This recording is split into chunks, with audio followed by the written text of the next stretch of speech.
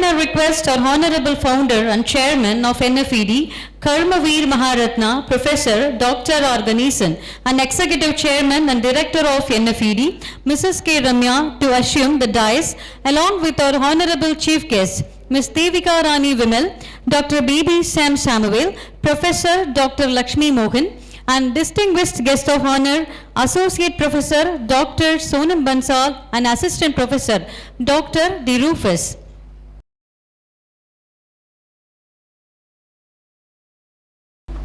Once a wise man asked God, "What is the meaning of life?" God replied, "Life itself has no meaning. Life is an opportunity to create meaning." As we march towards our professional endeavors with great hopes and aspirations, let us invoke the blessings of Almighty in this auspicious occasion to be highly successful in all our ventures. I request the elite gathering to rise for the prayer song.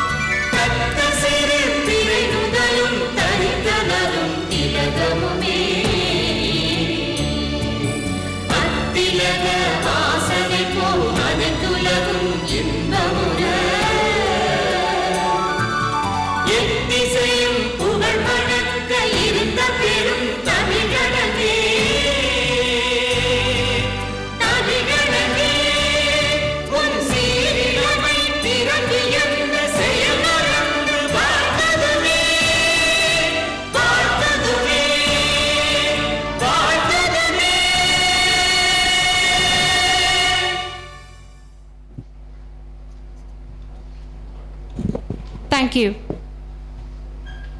A lamp does not speak. It introduces itself through its light.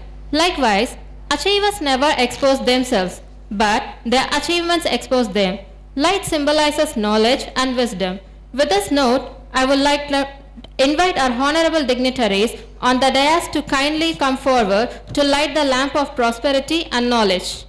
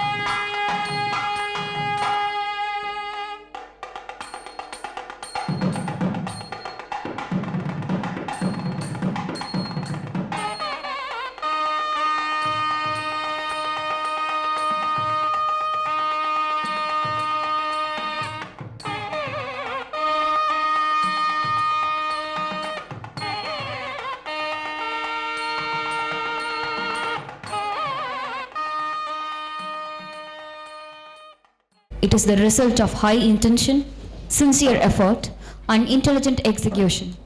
It represents the wise choice of many alternatives. Choice, not chance, determines your destiny, Aristotle. National Foundation for Entrepreneurship Development began its journey in 2003 with a mission towards creating enterprising cult across the nation and was registered as a trust in 2013. NFED has evolved as a socialistic organization to enrich the concept of self-development through appropriate skill development practices. It has associated and collaborated with many educational institutions and primarily aim in creating enterprising communities, particularly in schools, colleges, and universities through our training and development activities. NFED has been primarily focusing on frontiers of entrepreneurship by creating awareness and promulgating research and development activities with a vision to create an enterprising society with entrepreneurship education. Under the benevolent leadership of Professor Ganesan, NFED envisaged in fostering enterprising human workforces within the society through meticulous efforts on research, teaching, training, publication, etc., and has built in a strong archetype of characters and recognition them in the society through its social sensational awards for the past 15 years. NFED has instituted 2 units in 2015, the Research for Research and Training, CRT, which is Growth Auction Unit, and NFED Business Facilitators Forum, NBFF, and Strategic Auction Unit.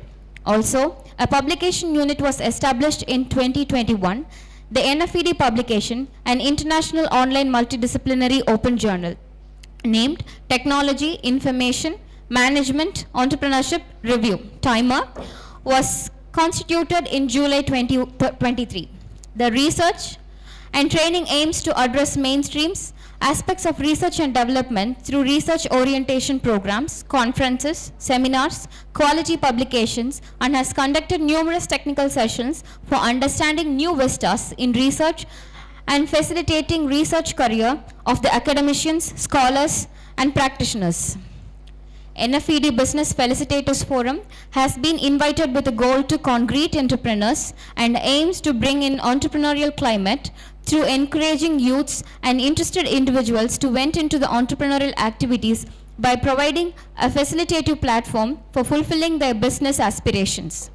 It insists on business growth through the concept of interdependence by creating channels and integrating entrepreneurial talents for collective existence, subsistence, and survival. Through these 2 units, NFED has organized and conducted numerous programs on research and development, research publications, international research conferences, national faculty development programs, entrepreneurship development, digital marketing, career development, employability skills, women entrepreneurship, professional capacity building, etc. NFED's publication unit was created with aim to not only publish quality-centric books, but also to provide a strong reference and splendid foundation for research emancipation towards holistic research, thereby attaining integrated knowledge development. The publication focused on understanding various challenges in the society, not only at the perspective level, but also in various domains of research that are conducted towards upbringing the socio-economic and socio-technological development, which strives to facilitate the future generations to compete with excellence in innovation. The published works include books, edited books, award compendiums, ready reckoners, and conference proceedings. NFED's historical contribution to research is by instituting the Timer Journal with a key objective to publish new vistas in research domain and to promulgate scientific advancements and innovations in terms of info-engineering, info-technology, techno-innovation, techno-management, techno-sciences, and techno-arts. The journal intends to congregate diverse disciplines of engineering, technology, management, entrepreneurship, basic and life sciences, medical and paramedical sciences, social sciences, and arts and humanities through appropriate innovative research and development activities in interdiscipline avenues, which is of prime importance for educational excellence, enhancing socio-economic sustenance, and global restructuring with talent convergence. These are all the different dimensions of NFED in bringing societal transformation with regard to academic enrichment, research and development, entrepreneurship development, women empowerment, youth development, publications, and much more. However, a recognition outside its ambit is the thought process of our founder and chairman. Thus, National Award was instituted as symbolic moment in recognizing real talents across the nation and globe.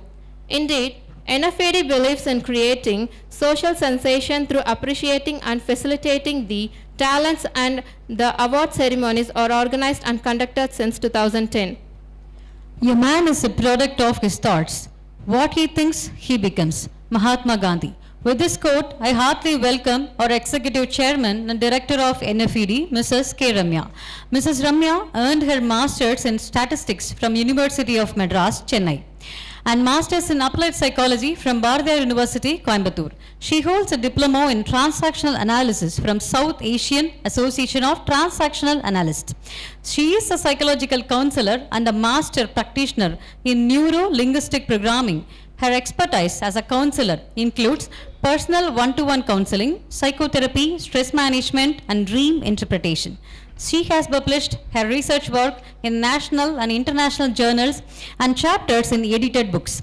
She commenced her professional career in the ITES sector and possesses more than 20 years of administrative experience at various corporates and academic institutes.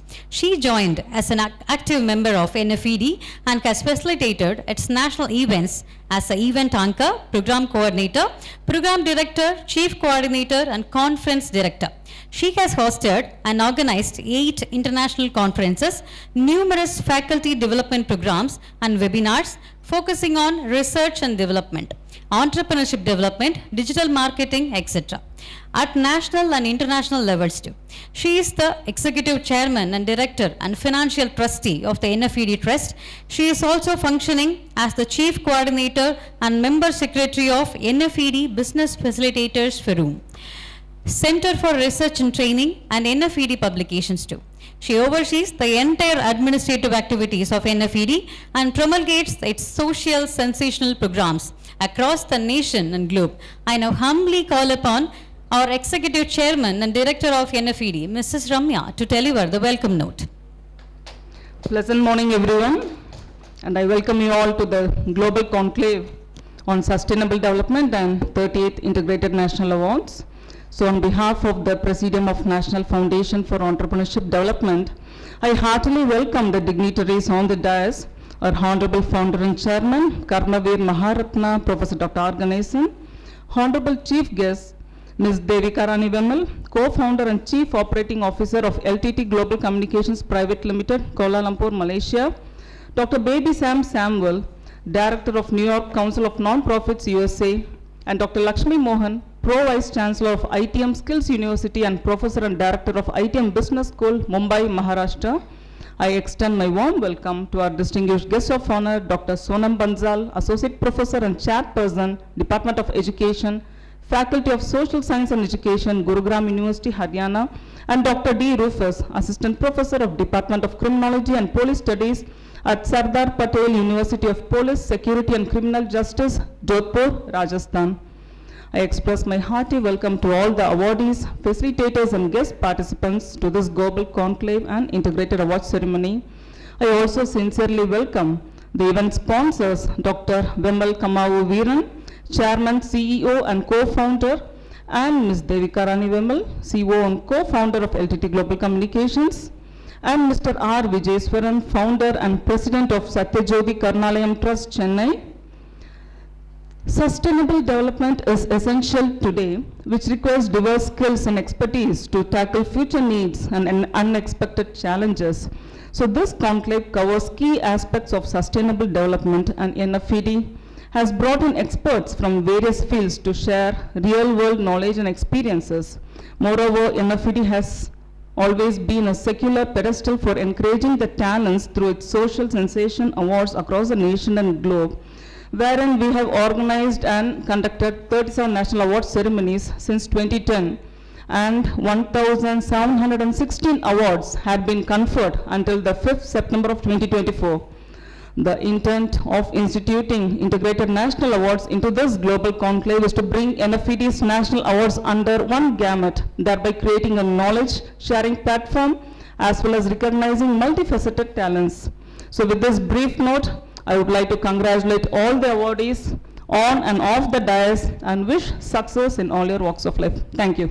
Thank you very much, ma'am, for the delightful welcome note.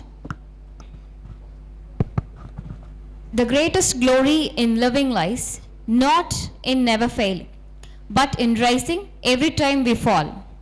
With this famous saying of Nelson Mandela, I heartily welcome our founder and chairman of NFED, Karmavir Maharatna, Professor Dr. R. Ganesan.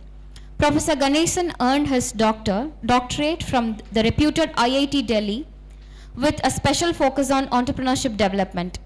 He possesses more than 26 years of research experience in the field of entrepreneurship and management. He has served in different academia ranging from deemed versities, engineering colleges, arts and science colleges, B schools and international versities.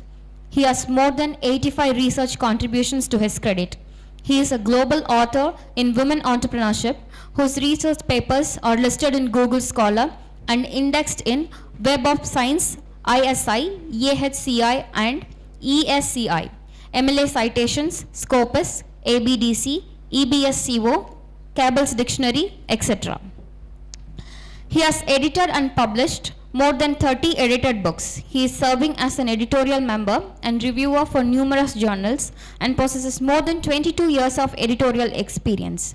He has edited more than 950 research articles and chapters to his credit, which includes his editorial experience across journals, conferences, and book chapters at national and international levels. He has organized and hosted 3 national conferences, 8 international conferences, 4 international seminars, and conducted 52 faculty development programs.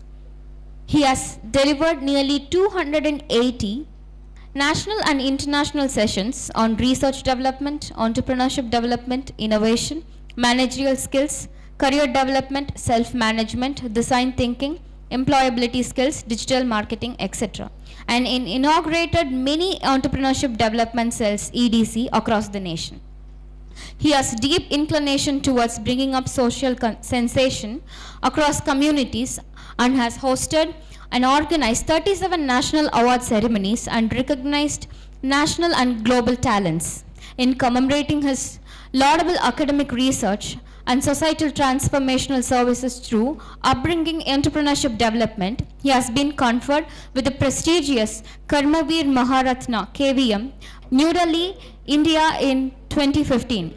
He is the recipient of PFLA Excellence Award for his outstanding service to education and entrepreneurs community from People First Leadership Academy PFLA in 2019. He has been conferred with Order of Eminence, the highest honor of global contribution to the research, teaching, training in entrepreneurship development by the Presidium of NFED in its 10th National Teachers' Day Awards on September 5th, 2019 at Coimbatore, Tamil Nadu. He has been conferred with the prestigious MTC Global Distinguished Teacher Award in the Entrepreneurship Development in 9th World Education Summit organized by Management Teachers Consortium MTC. Pride of India Award by South Asian Institute for Advanced Research and Development, Kolkata, West Bengal in 2022. He has been bestowed with Karmavir Maharatna KVM by Indian Confederation of Non-Governmental Organization, I-Congo, New Delhi, India, with Social Justice, Citizen Action for Lifelong Service towards bringing social transformation through entrepreneurship development on 26 November 2024 at Noida, Uttar Pradesh. He is the founder chairman and presidium chair of renowned National Foundation of Entrepreneurship Development, NFED, and founder and Civil Executive Officer of Technovate Educational and Consulting Services, TECS, Coimbatore, Tamil Nadu. He is the founder and chief editor of Technology Information Management Entrepreneurship Review, Timer, a multidisciplinary journal of NFED since 2023. Also, he is the founder and chairman of NFED Business Facilitators Forum, NBFF, a strategic action unit, research and training CRT, a growth action unit, and NFED publication. He is also serving as honorary advisor of reputed LTT Global Communication Private Limited, Kuala Lumpur, Malaysia since February 2025. On behalf of this distinguished assembly, I salute and call upon our erudite scholar, founder, chairman, and presidium chair of NFED, Karmavir Maharatna, Professor Dr. R. Ganesan, to deliver the inaugural address. Thank you. Very good morning to all of you and distinguished chief guests and guests of honors and my dear friends and all the national awardees and international awardees who have been present here today for this global conclave on sustainable development alongside our 38th Integrated National Awards 2025. You all have been wondering that why this award ceremony is clubbed with a conclave. Okay, the trend is today like that only, that's how we know. But usually what is the trend today is conducting a conference and giving the awards. So that we don't want to do because we are already conducting a lot of conferences for a long time. So we want to do a conclave for a knowledge sharing with the experts from different fields who are all from different parts of the world also here, also at the national level, to share their experiences on the theme called sustainable development. Of course, all the keynote addresses are going to be focusing more on the sustainable development goals and the prosperity for the future development of the nation as well as the globe, both the ways. The national speakers more focus on the Indian context. The international speakers from a global level, they'll be talking about more about the international perspectives of the sustainable development, what would to go on further. And we don't want to give only the conclave alone because we wanted to recognize people who have been coming all the way, who have been doing a lot of significant work for very many years to be in this conclave. That is the intention. So NFED's intention towards innovation is the inclusion of all people like you who are of the dais today. That is also there. Coming to the award ceremony, okay, because sustainable development, if I am going to talk about sustainable, because I have an afternoon address also, I will be talking more about the NGOs and sustainable development because I don't want to take the time of others who have already prepared that script and everything. If you talk about the Integrated National Awards, we have done 37 national awards. Of course, NFED's national award is not the prime objective in all the places I used to say this. We only do a social sensational event like this award ceremony for bringing the people's talents together and recognize them. That is the intent, nothing more than that. And we do a lot of scrutinization. Of course, we have a tedious scrutinizing process. Those who have applied to our awards earlier might have faced a lot of problem because I used to test the people on how to edit in the PDF. Now we have grown, we have grown as well as we have gone beyond the barriers to go for online post-pandemic and all. Even in the pandemic also, I used to keep that same form. Now only the board has recommended to go for the online form so that to make the process trivial for people to get into this sort of a nomination. That is the facilitation towards people who are already talented. Many people never apply because of the intent of this award ceremony with the exhaustive information which has to be provided, and we don't want to go for, you can say, promoting the awards. In other words, it is only a recognition for NFED which is given to the people who are deserving, well deserving to be in this award ceremony. Otherwise, we don't need to conduct also. That is also there. Because we have done 37 awards means we know since 2010. Formerly it was in gratis level. You know, gratis means it's free of cost. For a long time it was like that only. So what happens is a lot of people have been applying. So we don't have time. Of course, we don't have human resource also to manage that scrutiny. Maybe there is a frisking of good people also there. If you go for some other jury process and there are some favoritism, nepotism will happen on the people, we lose good number of good experience and to not to get recognized. So that is why we stopped all those things in 2014. And the first, I can say, since the inception of NFED in Coimbatore, the first award ceremony has happened in the same hall where you are all sitting now, 2014 in Jennings. So at the time it was Women's Day Awards, National Women's Day Awards. Almost 90 plus people have been there from the entire India, even from abroad also. So that is the intent. The prime objective of NFED is something different, though the director has given the thought process and also the anchors have told about NFED. NFED is basically into creating entrepreneurial cult across the nation and globe. That is the intent. The true intent of NFED is to create the entrepreneurial drill and to make people enterprising. I am not ambitious to make people as entrepreneurs. I myself know it is not a joke to become an entrepreneur overnight, and if we talk about 3 years, 5 years and all. Perpetual growth should be there for an entrepreneur. So any entrepreneur to sustain, at least it should be 3 to 5 years of gestation. Before that, you should have work-ex. So I am intending to create enterprising workforces, more precisely human workforces, EHRW, for the country to prosper, like India to prosper in a long run. Then in future, as a possibility that these enterprising workforces may become entrepreneurs. That is the core objective of NFED. So this award ceremony is a part and parcel of NFED for giving the visibility to people who are already doing the good work. I can say a sixth finger or the sixth fiddle we play for this sort of award ceremonies. We used to do as an academic organization, or more precisely research organization, for promoting the research endeavors across the nation. You can see a lot of conferences in the website of NFED focusing more on the congregation of thought process of engineering, science, management, technology, arts, humanities, everything is taken into account for contributing to the socio-economic development. At the end of the day, what is the intent of NFED is to create entrepreneurial drill and to make people enterprising, to become future entrepreneurs, to support the nation building and also the global building. And in doing so, we also wanted to take these people alongside to give them a visibility, maybe the academicians, maybe the entrepreneurs, maybe the freelance trainers, maybe the faculties, professors, researchers, scientists, all the journals are all the verticals are all taken into consideration in this particular award. This is the first integrated National Awards 2025, which is congregating all the facets. Formerly it was only Women's Day Awards where men has no role to play. Sometimes they will feel bad, okay, they have to support their women, and it happens, okay. And then we have a Teachers' Day, so it is a common platform, it's a heterogeneous mixture. Again, entrepreneurs, again we find few women there, more of men there. Of course, we have given 60% more than awards. I can say 7,716 awards have been given till 5th September, where more than 60% are women. So, women empowerment is a concept. In fact, the success of NFED is also basically based on the women's support and talents to the NFED's growth. We have to accept the truth. Always you have to accept the truth. If you go to the Distinguished Fellow of NFED also, we can say more than 30 plus women are there in our Distinguished Fellows who are all remarkable in their field of expertise and doing a noble job.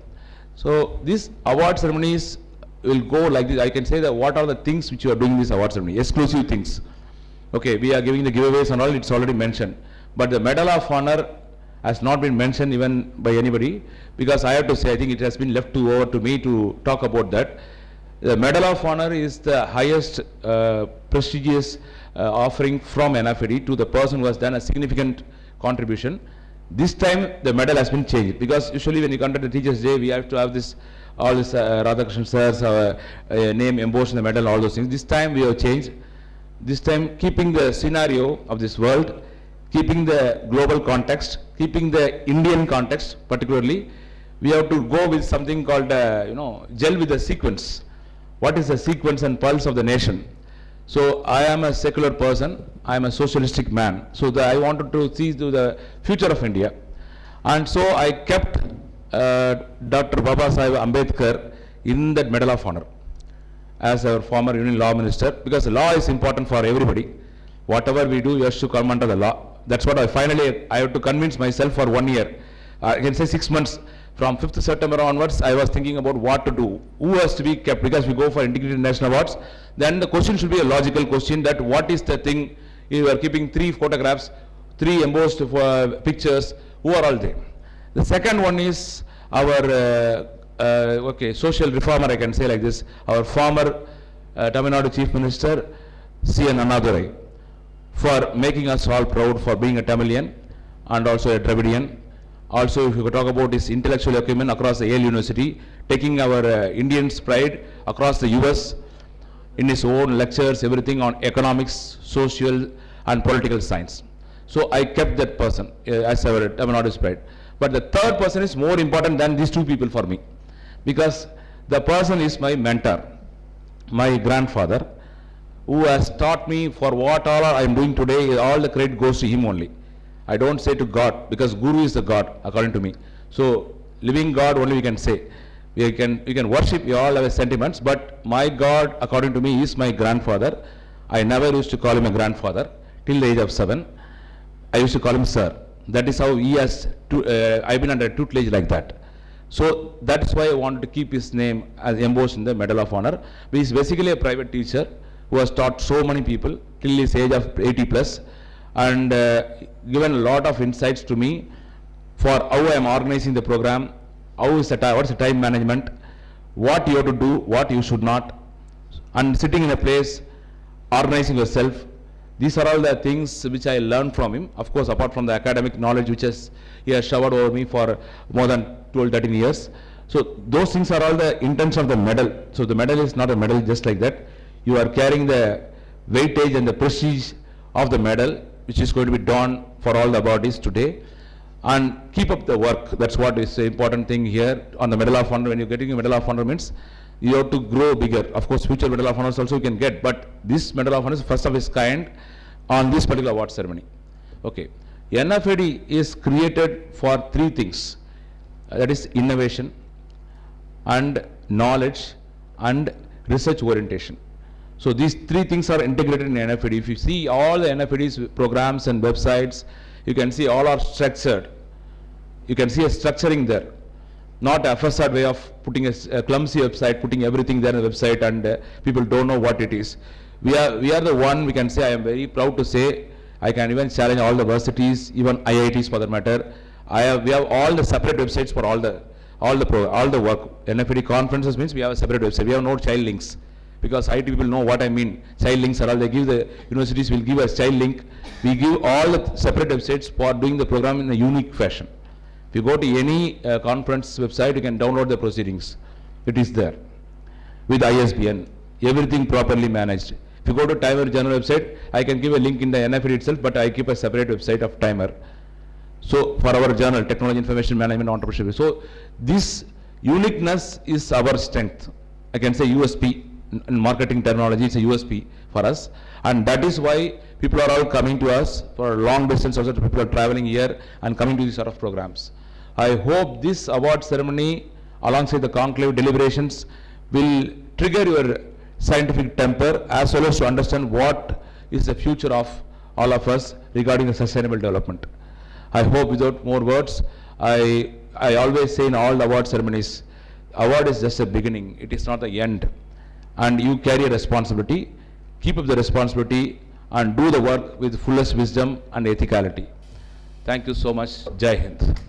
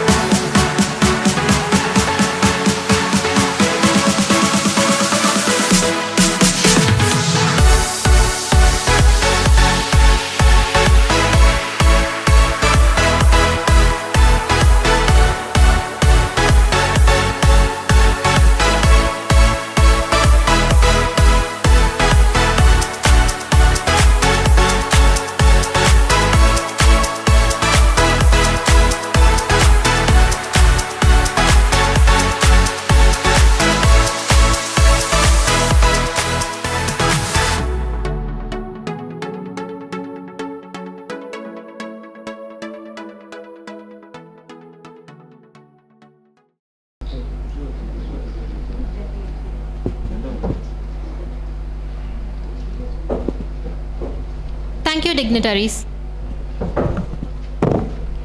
NFED has gained wide acclaim across the nation and globe due to its exorbitant morally, phenomenal values and impeccable quality, which facilitated its novel intentions in having eminent personalities like our dignitaries on the dais. I heartily call upon our founder and chairman, Professor Ganesan, to felicitate our honorable chief guest and guest of honor for their keynote deliverance in this global conclave on sustainable development. I now request Professor Dr. Ganesan to present the memento to our honorable chief guest, Ms. Devika Rani Vimal, co-founder and chief operating officer, LTT Global Communication Private Limited, Kuala Lumpur, Malaysia, for her keynote address on the power of purpose-driven entrepreneurship.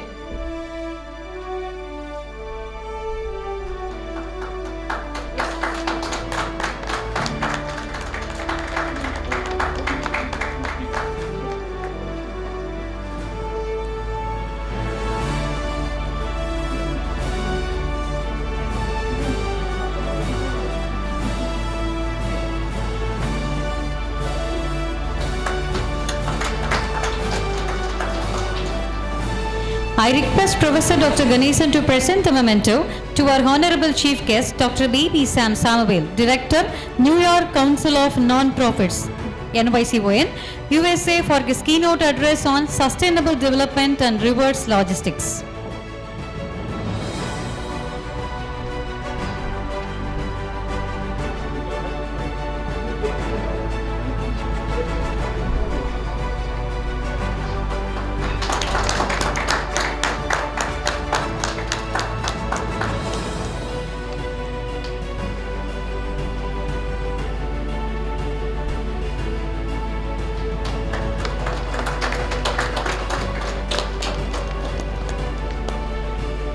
I now request Professor Dr. Ganesan to present the memento to our Honorable Chief Guest, Dr. Lakshmi Mohan, Pro Vice Chancellor, ITM Skills University and Professor and Director of ITM Business School, Mumbai, Maharashtra, for her keynote address on integration of sustainability in education.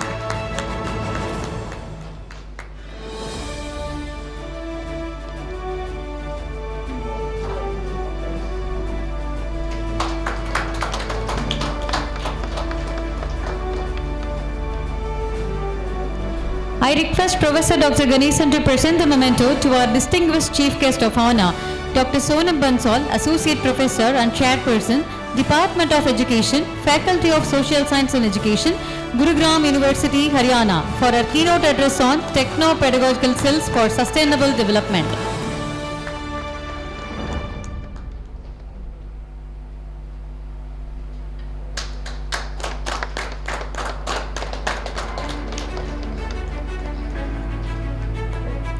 I now request Professor Dr. Ganesan to present the memento to our distinguished guest of honor, Dr. Rufus D., Assistant Professor, Department of Criminology and Police Studies, Sardar Patel University of Police, Security and Criminal Justice, Jodhpur, Rajasthan, for his keynote address on combating human trafficking for a sustainable future, insights from criminology and victimology.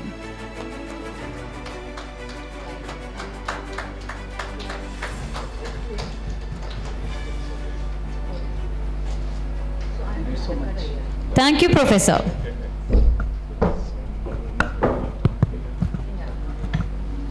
You will face many defeats in life, but never let yourself be defeated.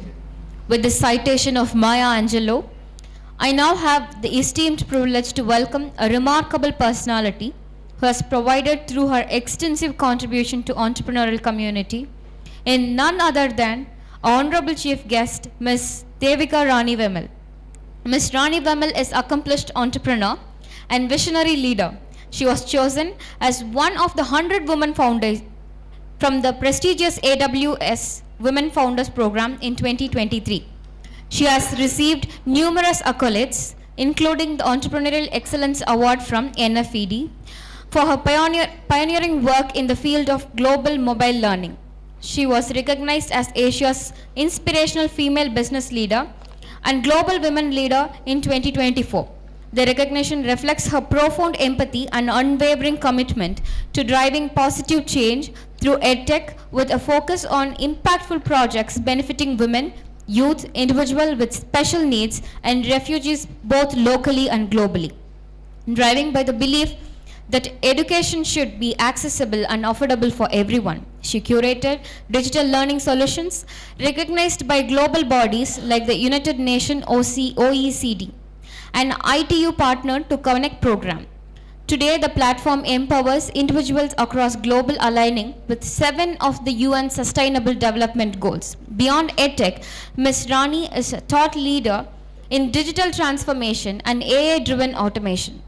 She is the sought-after speaker, mentor, and advisor, emphasizing the role of technology in enhancing education and workforce adoption. Her work has been recognized by United Nations and OECD, helping recognition and governments embrace digital learning to future-proof their talent.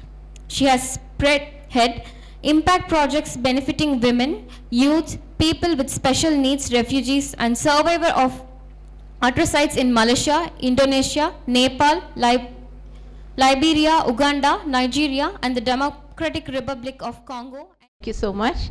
Thank you everyone and NFED for this honor. Actually, when Dr. Ganesan called and informed me that I'm going to get the Lifetime Achievement Award. In my head, I was thinking, is it time for me to retire? Am I old already? Right? But again, after thinking for a while, I realized that it isn't about age or retirement of an individual. It's about the journey, the impact that one creates, and the legacy one leaves behind, wherein individual lives and times become an exemplification for others to be inspired and to achieve their pinnacles. Do you agree? Did I think correctly? Okay. So my humble beginnings was actually not in a big office or a fancy title. I used to teach law, but I resigned to spend time with my children. And by chance, during that time, my husband said that there's more mobile phones than computers, and that triggered my mind as an educator. So from my dining table, I started with a black and white Nokia phone with 2 young children as my interns, and a crazy idea, what if I could teach English through SMS? So that's my humble beginnings. Most people thought I was out of my mind, including my husband, who actually looked at me and said, do you want to teach on this small screen? But I believed the idea and the purpose, it wasn't about technology, but it was about access to education. Yeah?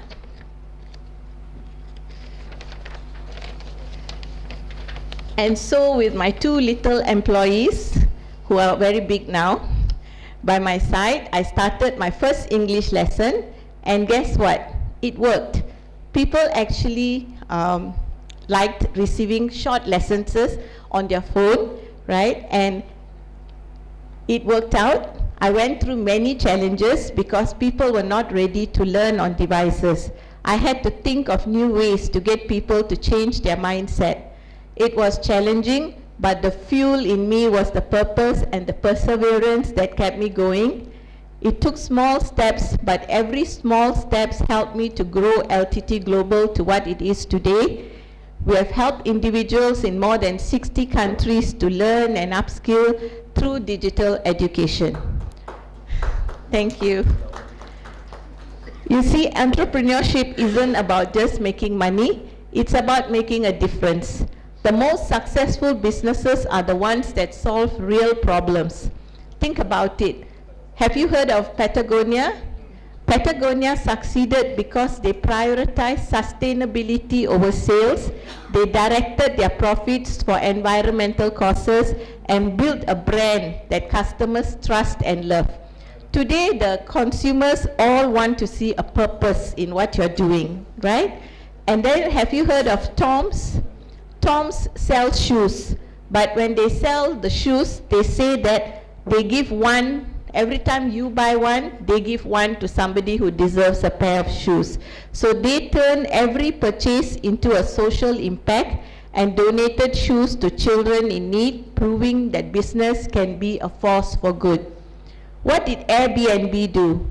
They solved the problems of expensive hotels.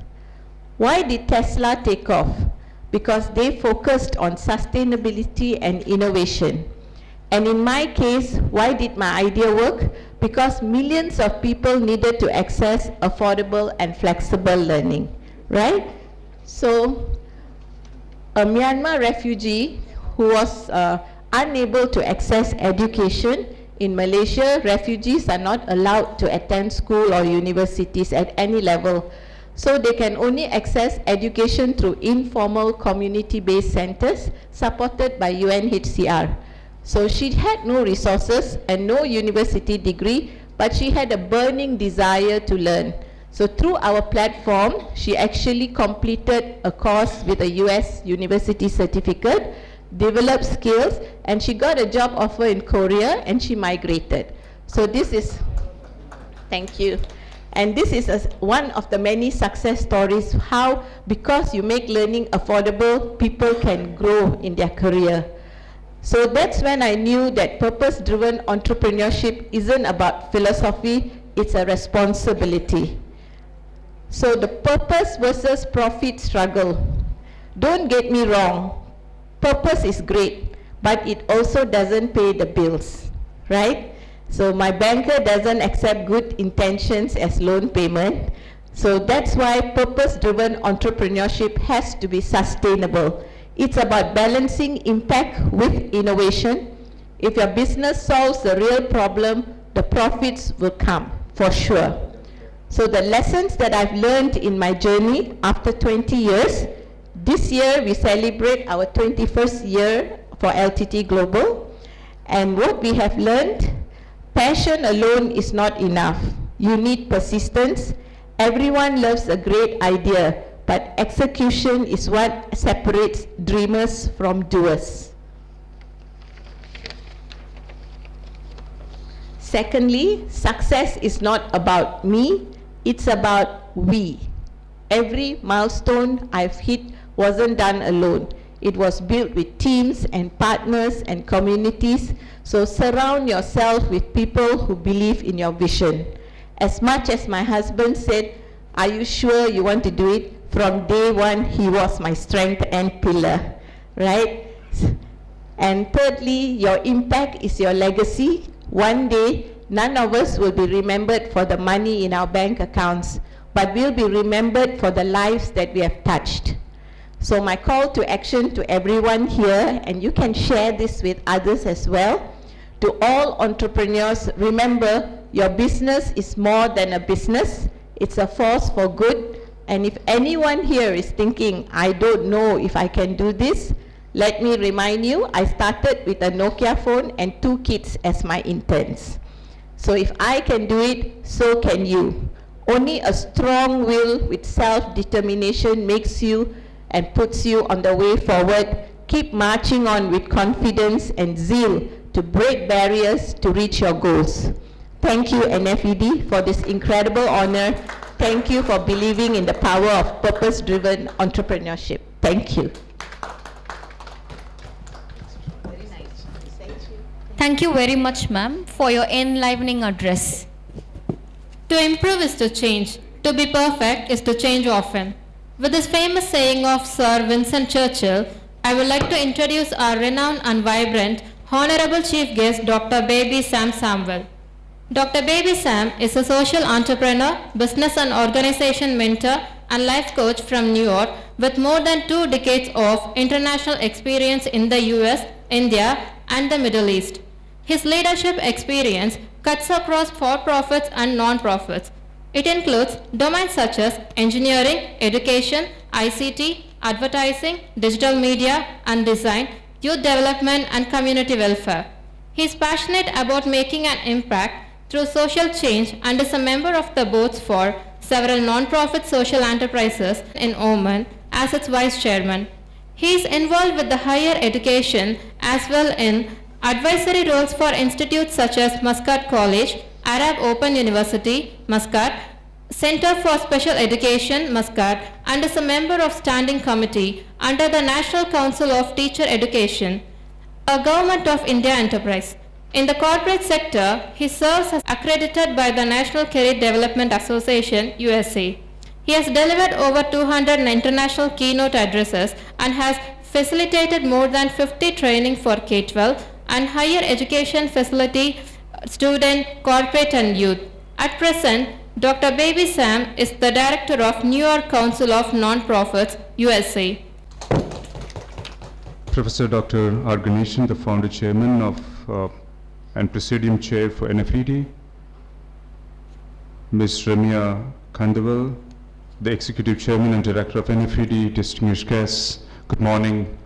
And my keynote for this morning is on the topic of sustainable development and reverse logistics. Sustainable development is a vast and intricate field, but its challenges are not insurmountable.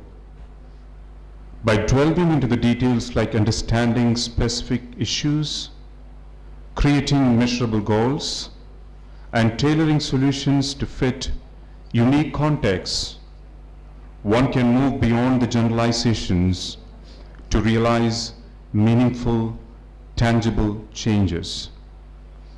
It is only through such focused efforts that one can truly build a sustainable future for all.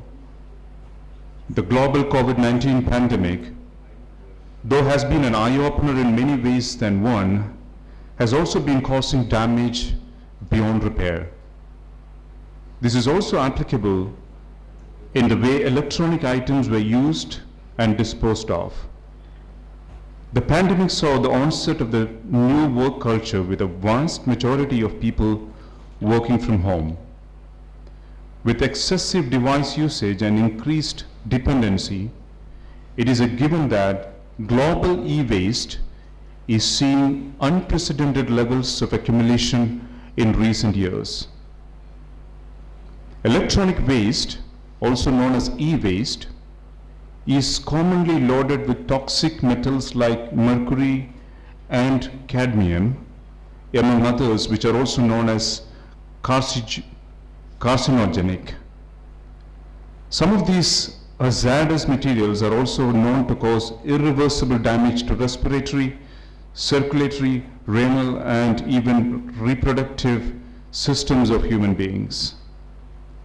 The e-waste consists of any category of waste electronic and electronic equipment, which is commonly known as WEEE, that contains microprocessors, transistors, and the likes that carry out processing of data in a digital manner.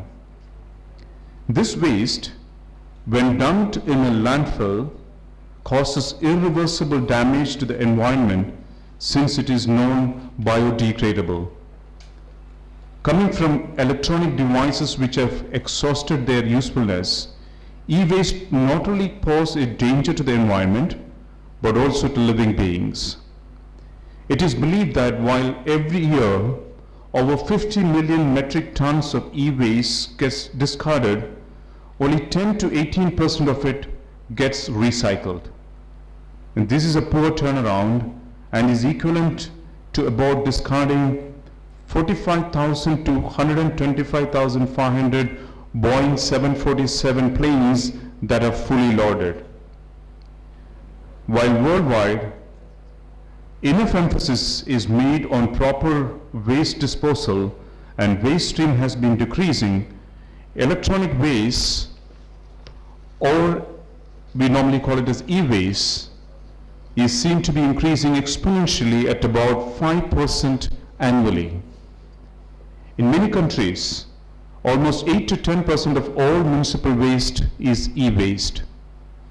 Considering the GCC countries in total, it is observed that almost 80 million tons of waste gets accumulated in landfills annually, which consist of about 60% of waste from the construction and demolition of infrastructure.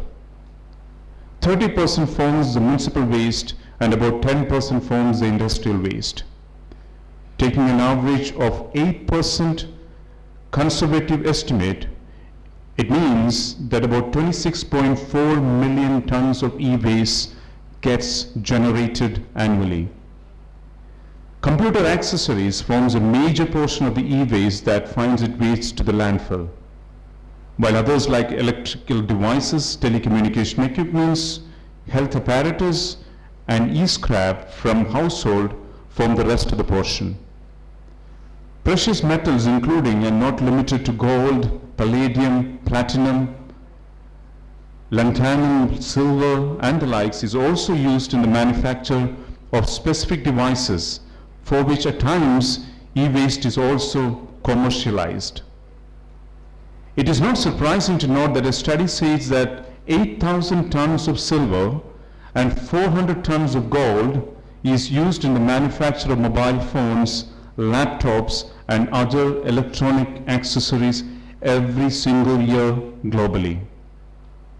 If recovered optimally, this urban mining can result in an annual global revenue of almost 20 billion US dollars. However, only about 15% of this revenue is harvested out of the potential e-waste stream. When urban mining is not done in a safe manner, then it can pose a health hazard as well.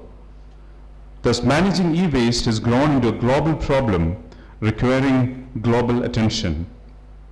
Hence, the nations across the globe have begun giving much attention to ensure that the following are being addressed.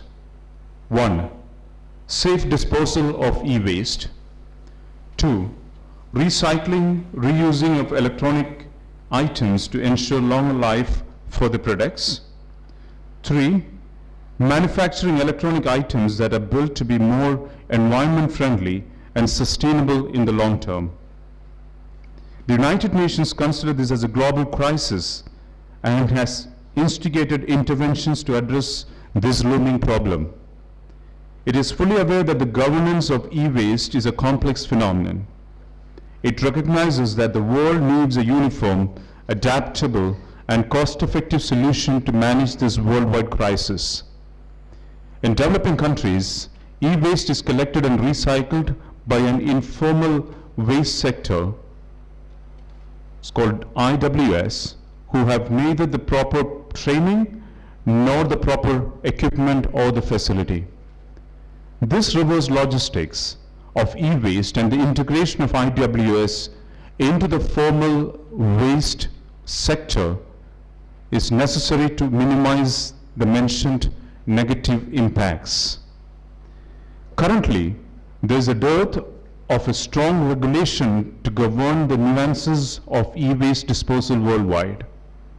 An organization known as Basel Action Network, BAN, focuses on preventing unsafe and hazardous disposal of e-waste across the world, especially in the developing countries. The informal waste sector is largely the unit that collects and recycles e-waste. Ironically, this sector does not have adequate training nor the facilities and equipment to carry out this in a non-hazardous manner, which is quite indispensable. This strengthens the need to have reverse logistics of e-waste to be integrated into the formal mainstream waste mechanism so that the hazardous effects are minimized. Reverse logistics for e-waste deals with the collection, disassembling, remanufacturing, recycling and disposal of electric and electronic products that have reached the end of life. This method effectively serves the purpose of mitigating the risk associated with environmental pollution and looking at optimizing the economic value and value of the recycled e-waste. According to an estimate by the US-based Environmental Protection Agency, EPA, about 2 million tons of e-waste is dumped into landfills every year in the US. A study by the United Nations Global E-Waste Monitor 2020, in 2019 alone, the world has seen a 53.6 million e-waste being generated. These alarming statistics shows the sensitivity of the issue. In recent years, reverse logistics associated with e-waste has drawn greater attention from policymakers, practitioners, and academicians. Studies have discussed that the key drivers for reverse logistics are mainly due to the rapid increase in e-waste, the growing need for corporate social responsibility, and the development of environmental legislation. Few studies have conversed that the model of reverse logistics has emerged because most of the developing countries face challenges such as a fewer appropriate legislation or economic encouragements and wider informal activities related to recycling and lack of technical knowledge about e-waste. Thus, it can be implied that there is a growing concern for developing a sustainable approach towards e-waste. With the rate at which smartphones evolve and with the short lifetime expectancy associated with changing trends, new features and technological advancements, consumers choose to keep changing their mobile phones frequently. It is estimated that the average life expectancy of a mobile phone is almost 2 years.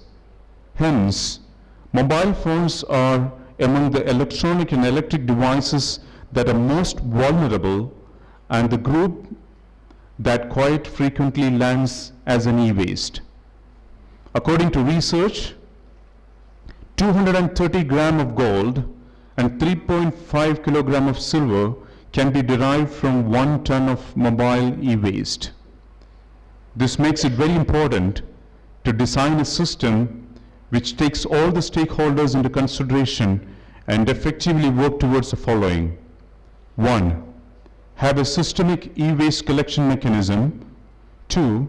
Have a hazard-free storage facility. 3. Integrated disassembling and classification unit to sort the reusable and non-reusable parts. 4. Have a safe, solid waste disposal technique for non-reusable parts. 5. Recycling units for various parts. And 6. Reverse logistics that integrates manufacturers, SMEs, and government agencies in the process. We conclude. Considering the large number of components that would require disassembly, training and awareness in this area forms a key role in the entire recycling and refurbishing process. The process is entirely systemic and works to decompose the whole products into their respective components. Therefore, there is a sheer necessity to focus on e-waste through reverse logistics to achieve a sustainable environment across the world. Thank you. Thank you very much, sir. Thank you very much, sir, for your enthralling address. Optimism is a faith that leads to achievement. Nothing can be done without hope and confidence. With this saying of Helen Keller, I express my warm welcome to our Honorable Chief Guest, Dr. Lakshmi Mohan. Professor Dr. Lakshmi holds a PhD in Management and possesses postgraduate diploma in Education Management and Human Resource Management. She is an academic professional with nearly 25 years of experience in teaching, training and heading the institutions, coupled with half a decade of corporate exposure in companies like LB and DHM, or in 2022. Currently, she is serving as the Pro Vice Chancellor of ITM Skills University and Professor and Director of ITM Business School, Navi Mumbai, Maharashtra, India.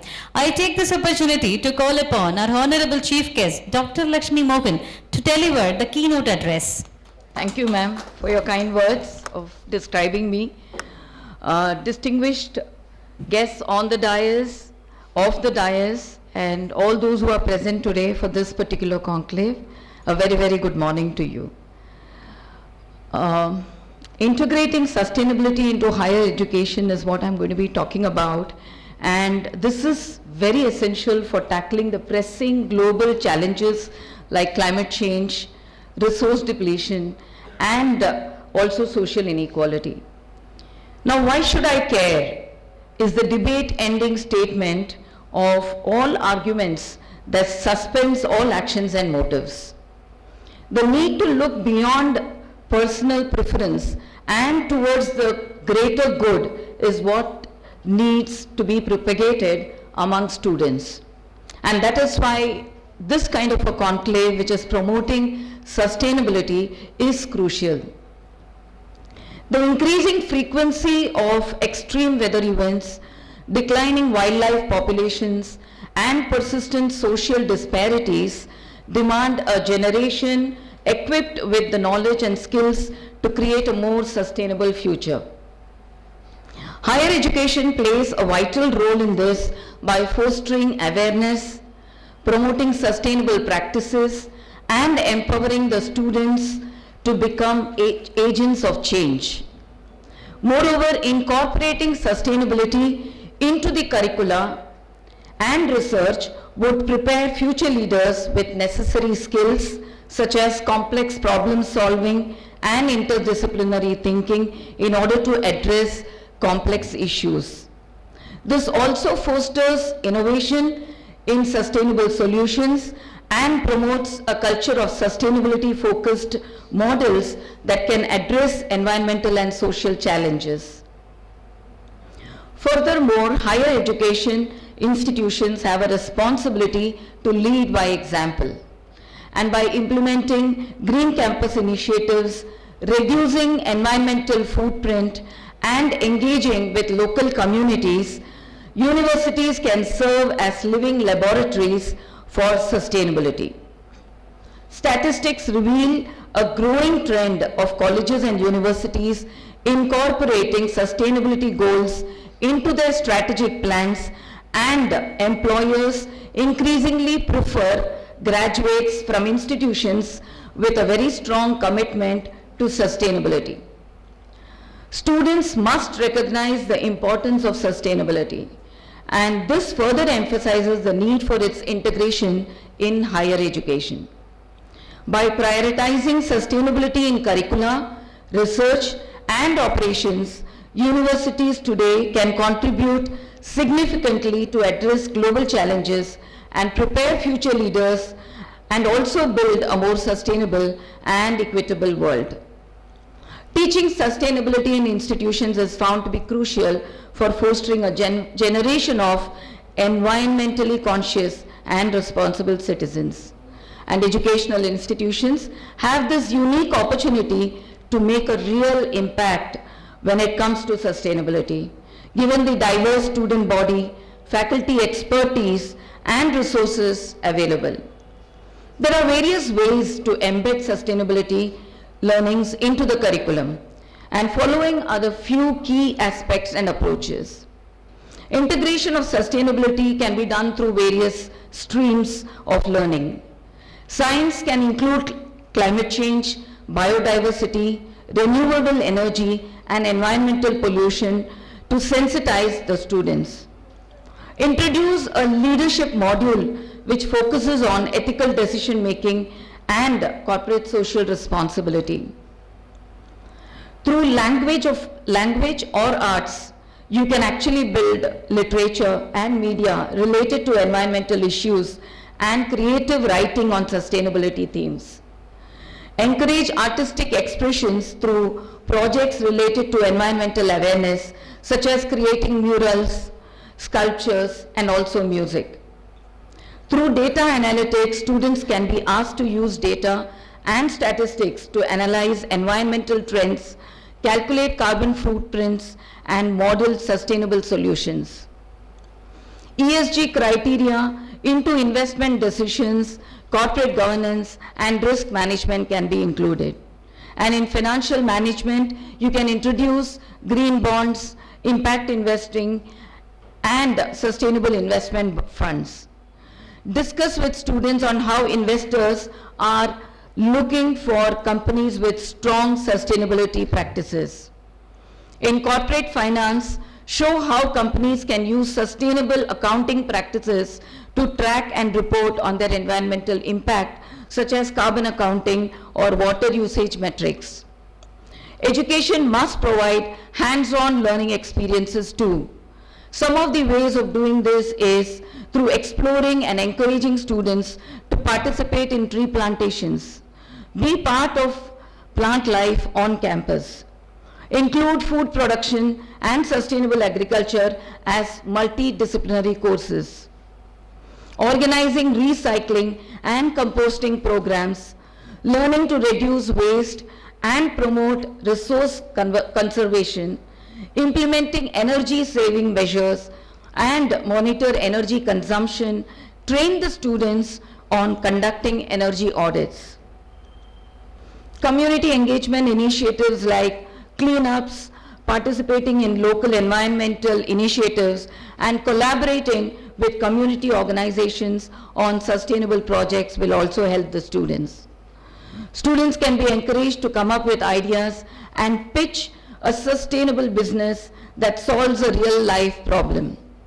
They have to include real world data, research, and financial modeling showing how sustainability improves profitability, demonstrating how their business can tackle environmental and social issues while also being financially successful in the long run.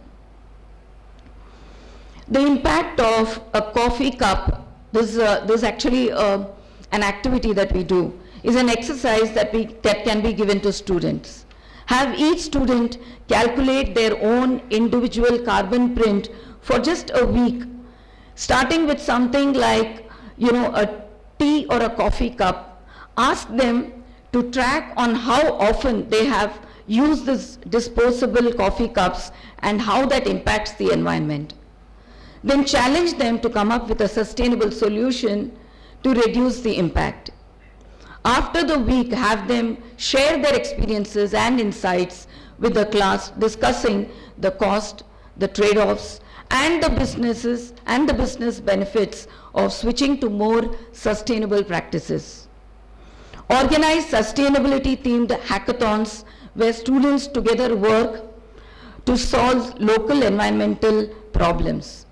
Run annual competitions where students can present innovative solutions on energy savings, water conservation, or even waste management, with a reward system to encourage ideas that can be practically implemented on campus or within the community. Thus, several skills can be developed through sustainability projects.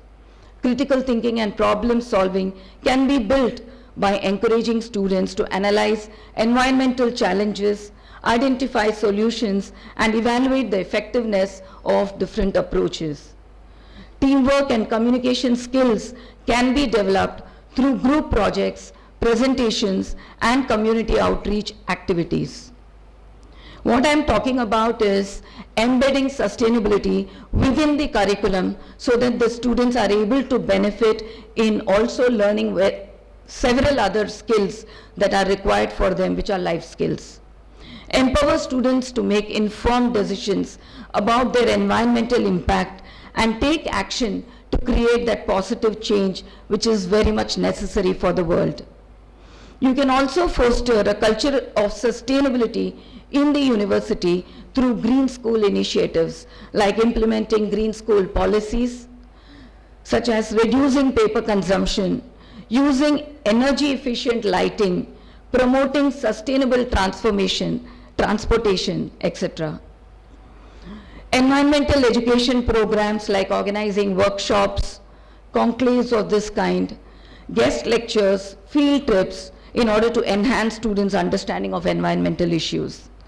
Involving the students in decision-making processes related to environmental issues and empowering them to lead sustainability initiatives. Also set up training programs that teach skills in waste management, organic farming, solar panel installation, and other green jobs. Offer these programs in your university in partnership with local businesses and government agencies to ensure that students and community members are ready for work in the growing green economy. By incorporating these approaches, schools can cultivate a deep understanding of sustainability among students, empowering them to become responsible stewards of the planet and create a more sustainable future. Education empowers individuals to become informed citizens and advocates for a sustainable future. In today's times, as we know, employers are also seeking graduates with sustainable literacy. Higher education must prepare students for careers in green industries and for integrating sustainability into any kind of profession. By integrating this kind of education into your curricula and the campus operations, higher education institutions can play a very crucial role in shaping a more sustainable world. Teaching sustainability in higher education practically involves moving beyond theoretical concepts and engaging students in real-world higher education.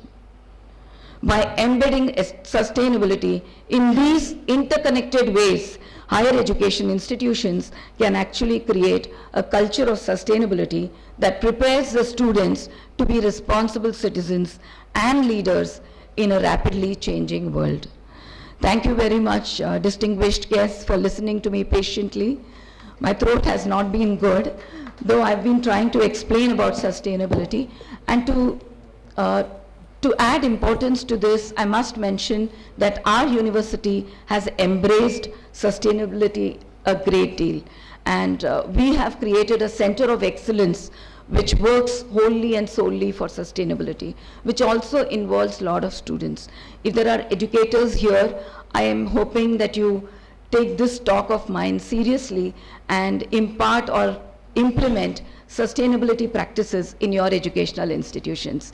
My heartfelt thanks to NFED and the organizers for inviting me for this particular conclave. Thank you so much. Thank you very much, madam, for your enthusiastic address. Success is the sum of small efforts, repeated day in and day out. With this saying, Robert Cleaver, I express a hearty welcome to distinguished guest of honor, Dr. Sonam Bansal.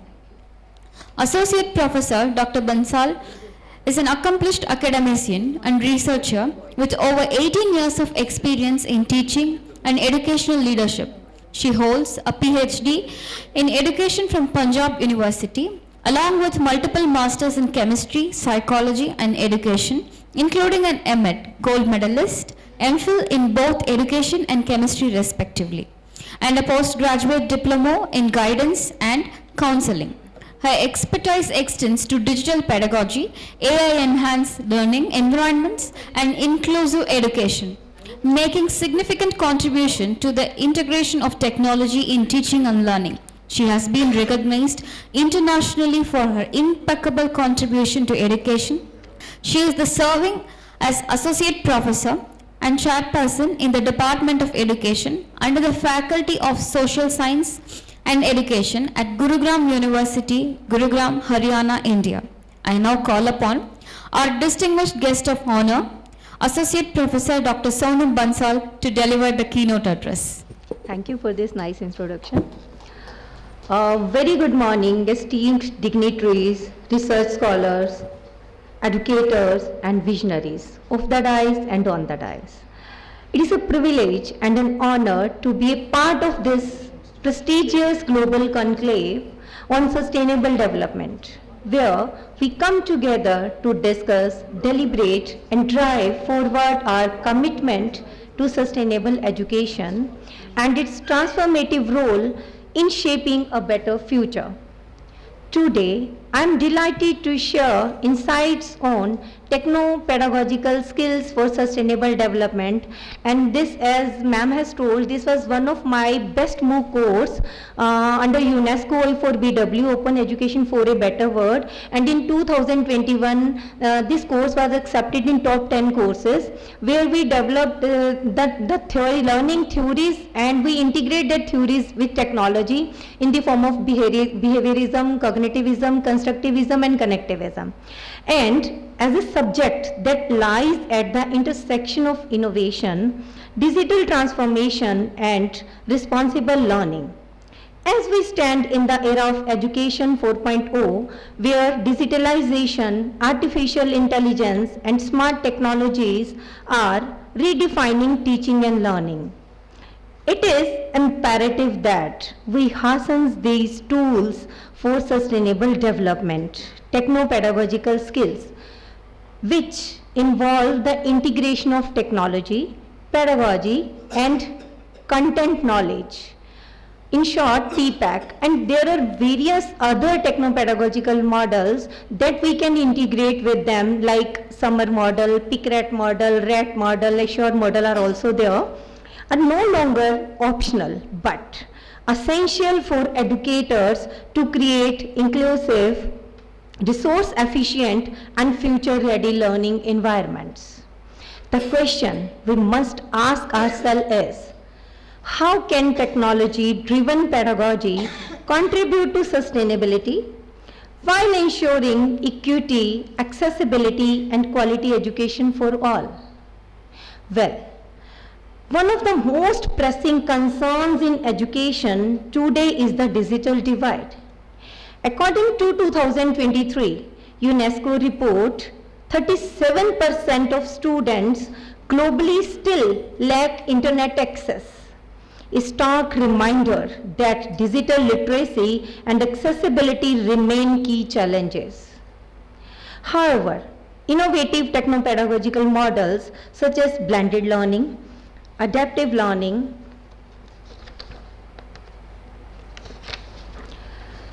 systems and open education resources (OERs) are revolutionizing access to knowledge.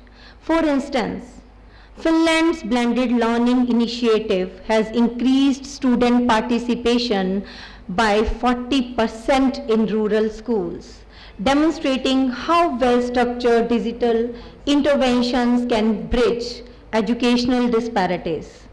Additionally, AI-driven personalized learning platforms such as Canvas, Google Platform, Edpuzzle, H5P, Khan Academy, Khan Mingo, and many more have shown remarkable results with adaptive learning increasing student engagement by 60% in developing regions. Another crucial aspect of sustainable education is eco-friendly digital learning. A study by the World Economic Forum highlights that e-learning reduces carbon dioxide emissions by 85% when compared to traditional classroom methods. Also, by transitioning to digital textbooks, interactive simulations, and AI-assisted learning will not only reduce paper waste but also enhance student-centered immersive learning experiences. The universities across the globe are already implementing green edtech solutions such as paperless exams, AI-powered analytics to track energy consumption, and VR-based climate educational programs. For instance, Stanford University's VR labs on climate change has led to a 72% increase in student awareness of environmental issues, providing that immersive learning technologies can catalyze behavioral change towards sustainability. Equally improvement is the role of learning analytics in sustainable education. By using big data and AI-driven insights, institutions can track student engagement, optimize, reduce utilization, and reduce energy consumption in campuses. A notable case study in the University of Edinburgh, where analyzing student data led to an 18% reduction in campus energy usage, showcasing how data-driven decision-making can support environmental sustainability. Furthermore, augmented reality and virtual reality are redefining experiential learning also. For instance, South Korea has implemented AR-based interactive textbooks, reducing paper consumption by 30% and improving retention rates among students. To ensure that technopedagogical innovations contribute meaningfully to sustainable development, we must focus on teacher training. Despite technological advancements, a 2023 UNESCO survey found that 80% of the educators feel unprepared to integrate AI and digital tools into teaching and learning. Addressing this challenge requires comprehensiveness, faculty development programs emphasizing digital literacy, AI-integrated lesson planning, and sustainable teaching practices. Governments and institutions must also work collaboratively to promote digital equity by ensuring access to affordable internet, tech-enabled classrooms, and community-based learning hubs in underserved areas. As we move forward, industry-academia collaboration will play a crucial role in building a sustainable education system. Universities must partner with technology firms, policymakers, and NGOs to create AI-driven assessment tools, scalable digital curricula, and inclusive learning platforms.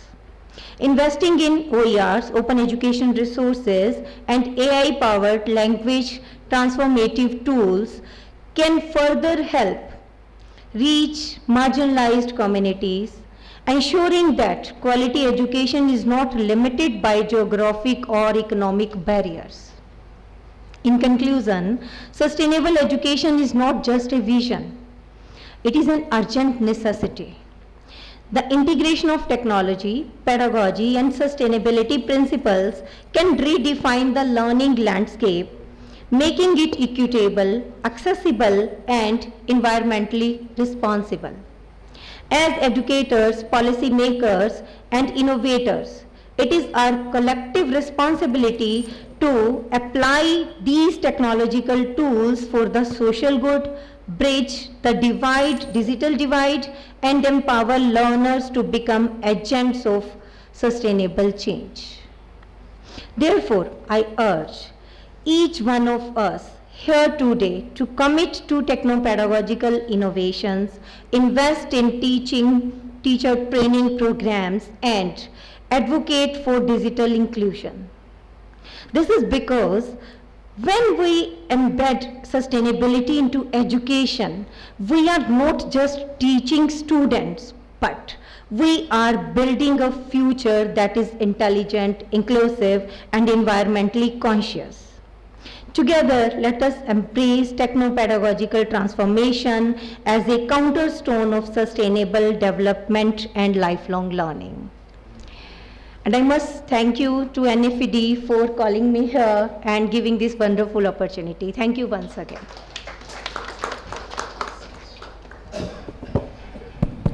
Thank you very much, ma'am, for your energetic address. With human rights of vulnerable sections such as women, children, senior citizens, etc. He has 40 research papers to his credit, presented nearly 80 research papers in national, international seminars and conferences, and co-chaired in a few technical sessions in seminars, conferences. He has organized numerous special lectures, workshops, seminars, symposiums, and faculty development programs.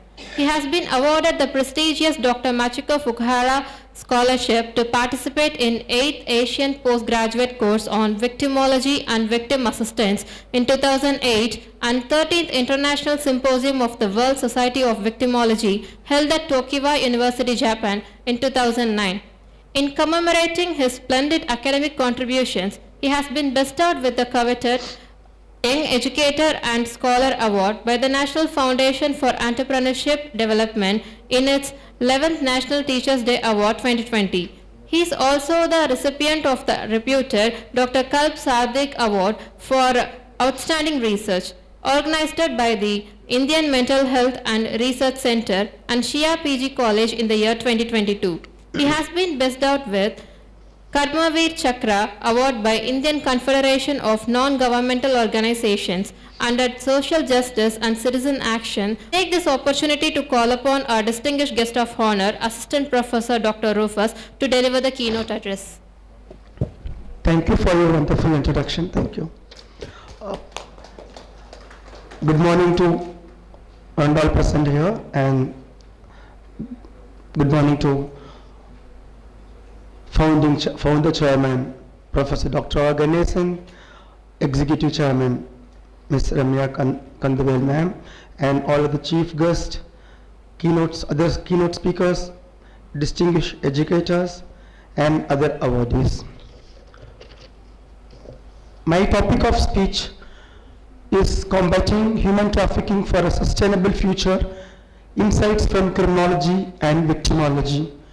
As many of you may not aware what is criminology and victimology. In short, criminology is a branch deals and explores about the causation of crime, factors of crime, and controlling of crime. And victimology, in short, this discipline tries to support the victims of crime and other victims of natural disasters and all. Okay. With this perspective, I am presenting here my speech on combating human trafficking. To introduce with that, the latest edition of the UNODC Global Report on Trafficking in Persons 2024 highlights global, regional, and national trends and patterns of trafficking in persons, its gravity worldwide, and provides insight into human trafficking, profiles of its victims, perpetrators, suspects, and prosecutions globally. Perhaps it is the largest data set containing the profile of the people. Globally, 25% of increase in detection of victims of human trafficking has been recorded, and initial findings for 2023 showed that human trafficking trends are ongoing. This trend is an alarming threat to humanity that can be effectively tackled by achieving 3 sustainable development goals.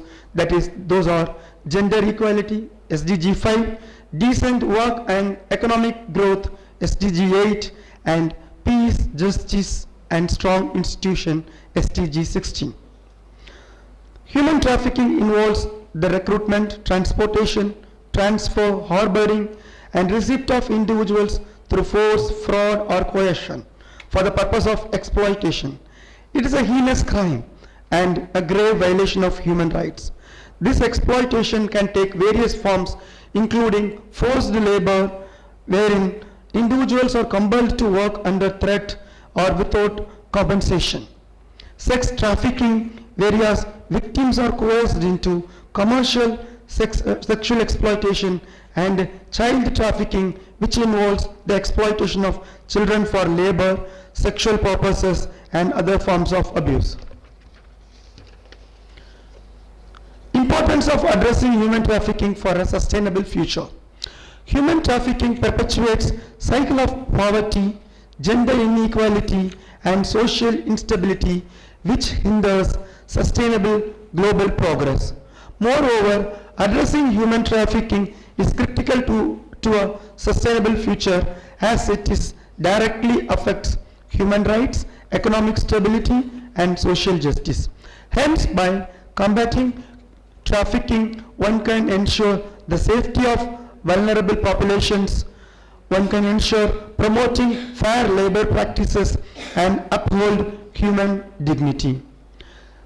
Let me say something on statistical insights on human trafficking. According to International Labor Organization partner publication, Global Estimates of Modern Slavery, Forced Slave Labor, and Forced Marriage 2022 report, there are approximately 49.6 million people in the modern slavery worldwide, with 12 million of them being children. Specifically, 54% of those caught up in the modern slavery are women and girls. Asia and the Pacific region have the largest number of people in the forced labor, with Arab countries having the largest number. Another troubling fact of 2021 global estimate is that 6.3 million people are exposed to forced commercial sexual exploitation on any given day, while roughly a quarter of them, 1.7 million, are children. Gender is an important determining factor in trafficking, as nearly 4 out of 5 victims are forced commercial exploitation are women or girls. Of the total cross-border trends detected, 31% involve citizens of African countries. Victims from East Asia and from South Asia are detected in countries in all regions of the world. This indicates that trafficking has a global reach, wherein 74% traffickers operate within business or governance type organized crime groups, while 28% of convicted traffickers are women. Criminological perspectives on this aspect. Criminologists have analyzed that poverty, gender discrimination, lack of educational opportunities, social inequalities, and regions affected by chronic conflicts are the underlying factors of human trafficking. They believe that society or people with these vulnerable characteristics were mainly targeted by criminals. Climate change induced displacement is correlated with the victims of African countries, who are primarily adults involved in forced labor and sexual exploitation. The crime of trafficking within communities can erode trust and social cohesion, fostering an environment of fear and insecurity in the world. International legal frameworks like the United Nations Protocol to prevent, suppress and punish trafficking in persons, commonly known as Palermo Protocol, are crucial in the fight against human trafficking. Moreover, this protocol emphasizes the protection and support of human trafficking victims, ensuring their rights and needs are prioritized. Also, this protocol is related to Sustainable Development Goals number 5, 8 and 16, which I have already told. Victimological insights on this point. Victimologist explores the psychological, social and legal aspects of human trafficking, aiming to understand the impact of trafficking on victims and to improve their treatment and support. In furtherance, victimology aids in identifying the profiles and vulnerabilities of trafficking victims, such as poverty, lack of education and previous abuse, which traffickers used to exploit. This approach will further help to prevent the trafficking of vulnerable people. Thus, victimology contributes to the development of comprehensive victim support services, including medical care, psychological counseling, legal aid, and vocational training. Victimological insights guide policymakers, advocacy groups, and NGOs in creating victim-centered criminal justice approaches to combat trafficking. The research on victims is also an important requirement in ensuring gender equality, SDG 5, decent work and economic growth, SDG 8, peace, justice, and strong institution. If you look at the ongoing efforts for sustainable future, international organizations, governments, and NGOs are tirelessly combating human trafficking for ensuring sustainable future for the world. United Nations Global Plan of Action and the International Labour Organization's initiatives are pivotal in this regard. The governments implement stringent laws and national action plans, while NGOs like Polaris, Washington DC, ACPAT, Bangkok, Rescue Foundation from Mumbai, and Society for Help Entire Lower and Rural People, Andhra Pradesh, provides critical support services. The best practices include the UK's Modern Slavery Act, which mandates transparency in supply chains, and India's integrated anti-human trafficking units, which coordinate rescue operation and victim rehabilitation. The collaborative efforts such as UNODC's Blue Heart campaign, stakeholders across sector, fostering a unified approach to eradicate trafficking and support victims effectively. India has signed a bilateral agreements with countries like Bangladesh, UAE and Cambodia to enhance cooperation in preventing trafficking. Thus, the criminologists and victimology experts are contributing their knowledge to a sustainable future by joining hands in combating trafficking at various levels. Conclusion part. There is an urge to support, actively engage in initiatives combating trafficking. Together we can create a world where trafficking is eradicated, every individual lives free from exploitation. Let us commit to sustainable future of dignity, freedom and justice for all, ensuring a safer and more sustainable society in line with the SDGs for generations to come. Moreover, there is a potential for change if everyone indulges themselves with the collective responsibility in alleviating the trafficking. Let us unite our efforts to combat human trafficking and build a world where our mankind can live in dignity and freedom. To conclude, sustainable future can be achieved by people, congregation, and advance the sustainable development goals. To close, I want to leave with a powerful reminder of our collective responsibility and potential for change.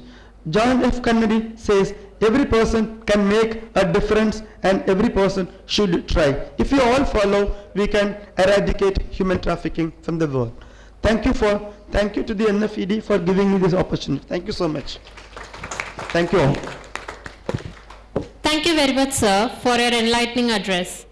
and honoring the chief guests and guest of honor in an exceptional way and all its memorable occasions. Likewise, today is the Global Conclave on Sustainable Development and 38th Integrated National Awards. It's high time we felicitate all our chief guests and guests of honor who have been the key inspirers for many people in their professional walks of life.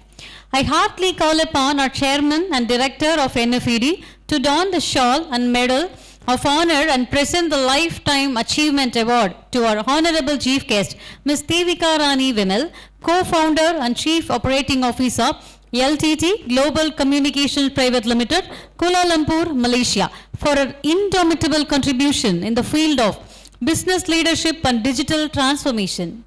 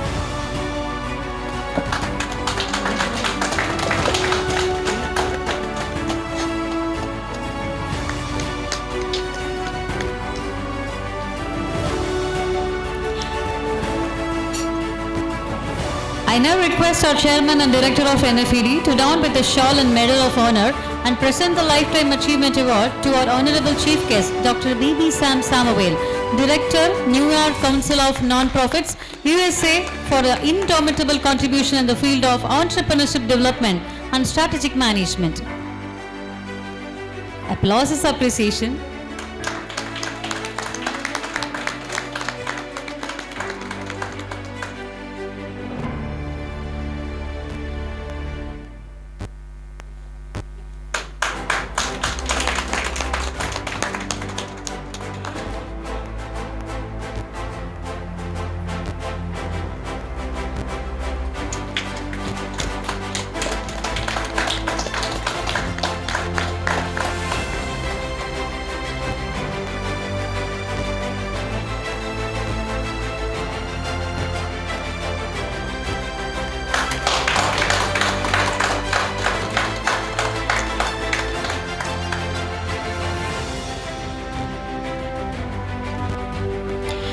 I now call upon our chairman and director to don with the shawl and medal of honor and present the Lifetime Achievement Award to our honorable chief guest, Dr. Lakshmi Mohan, Pro Vice Chancellor, ITM Skills University and Professor and Director, ITM Business School, Mumbai, Maharashtra, for her indomitable contribution in the field of strategic management and skill development.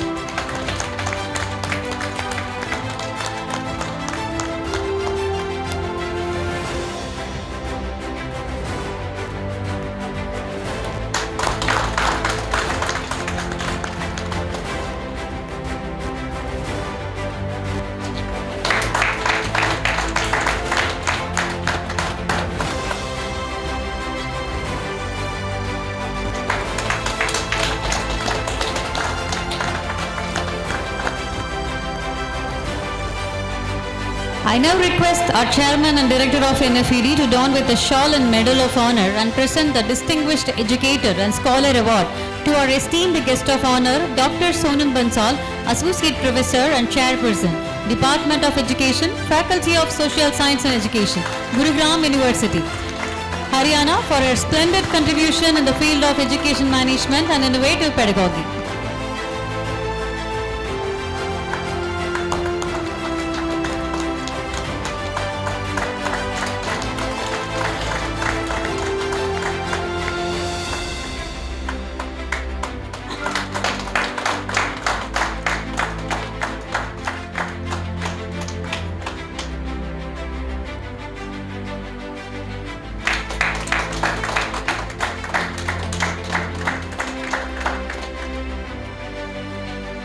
I now request our Chairman and Director of NFED to don with the shawl and medal of honor and present the Distinguished Educator and Scholar Award to our esteemed guest of honor, Dr. T. Rufus, Assistant Professor, Department of Criminology and Police Studies, Sardar Patel University of Police, Security and Criminal Justice, Jodhpur, Rajasthan, for his splendid contribution in the field of criminology and police studies.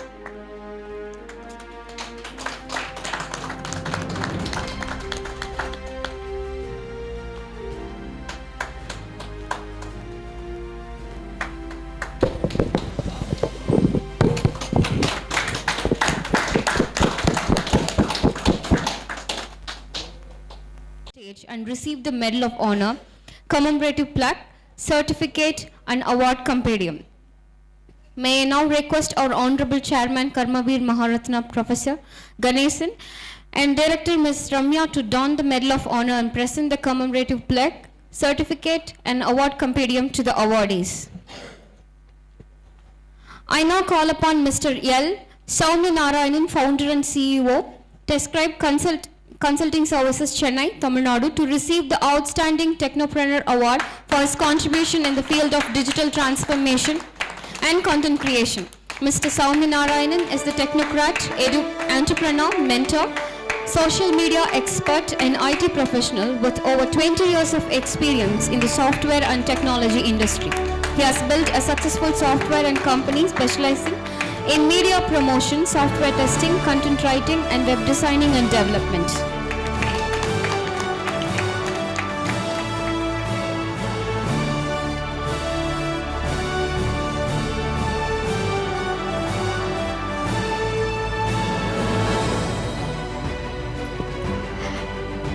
May I now call upon Dr. Ashok Gopalakrishnan, Professor, Emirates Departments of Computer Science and Engineering, United Institute of Technology, Coimbatore, Tamil Nadu, to receive Outstanding Educator and Scientist Award for his contribution in the field of computer science and space physics. Dr. Ashok Gopalakrishnan has numerous publications in leading international journals in the disciplines of space science and computer science and mathematics. As the head of the ISRO Space Tutor Center at UIT Coimbatore, he actively promotes space research and education. Beyond research and teaching, he is actively engaged in community outreach, conducting science quizzes, NASA hackathons.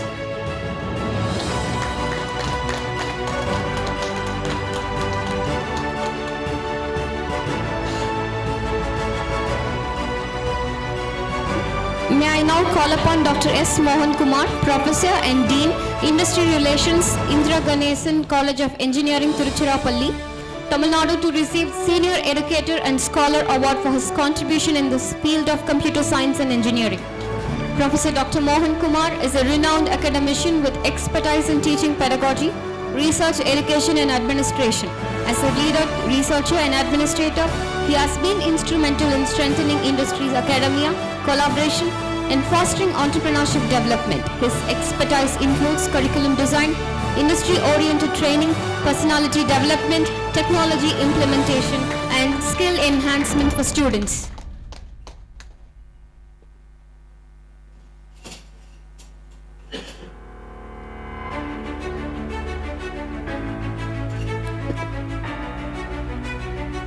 I now call upon Dr. Hemalata Arunachalam, Client Service Professional, HR Block, Westboro, Massachusetts, USA, to receive Senior Professional Award for her contribution to Client Service and HR Admin.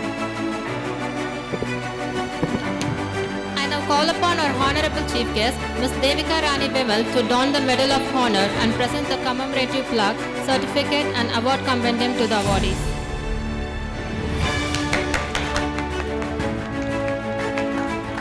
I now call upon Dr. Beulah Shekhar, Professor and Head, Division of Criminology and Forensic Science, Karunya Institute of Technology and Sciences, Coimbatore, Tamil Nadu, to receive the Outstanding Educator and Scholar Award for her contribution in the field of Criminology and Forensic Science. May I now call upon Ms. Chitra Sudhakaran, Head, Department of Commerce, Indian School Watcher, Muscat and Sultanate of Oman, to receive the Senior Educator Award for her contribution in the field of Commerce and Accountancy. Ms. Chitra Sudhakaran has a teaching experience spanning over 16 years and has played a pivotal role in facilitating the learning of accountancy and business studies for CBSE students. She has effectively engaged students through innovative, student-centered learning strategies such as paper presentations, symposiums, model making, and debates, ensuring a dynamic and interactive learning environment.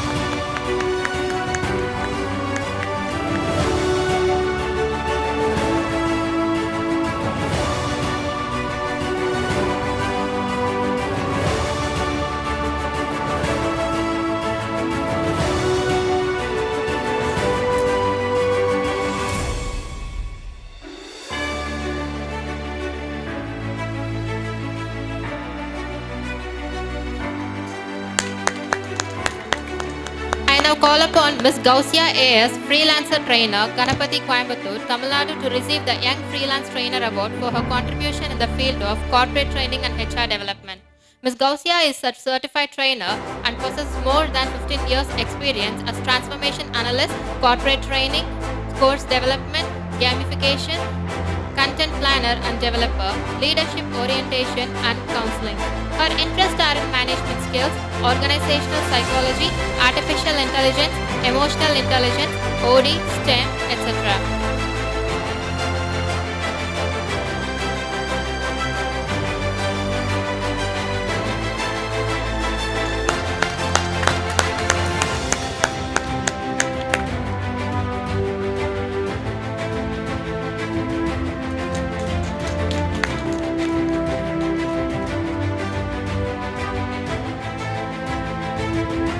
I now call upon Ms. Sona Pandey, President, Grace Ladies Global Academy, North Carolina, USA, to receive the Outstanding Entrepreneur Award for her contribution in the field of global business development and women empowerment.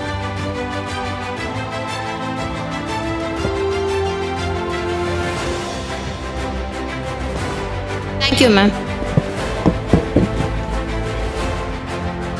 I now request our Honorable Chief Guest, Dr. Baby Sam Samuel, to don the Medal of Honor and present the commemorative plaque, certificate and award compendium to the awardees. I now call upon Mr. R. Vijeshwaran, Founder and Managing Trustee, Satya Jyoti Karunalayam Trust, Chennai, Tamil Nadu, to receive the Outstanding Social Entrepreneur Award for his contribution to elderly care and socially oppressed. Mr. Vijeshwaran is a visionary philanthropist and social entrepreneur for more than 2 decades, with a mission to give hope for aged and physically challenged people alongside helping economically weaker sections in society. The Trust provides education support to students who are poor and economically backward to pursue their higher education.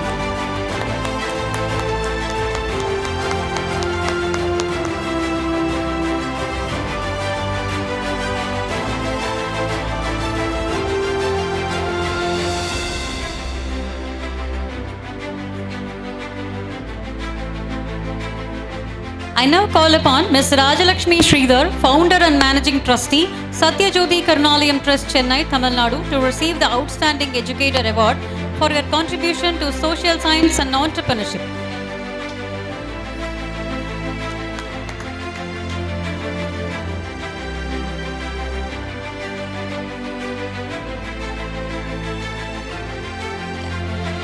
Ms. Rajalakshmi Sridhar, Founder and Managing Trustee. Okay, BBM Global Chennai, Tamil Nadu, to receive the Outstanding Educator Award for her contribution to social science and entrepreneurship. She has over 15 years of teaching experience. She has actively engaged students in entrepreneurial and practical learning experiences by organizing Shark Tank Model United Stations events. She also spearheaded Flyers and Fiesta exhibition, a studentpreneurship initiative where students set up their own stalls selling food, snacks, beverages, artificial jewelry, stationery, which enable their learning and cash handling business challenges and profit-making strategies.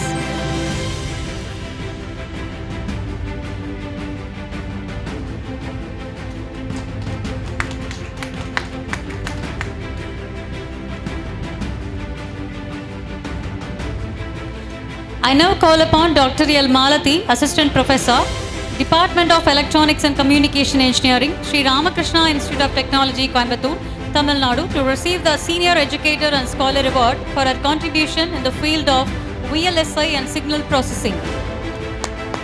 Dr. L. Malati is a distinguished academician and has 16 years of academic experience. She has significantly contributed to research and innovation, publishing patents in cutting-edge fields of including errors detection in PCBs using image processing, AI-based contactless wellness and vital design monitoring system for elderly patients, and image semantic segmentation using AI algorithms.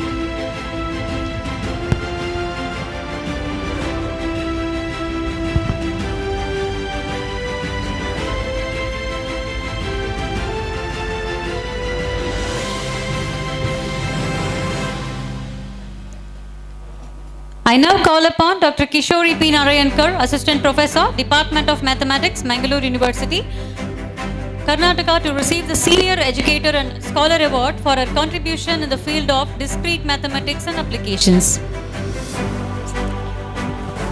Thank you, sir. I now call upon Honorable Chief Guest, Professor Dr. Lakshmi Menon, to don the Medal of Honor and present the commemorative plaque, certificate, and award compendium to the awardees.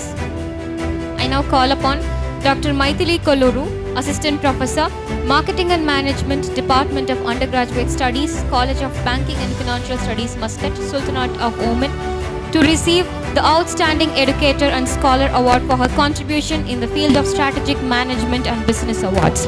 Dr. Maithili is a prolific writer with numerous publications in reputable journals and business magazines and has presented her research on several international platforms. As an academic researcher, she is fostering collaborating between industry and academia. She serves as a global research advisor for International Academy of Science, Technology, Engineering and Management, actively shaping international research activities.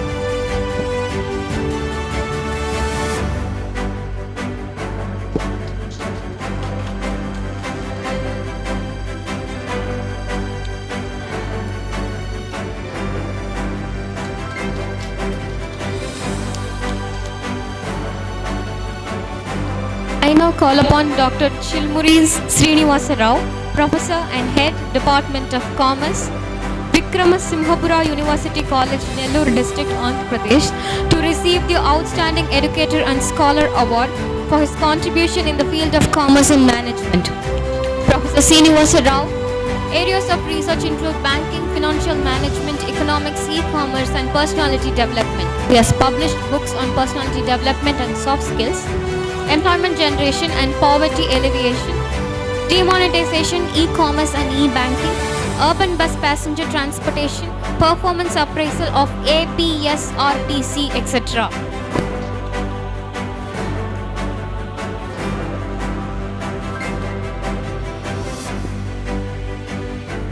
I now call upon Dr. V. Sunita, Professor, Department of Geology, Yogi Vemana University, Kadapa, Andhra Pradesh, to receive Outstanding Educator and Scientist Award for her contribution in the field of environmental geochemistry. I now call upon Dr. S. Padmini, Assistant Professor, Department of Tamil, National College, Tiruchirappalli, Tamil Nadu, to receive the Young Scholar and Tamil Literature Award for her contribution to Tamil literature and contemporary poetry. Dr. Padmini is a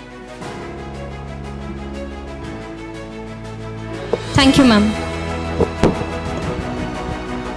I now request our distinguished guest of honor, Associate Professor Dr. Sonam Bansal, to don the Medal of Honor and present the commemorative plaque, certificate and award compendium to the awardees. I now call upon Dr. Nixon Kuruvilla, Professor and Principal, Sardaya College of Engineering and Technology, Thrissur District, Kerala, to receive the Outstanding Educator and Administrator Award for his contribution in the field of manufacturing engineering. As a professor and principal, Dr. Nixon has played a pivotal role in securing major projects and advancing academic excellence. He has secured significant grants, including a rupees 1.10 crore project from AICTE Government of India to establish the AICTE Idea Lab at his institution, making it a hub for rapid prototyping, digital fabrication, and research innovation. He has delivered numerous expert talks inspiring students in innovation, future technologies, and creativity.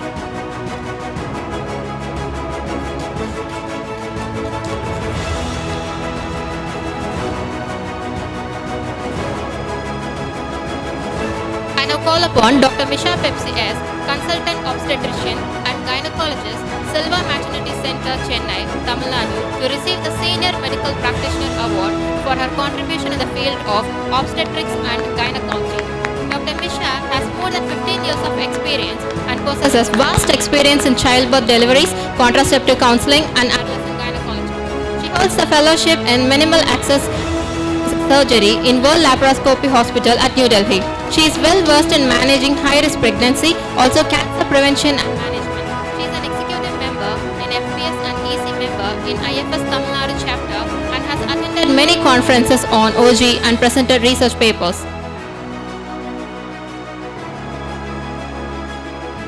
I now call upon Ms. Uma Shankari J. Ganesh, Freelance HR Professional, Chennai, Tamil Nadu, to receive the Senior Professional Award for her contribution in the field of HR admin and employee engagement. Ms. Uma Shankari possesses more than 15 years of experience in office administration, personal management, and human resource management in product and service companies. She has commenced her career as a receptionist and grown up the professional ladder by serving as front office executive, office admin, coordinator, team leader, etc. over the years through her diligent efforts.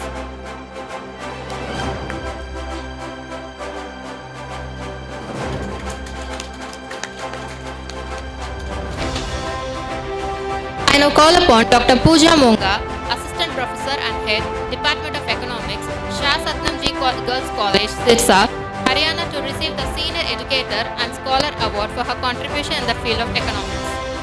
Thank you, ma'am.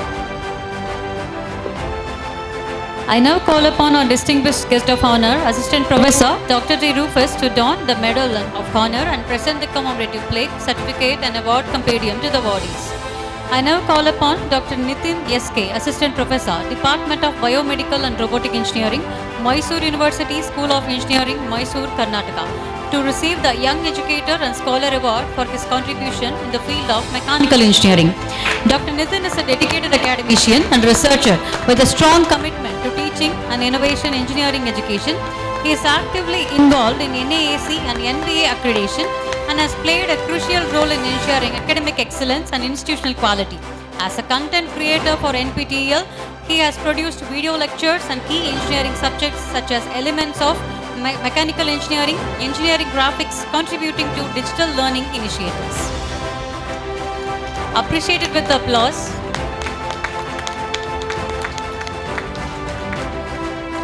I now call upon Mr. Jacob J. Seelan K., Assistant Headmaster, Jnanodaya High School, Chengalpattu District, Tamil Nadu, to receive the Senior Educator Award. Mr. Jacob J. Seelan earned his post-graduation in economics from Madras University and Masters of Arts in Tamil Nadu from Annamalai University. Apart from Tamil teaching, he has contributed as a treasurer for the Media of Transforming People movement. He has participated in senior level carom match in Chennai and Chengalpattu. He shows interest in coaching carom to the needy children in and around Chengalpattu.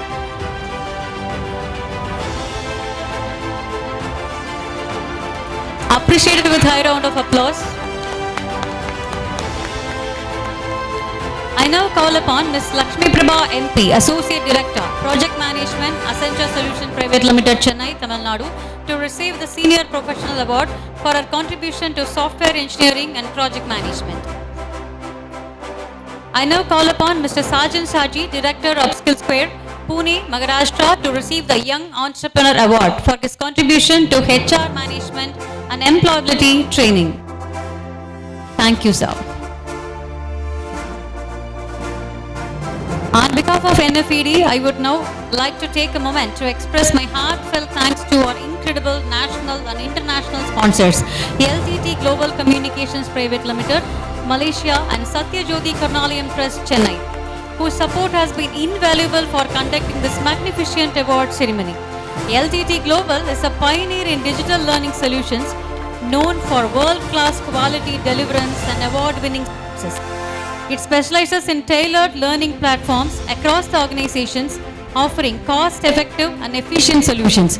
It offers one of the world's leading and most diverse content banks, complemented by content authoring tool and learning management system. Their impact initiatives align with 7 of the United Nations Sustainable Development Goals, supporting women, youth, individuals with specific needs and refugees. Satyajodi Karunaliyam Trust operates with a mission to give hope for the aged and physically challenged people alongside helping economically weaker section of the society. It specially focuses on providing a safe, comfortable and nurturing environment for seniors who have been abandoned.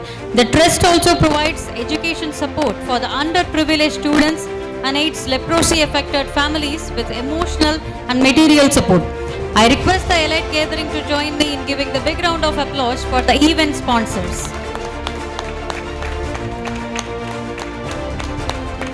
I now request the Chairman Sir and Director Madam of NFED to felicitate Dr. Vimal Kumar Veeran, Chairman, CEO, Co-founder, and Ms. Devika Rani Vimal, COO and Co-founder of LTT Global Communication Private Limited, Kuala Lumpur, Malaysia,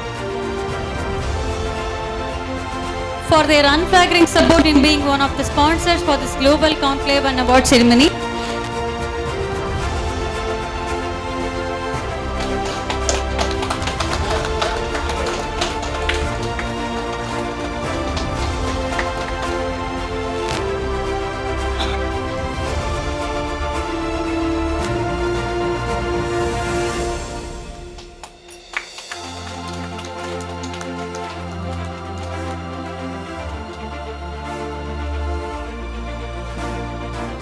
May I now request the Chairman and Director of NFED to felicitate Mr. R. Vijeshwaran, Founder and President of Satyajodi Karunaliyam Trust, Chennai, Tamil Nadu, for his generous support in being one of the sponsors for this grand event.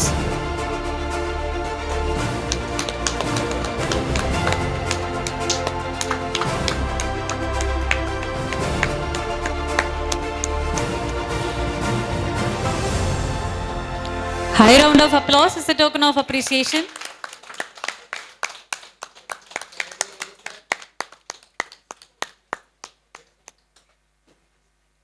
Thank you, Professor.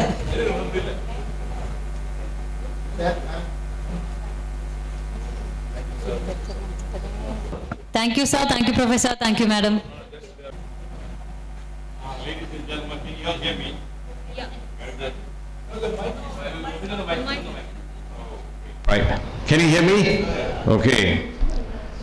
I got a lot of things to say, but I'm going to start something very small.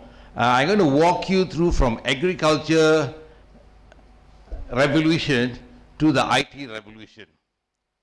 Now, I come actually from the agriculture revolution, but I jumped on to the industrial revolution, and I dropped out of school at Form 1, which means Standard 7. Not that my parents couldn't afford it.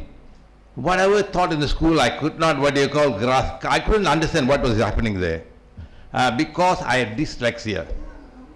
Okay? So, I dropped out of school, and my grandmother got me a place, work in a restaurant. And I worked there for a few months, and then I was serving everything. I was breaking more glasses.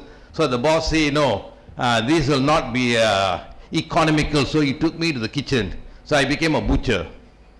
And I was a good butcher. And nearly in a few months, I was doing the entire, goat, whichever comes in. And after 10 months, my mother saw me that, I got bad influence. She took me out from there. At home, then I was waiting a little while. I got a job in the capital of Malaysia, that is Kuala Lumpur, which is about 15 kilometers away from my home. And I worked in the bookshop. It's a good place. I liked it. Now, which means I do not have formal education. Now, after the work, I only finish about 10, 11 o'clock.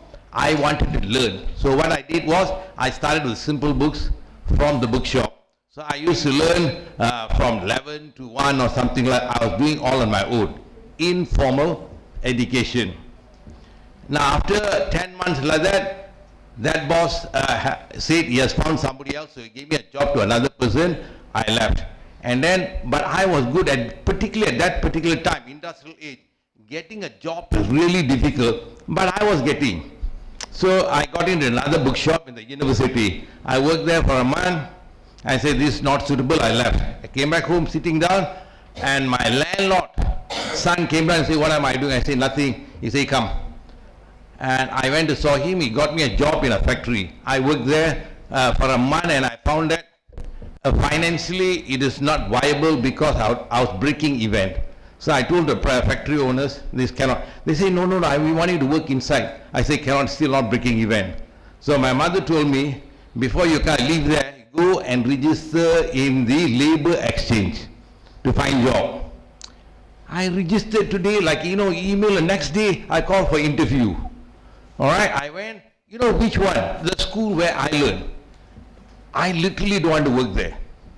Because if you are a bright student, everybody will know. But actually, nobody knows me. So that is a good one. When I went for the interview, there's about 50, 60 people there. Everybody said that because it's a government job. Everybody like government job in the, in India? But I didn't want. Because, I thought, no good. Not good that because, I thought the teachers will recognize me. Not that I didn't want a job. So I went for the interview. Everybody went for the interview. The chairman asked me, what's my name? And then he told me, where's your father working? I said, my father passed away when I was 7 years old. He said, go back. And then 2 weeks later, actually the guard came looking because they sent me a letter and everything, but I didn't get that. 2 weeks they were looking because the chairman said the work only must be given to me. All right? And I got there, and when I went into the school and everything, no teachers know me. I said, this is good. And eventually I worked there about 4 to 5 years. School is a good place because, teachers got all kind of characters. They are everything, but in front they have to bring the good character. So that was a good influence for me. So after about 4 to 5 years, government job, safe job, I told my headmistress I want to leave. She said, ask you why? I said, I can't see any prospect. So I went and joined the marketing. It was the leading newspaper in my country, the New Straits Times. And I joined it as a marketing person. And she asked me, you got a steady income and everything, why are you leaving? I said, I can't see. So I left. When the first time I went there, tried to market and everything, it was difficult. But within a few months, I became very good. Over the next few years, I became the top salesman, top supervisor, top district manager, and everything. We were working there very well, and I was earning really good. One day, all my colleagues, managers came and told me, hey, let's form a company. I said, it sounded idea is good. Because at that time, my family members came and asked me, hey, why don't you start a business? You are doing well and everything, you seem to understand. One thing ran in mind, everything we were selling in credit, can we make profit? In the head I was running, I said, no way. But anyway, we started a company, all the managers. We had about 100 people followed us. And from if you're good, people are there to come and give you product to market. And we were selling really well. In the 6 months, we were selling well, but we were running rate because we are selling in credit. I said, okay, if you are going to go this way, in another 3 months you will close. So we decided to change format. We sold cash. In 3 months, we came back to black. Very good. And that's the time I realized, if I start a company is cash, I will do well. So 6 months later, I left, and really from day one, I was making money. And over the next 2-3 years, I had already about 500 people working me. That means I'm making a lot of money, okay? Because while you are sleeping, they are working for you. That's good money. And then we were doing well, and things were changing, and this time I'm in industrial age, still in the industrial age. Now let me walk you back again. In the agriculture and industrial age, if you studied, if you are university means, you are the best. You can work for your lifetime, and it's okay. If you change 2 or 3 jobs, consider that good and bad, but but still you have option. So I was in the industrial age. We wanted to expand. The next thing that we looked at it was household utensils. So we choose 3 countries: Japan, Korea, and Taiwan. But as we went to all the 3 countries, we decided to work with Koreans. Because the Koreans caught us. They gave us food, they took care of us. I said, this is good because they are taking care of us. So we started off, and we sold really well household utensils, non-stick pans. This is a long time ago. We are talking all this story. So I made a lot of money back again there. We did this for 20 years. And over the 20 years, I went there as a trader. First trader, okay, good quality. Second trader, not so good. Third one, this guy came, his volume was good and his quality was good. And eventually they wanted to start a factory. And because I had a huge volume, they know that I can go anywhere. So they made me a what? Asked me to join as a what do you call, a shareholder. I said, okay, why not? Okay, and that is how I became a factory owner in Korea. I don't have any knowledge, but because of volume, sheer volume. On the 20 years that we're doing then, and they wanted to move to China. When they moved to China, why am I telling all of this story? So that the purpose of this, if I can do it, you can do it. That's the purpose of the idea. All right? So, when he moved to they moved to China, we didn't want to, so we left them. So after that, during the time, I'm doing well, isn't it? My wife said, I'm teaching law, children are growing, I want to spend time. So okay, she came back home, and if you are active, somehow you will want to do something. She started with computer. Computer is very, very early stage at that time. Whoever people heard, the telephone and the internet joined together, there was a big explosion. People who heard them all became millionaires. All right? People who didn't hear, didn't make money. All right? And she wanted to go in, and she was playing, that internet will go like, have you all gone to that stage? All right, that was the stage. I will go there and see her, and 1-2 hours she's still sitting down there. I say, computer is not for me. That's what I said. All right? Eventually she started teaching on the phone. Okay, this thing I want to tell you.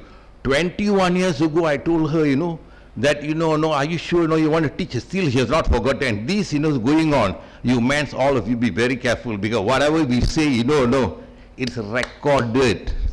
All right? They don't forget. The women don't forget. They are intelligent people, okay? They keep you on record.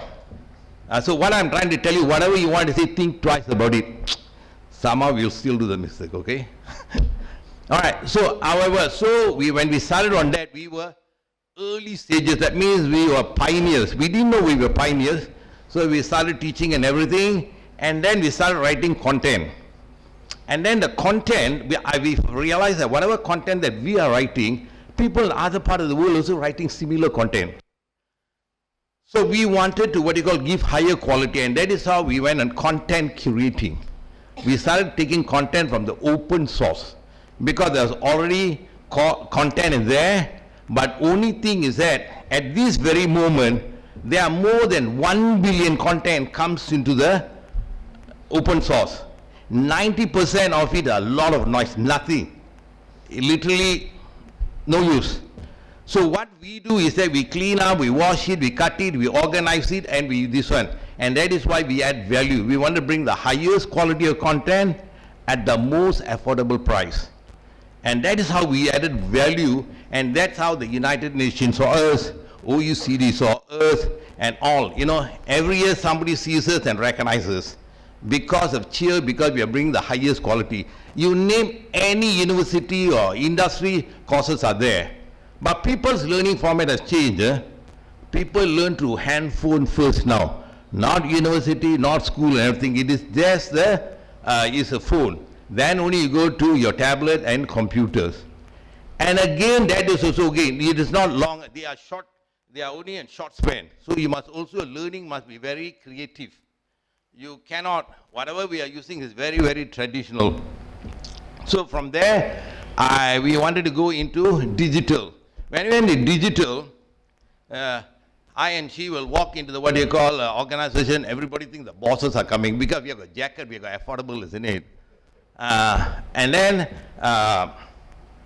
they realize that we also have come to learn. We are part of them. And eventually, in the last 21 years from the time we started, literally there's not many people actually in the same business, because consistent is what is important. You don't need to be smart. Let me tell you, you don't need to be smart. You got to believe, you got to be consistent, you must be all the time upskill yourself. You must know what is happening. All right, if you can do that, success is not a problem. It's not a challenge. I'm telling you, I'm Form 1 dropout. I can do it. You all can do it. All right. Now, from that, we didn't know we were pioneer. You know, at that time we used to organize global conference. People from all over the world used to come and share, and that's the time they realized that and university was already giving a certificate for mobile learning. So they are the one told us, hey, nobody else in the world, you are the people are giving. So that's how we know we are a global pioneer. As we extend from that, now where we are in the AI stage. This is 21 years. What is happening in 21 years? AI has come in. What is AI? I want to tell you literally, everybody who sits here, we all are starting from kindergarten. AI is new. Everybody has an opportunity. Now, well, let me tell you another thing. The new phenomenon is starting is one single person working and he wants to become a billionaire. In the formal design, in the industrial, agriculture, in the digital, you need a lot of people to become a billionaire. But now, one person can become a billionaire. How? Because there are thousands of what you call AI now. Each one's function differently. You got to upskill. What I'm trying to tell, everybody here have to upskill. If you upskill your skill, then you are able to use the AI to your advantage. And then, because now you're having 1,000 different people working as an AI, which means you got 1,000 people and you can become a billionaire. And this is already people are talking about is achievable. All right? So any of your kid, don't tell your kid, I told you already we have equal chance that anybody here can become an expert. Let me tell you an expert. Everybody is so frightened about AI. There are only 300 experts in the world of AI. Out of that, 16 people, only Indian people. All right? Others all are learners and users. You are an opportunity now in the hall, you are listening to all this. So take advantage of it. Learn from the beginning. Don't be shy. Ask, talk, learn, read. All right? So anybody, what you call, can able to do it. Now, this artificial intelligence, everybody is frightened. You should not be frightened of artificial intelligence. You should be frightened of your neighbor. Why? If your neighbor were to learn artificial intelligence and if you did not, she will take your job or he will take your job. Okay, it's not artificial intelligence will not take your job. Okay. Now, artificial intelligence, why people are so frightened about it? Because the first thing that we have developed which can think and create. What I mean by create, anything is moving in a human and animal got brain. Trees and plants don't have, they do the same function, they don't do it because they are designed. So artificial intelligence now is so good. Why it is so good? Why is it so intelligent? Because whatever we earn over the million years, all the contents are put in one place. His job is not to eat, not to sleep, it learn. Why they are giving free? Because they want to what you call understand. So early stages now, later they're going to charge you more. Okay, so you are the few people who can take advantage of this knowing it. So this is how what you call artificial intelligence. Now the artificial intelligence is we have created a species. It needs a body. Which is the perfect body? Is the actually a robot. And the robot are now stand still in a lot of what they call practice instructed. It doesn't need it doesn't need to breathe, it doesn't need to eat, doesn't need to sleep. So artificial intelligence need a body is robot. Now if you think that when they merge together, you got Terminator. But that Terminator is nothing much, only when the quantum computer comes in. The quantum computer is coming in.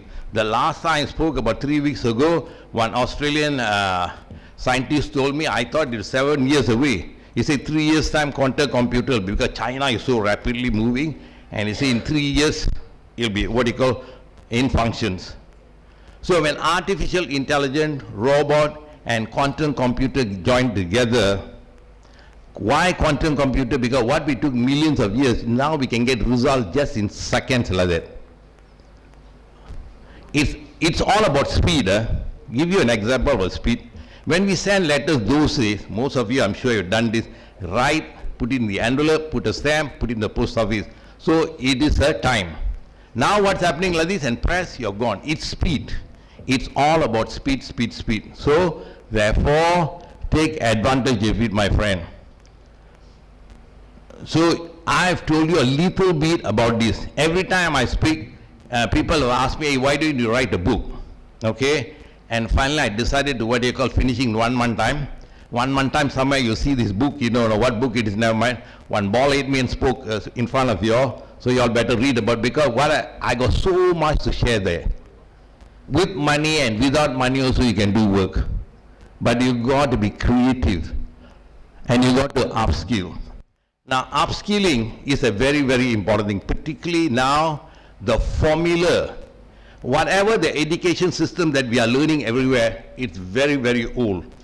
I heard about 3 or 4 weeks ago, one of your ministers told me that the government of India will not able to give university for all the people of Indian citizen, because the citizen is too vast a country and too huge a people. The only way that everybody can go to university and upskill is actually digital, AI, all right? I have already got a platform. Come talk to me, okay? Work, what do you call, we are able to bring you the highest quality. We are talking about any university in the world is already in the platform, okay? And then you got to pay only a small sum to do anything. Factories, anybody and everything need to upskill. If you do not upskill, what will happen? You are stand still. You will not go in front. And what will happen if you do not go in front? Everything is moving so fast. So ladies and gentlemen, I hope you all know that anybody can achieve it. What you need is trust, belief. The simplest thing is, first thing you'll start out with discipline. Your discipline eventually will become a daily things that you do, no. It will become a habit. Once discipline become habit, learning is not a problem. All right? Anybody can achieve it. Let me tell you, first it is discipline, after that it will become a habit. Once it become a habit, you are learning, you are reading, you are doing anything. Anybody here and anybody, old people, young people, nobody is an expert in AI. Everybody got equal chance. Thank you, ladies and gentlemen. Charima Kasi, we felt impressed and inspiring to listening to you, sir. Pranam. I now request Mr. R. Vijeshwaran, founder and president of Satyajyoti Karunalayam Trust, Chennai, to speak a few words.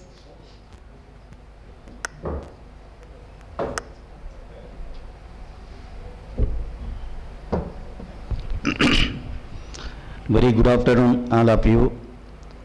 Special thanks for NFED, Mr. Dr. Ganesan sir, Chief Guest, அனைவருக்கும் வணக்கம். எனக்கு இந்த விருது பெறுவதில் ரொம்ப சந்தோஷம். நம்ம பட்ட கஷ்டத்துக்கு கஷ்டன்றதை விட இந்த உழைப்புக்கு தகுந்த விருதுன்னு நான் நினைக்கிறேன். என்னை கௌரவிச்சதுக்கு ரொம்ப நன்றி மிஸ்டர் கணேசன் சார் அவர்களுக்கு ரொம்ப நன்றி. Thank you all of you.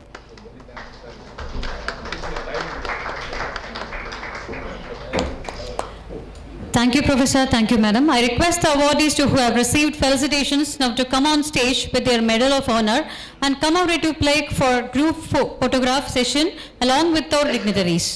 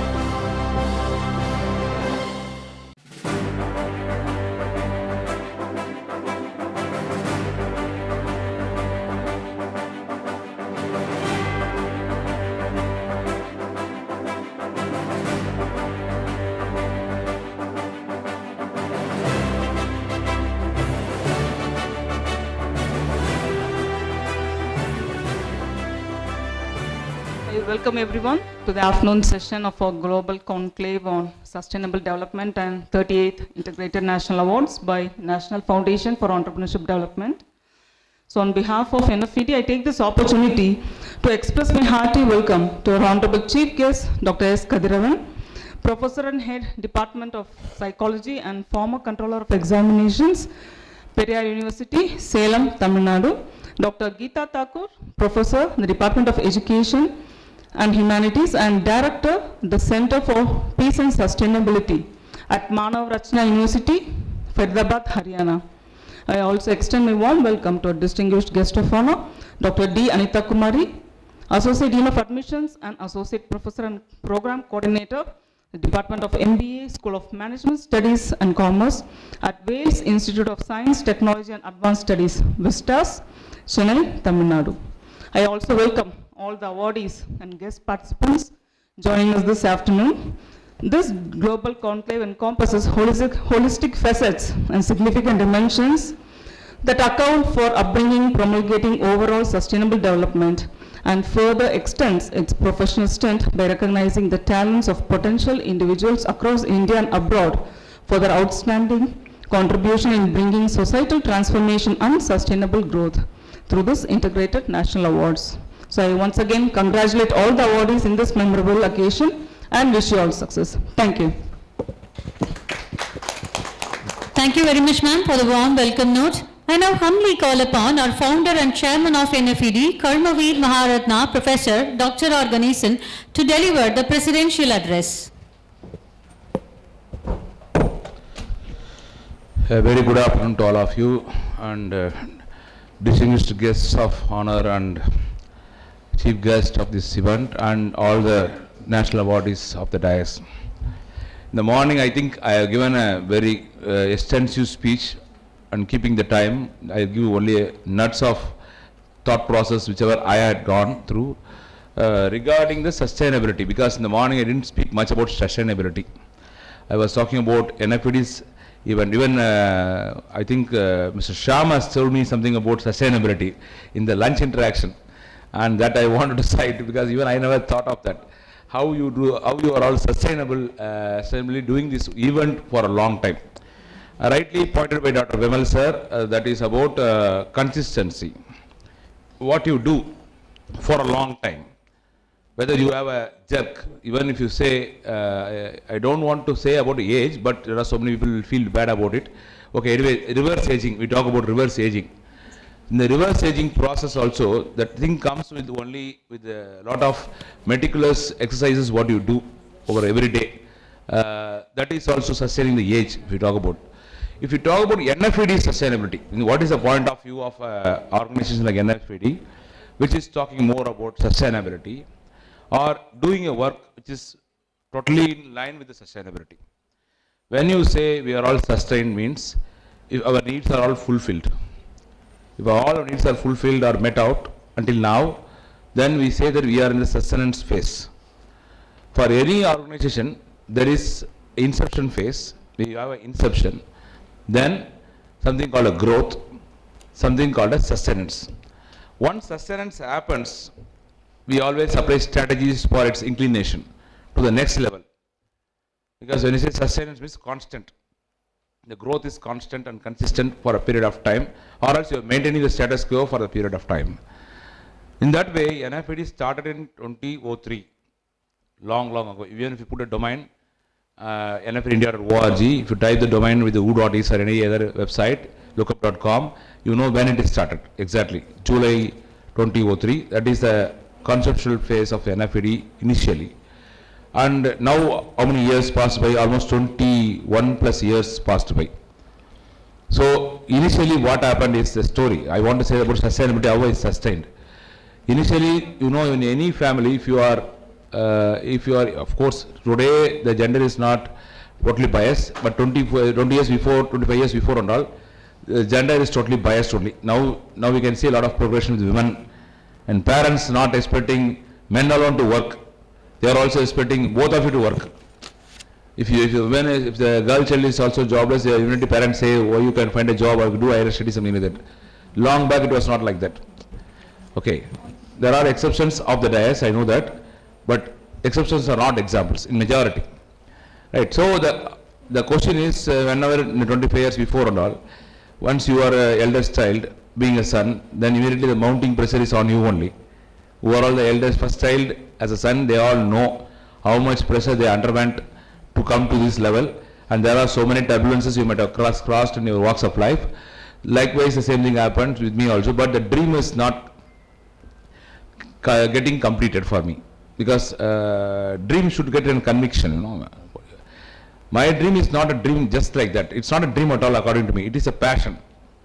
It's beyond dream. Dream means, okay, I dream one thing and I'll work for it for some time, setting up a goal and achieving it. That is one side. But starting something new, challenging the situations and becoming unique and existence for a long time, being single, alone in the war, it is not a joke. Okay, even if you have a lot of ideas, powerful ideas, you need something called a team. You need something called like-minded people around. You need something called a support system, facilitation. So those things are all not available at the time because the pressure is so high to go for a job. So, but I cannot leave my sword of passion just like that for my parents. So I thought of registering the NFED as a virtual organization. Then alongside my career, I was keeping that momentum. No, I was displaying, because once you gain the momentum or popularity with your knowledge, you are well acknowledged outside India. Of course, inside India, I don't know. But I was in so many boards, so wherever in the board, I always say NFED and take a tag of NFED and publicize it. As the way today social media marketing and all so powerful, if you say something to SMM, it will be immediately displayed. You get the visibility soon, within 1 hour or 2 hours, even 2 to 3 days, you will be featured. In that time, it's not like that. The Google listing, Google itself is new. Google listing takes 10,000 clicks for getting into your appreciation or getting a feature in the websites. I mean to say, the way back 1999. So you can see 25 years before. So for that, you have to do chat media, LinkedIn profiles. You create a lot of, wherever you go, even if you go to any email account, you take create email account and send the mails to people. Put the static website. Not only website today are all dynamic. I can say there are 2 websites, static and dynamic. And websites today are quite common as a dynamic website. But static websites are the period there. We talk about 25 years before. So you have pages, it will not move automatically. So you have to take the pages and put the link and then publicize it. So sustainability talks about how many things you created for positioning the organization, in my point of view. As a role of NGO or a role of a social organization like a trust or society, running the trust itself is the biggest challenge in the today's turbulence, today's legal issues, today's governance. There are so many compliances you have to meet to run the organization. So what I thought is, if you do everything in a very perfect way, so that you get a momentum, you get a energy. According to me, it's like that only. Many people have been appreciating, like Shyam sir, there are so many people have been saying that the work what you do is very, very extraordinary and all. According to me, it's normal only. From my point of view, what I am feeling, even sir was saying, extraordinary anchoring, extraordinary things and all, he was saying that. I said, still there is a gap, according to me. Only I can know, the script writer knows where the mistake is, where the pronunciation is wrong. So I am not convinced. The one thing is, if you are not convinced, only you can grow. Because you are very much convinced with all the things what's going on in life, you cannot sustain. You cannot see the sustainability. You will have a declining phase. According to me, sustainability is not the sustainability alone. It should lead to the growth, the next level. What next is a question always I ask first to me. Is this about the end of the episode of this year? What next? I immediately plan for July. I think about startup incubation for students. A next plan. Of course, my team is so tired, but even then I will do. I given the outline of what is to happen from A to Z, I will write. The team is very simple. There are 3 people in my team. One is a director, you all know, my wife. Another one is my son. So there are only 3 teams. All the people are outsourced only. So why I keep the 3 teams are very small means I can control the team. I can discuss easily accessibility. That is one thing for any organization to grow on sustainability means the accessibility. A lot of sustainability oriented programs have failed in the global level because it is not getting the accessibility. SDGs we are giving a lot of roundtable conferences, 34th level, 25th level. There are so many RTCs happening across the globe on different genres like green revolution, or so many things are going, eco conservation. There are sustainability dimensions. But why these things are not taking a fast momentum? Why they are very slow? Problem is accessibility. So I feel sustainability is not a cup of tea for everybody, but it has to be accessible. Then only you know what is sustainability. People are not getting the access so easily. Whatever is happening in Europe, we are getting the access after 50 years. So we are 50 years behind. We can proudly say we are the proud Indian. That is okay. That is one thing on patriotism. But the technology wise, the knowledge wise, or knowledge sharing wise, or dissemination wise, where we stand. So these things are all the facets of sustainability. I feel with the NFED's existence for 21 years and above, what we have done, what we are wheeling on is sustainability with action. That's what I feel. Only sustainability will not bring in any prosperity. Sustainability with action speaks more than what you do. So today this program is over means I cannot say I am sustained the program greatest level. Okay, I completed everything. I cannot feel another feather in the cap. There are so many people who have messaged me already. Another feather in your cap and all. I don't feel like that. I feel what are the errors have happened, how to rectify the errors in the utmost our next program. So that's how I see. I see things towards progression on sustainability of a NGO or a trust like NFED to wheel on for a long time. So hope that sustainability talks, or again 3 keynote speakers are waiting for giving the deliberations to you all to enlighten you. I hope this sustainability concept is now clear to you. With the NFED as a case study, I just briefed it all of a sudden because I don't have any script. So I have to talk all of a sudden. That's how it is. I speak something else and immediately I come here and I have to organize all the thought process. Immediately I have to deliver that note, what I want to say. But what I feel is this power will be of more use to you. That's what is written in your award compendium also, which has been given in the morning to few of the awardees, even to the chief guests and all. Behind illusions, realities do hide. Break them through knowing yourself. So my feeling is sustainability of should start from the self only. How you are sustaining, whether you are all living up to the mark expected on your talents and knowledge, or to grow further and do the SWOT and see where you stand. All the things I will see. I will not be contented with any appreciations or feedback which is positive to me. I will always see that what is the negative feedback given to me. So how to make it positive in the next time. Of course I am very optimistic. I am not over optimistic. So I will always take course corrections. You know, an organization to go means it should be a learning organization. That's what is sustainability. The fundamental things will happen. With this few note, thank you so much for the time and Jai Hind. Professor, for insightful speech. NFED has garnered national and global acclaim for its exemplary moral and remarkable dedication to quality, and these qualities have been instrumental in realizing its visionary objectives and also felicitating the renowned personalities like.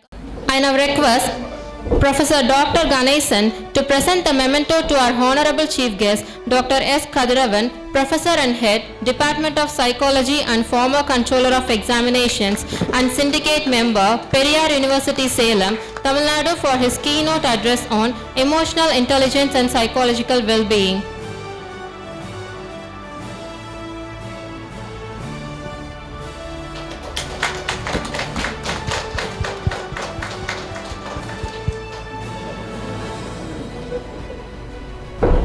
I request Professor Dr. Ganesan to present the memento to our Honorable Chief Guest, Dr. Geeta Thakur, Professor, Department of Education and Humanities and Director, Center for Peace and Sustainability, Manav Racha University, Faridabad, Haryana, for her keynote address on Knowledge to Action, Education as the Key to SDG Success.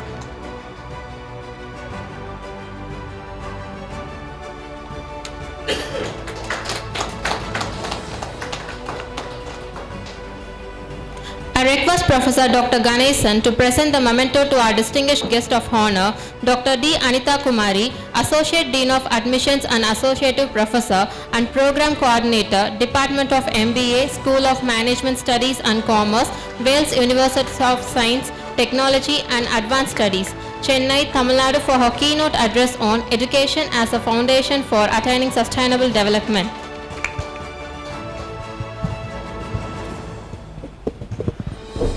Thank you, Professor. Success is not final. Failure is not fatal.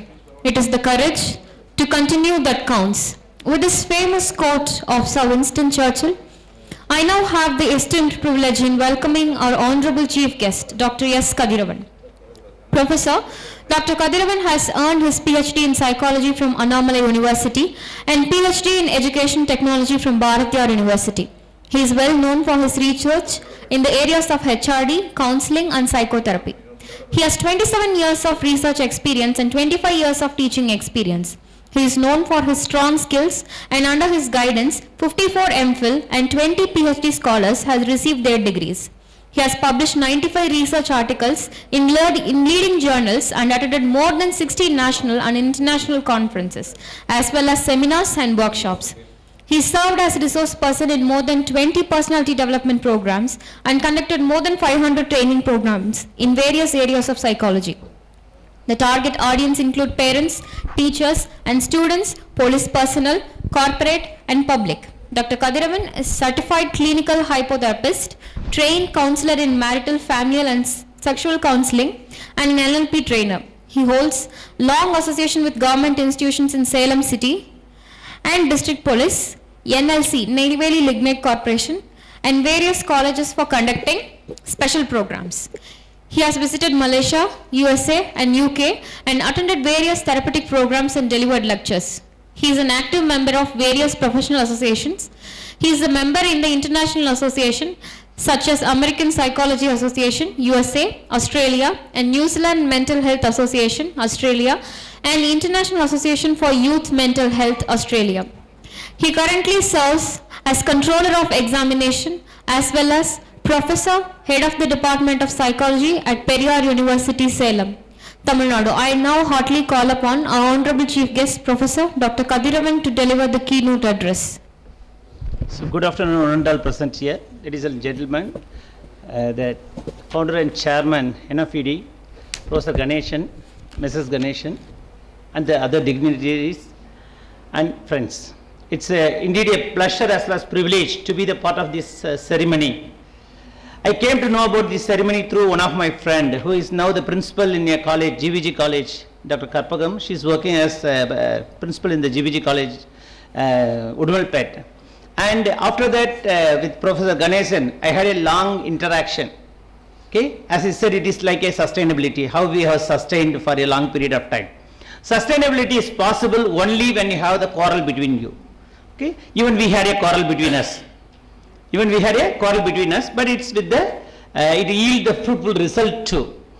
Actually, he was sending emails, probably everybody would have noticed. He's very frequent sending the emails. And due to my hectic schedule, I was unable to send the reply. One day he called me and he was asking me, already he has warned me, you should not go beyond the time. All the people are waiting to go out. Sorry, after the ceremony they want to go out. Don't take it the other way. So he has already warned me, you should not go beyond your schedule. So one day he called me. Don't think that the person sending the email is don't have any other work. Okay, I am also a busy person. You don't think that the person sending the email is don't have any work. He said. Immediately I said, sorry professor. Immediately I replied.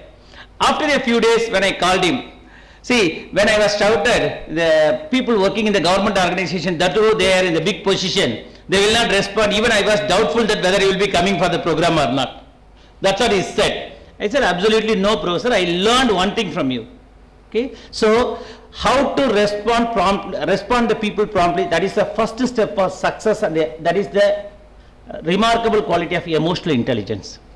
Remarkable quality of emotional intelligence, because respecting the others is the most important quality. That is the remarkable quality of emotional intelligence. So though I was preaching several times about the punctuality and all to my students or the various population, or as a trainer, I have trained many people, but even I have made the mistake. So making mistake is human, okay, but rectifying the mistakes makes you superhuman. Making mistakes is human, right? But rectifying the mistakes makes you superhuman, so you can decide whether you want to be a human or superhuman. Emotional intelligence, the term emotional intelligence, it has been widely used in several places, especially it was originally originated by the psychologists, then as usual management people, they have take it in the jet flight and suddenly they drop it from the jet flight, and again psychologists, they have taken the emotional intelligence and they made the repair work, and finally they have given the complete shape. I didn't mean that management people make the problematic work, right? See, managing men is the tactful work. That is what the meaning of the management. Management tactfully. Management tactfully. So tactfully they have handled the concept of emotional intelligence, and it was again dropped by the management people. But emotional intelligence is the need of the hour. Need of the hour. I was watching, I came by 12 o'clock, I was watching how the people are interacting. Most of us are very busy in taking the selfies and looking back their phone. Looking back their phone. How many times you will take your photos? And whether you are going to take the printout of your photos? Okay. So, what happened with the current advancement in science and technologies? We are losing the human qualities. We are losing the human qualities. Just to see, when the ambulance is coming in the road, what's the meaning? They are coming with the siren. What's the meaning? You have to give the way. Even government has imposed a penalty, minimum 10,000 rupees penalty if you are not giving the way for the ambulance. But we least bother about it. That is our Indian attitude is. We least bother about that. And you know, some of our people, they will be moving behind the ambulance and they will hit the ambulance and they will be admitted to the neighbor bed. Okay, that's what our capability. So, this is what one of the writer beautifully written. See, we are the so-called human being. There is a huge distance between human being and being human. Human being and being human. At least let's take one step each day so that before we die, we try to cover the distance. Not we are covering the distance. Before we die, we can try to cover the distance. So, where we lost our human qualities, where we are going. Where we are going. I have visited several Western countries. In the Western countries, you know, see, if you see the, okay, it is like the ANS behavior, autonomous nervous system behavior. But they didn't mean they are really smiling with you, they are really greeting with you. And they don't give much emphasis for the emotion. They are always looking for the reason. You can talk about the scientific advancement and all, but whether you are happy with your science. Think about it. Always you are losing yourself with your mobile phone. I don't know who has given the name cell phone for this mobile phone. Okay, we became the prisoner of our own cell phones. Okay, for cell, there is a meaning, the word cell means the cell in the jail. Okay, so we became the prisoner of our own cell phones. Okay, so where we are going, whether we are really happy. See, if you really want to recognize your emotional intelligence, we can use 5 R's, that's enough. The first R stands for role clarity. The first R stands for role clarity. We may be playing wide variety of role in the society, in the family, but whether we are understanding our role, okay? I may be playing the role of the son-in-law, daughter-in-law, mother-in-law, whatever the role you may be, whether you are recognizing your role. Whether you are recognizing your role. On the name of one role, you should not have excuse with the other role. That's very, very important. See, recently you have seen the debate about Infosys Narayana Murthy and L&T chairman. Infosys Narayana Murthy was emphasizing about for 70 hours per week work. Means every day you have to work for 14 hours. Is it within the limits of the human? What for we are working? Whether we are working for the life or we are at the cost of the life. Whether we are working for the life or at the cost of our life. We have to think about it. And L&T chairman is going beyond that step. 90 hours per week. 90 hours per week. Okay, he was mentioning, I don't want to see the same wife, okay, the wife has also have the equal right to say like that. I don't want to see the same husband, whether you will be agreeing with that. So role clarity, we must have the role clarity. We must have the role clarity. The second R stands for right. All we are knowing for fighting for our fundamental right, fighting for our own right. But we should think of what is right for the other people. What is right for the other people. And once if you recognize there is the equal right for the other people, that starts your healthy relationship with the foundation stone for your emotional intelligence. So second R stands for right. The third R stands for reality. Reality. Except the word change, everything is changing in the changing world. We don't get the alternative word for change, otherwise we would have changed it in the dictionary also. So except the word change, everything is changing in the changing world. So the reality is constantly changing. The reality is constantly changing. Just think 5 years back, thanks to COVID-19. Before COVID-19, do you think that we can carry the mobile phone into our class, or we can use the mobile phone to the core? Not possible. Not possible. We never allowed the students to carry the mobile phone. But after this COVID-19 pandemic, everything was changed. Everything was changed. Students are updated with the mobile phone and with the updated technology, but not with the human being. Not with the human being. They are updated with the technology.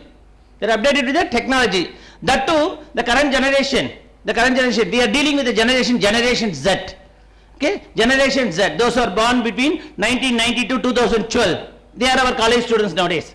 Okay, approximately I am telling. So, that is the generation Z. They don't even have the passions to say generation Z, Gen Z. Gen Z. Because generation Z requires more energy. So, they want to say Gen Z. Gen Z. So, with this kind of generation, what kind of values we are going to live with the society? We have to think about it. We have to seriously think about it. So, the reality is constantly changing. So, we must always keep in mind that we are going to deal with the extremely intelligent generation, but with no human values. Extremely intelligent generation, yes. As a teacher, I admit, as many of the people are teachers, I used to emphasize the teachers that you must admit and acknowledge that your next generation is far, far intelligent than you people.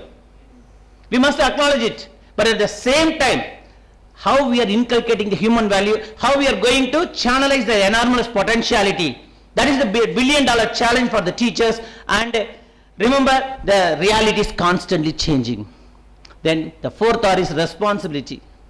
Accountability. Accountability. How many of us are ready to admit our own mistakes? Similarly, take the responsibility for our own choices. So the responsibility is the fourth R. That's the fourth R. The fifth R is respect. If you have the role clarity and you are thinking about the right for the other people, then you are understanding the constantly changing reality and you take the responsibility, you will earn the respect. Respect has to be earned, not to be begged from the others. Not to be begged from the others. I used to tell my students, don't come and say good morning in my room. Okay? If you really want to greet me, come. I will also greet you. Okay? Just because of my position, don't say good morning. Even some monkey or donkey is sitting in the chair, you will be say, as the HOD or the controller, you will say good morning. I don't want that good morning. Respect should be for the people. Respect has to be earned. Respect has to be earned. These are all the 5 key for the emotional intelligence and success. Many of the research studies have shown that emotional intelligence predicted success at all walks of life. All walks of life. So, what's emotional intelligence in a gist? It's very simple. I'm not using the psychological definition and all. See, knowing our own emotion, similarly understanding our own emotion, as well as in the other people. My understanding, my emotion will not be the same with the others. So, how we are using the discrimination? Definitely we are different. We are different. So, how we are differentiating this capacity and how we are utilizing this capacity to promote our own thinking, thought process, and how we act, how we behave. So, it is not the new concept. All are available about the emotional intelligence. All are available in our tradition.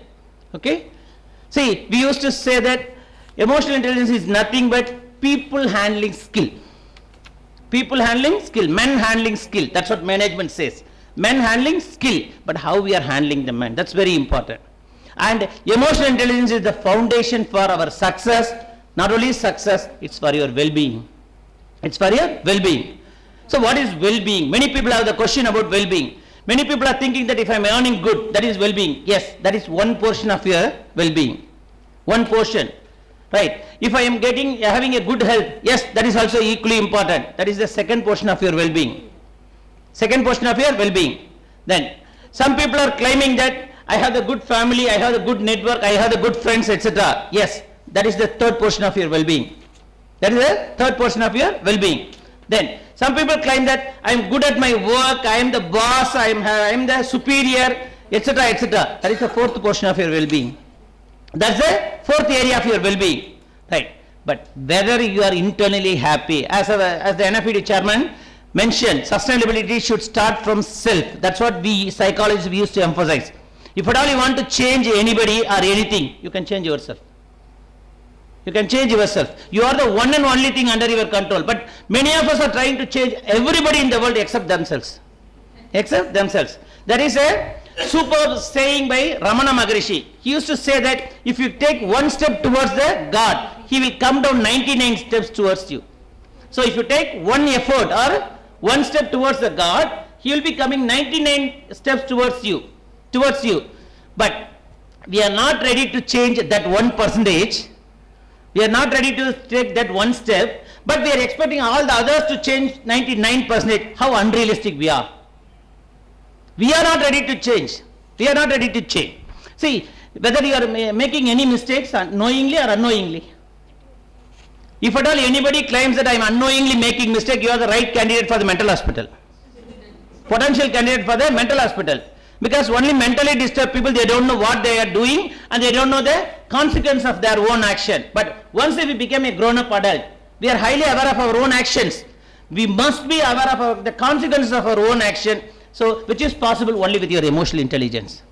Which is possible only with your emotional intelligence. So, the last area of the well-being is whether you are internally happy. Internally happy. Happiness. Happiness is the never-ending process. The quest for happiness is the never-ending process. Okay? See, once we are in the school level, getting through the examination may be the biggest challenge and biggest happiness. But once if you become a graduate, or that too you are the first graduate in your family, becoming graduated is the biggest happiness. But whether you are satisfied with that happiness? No. Once happiness is over, we are searching for the higher order things, higher level things. So, quest for happiness is the never-ending process. Then how can we be happy? That's the biggest challenge, biggest question. So, happiness is possible only with satisfaction. Happiness is possible only with the satisfaction. Satisfaction is possible only when you have self-contentment. Self-contentment. On one hand, with the advancement in science and technology, we are expanding our needs. There is no limit for our needs. There is no end for our needs. But on the other hand, we are talking about the contentment. How it's possible. How it's possible. So, bridging this gap is the big challenge imposed on the people, and you are the authority of your own lives. Your life is in your hands. Your life is in your hands. So, you have to find the midway. Okay? How to reduce my needs and have this contented life. Contented life. Once if you learn how to live the contented life, that will be paving the path for your success, that will give you the happiness, and I thank the organizer for providing this opportunity. Thank you.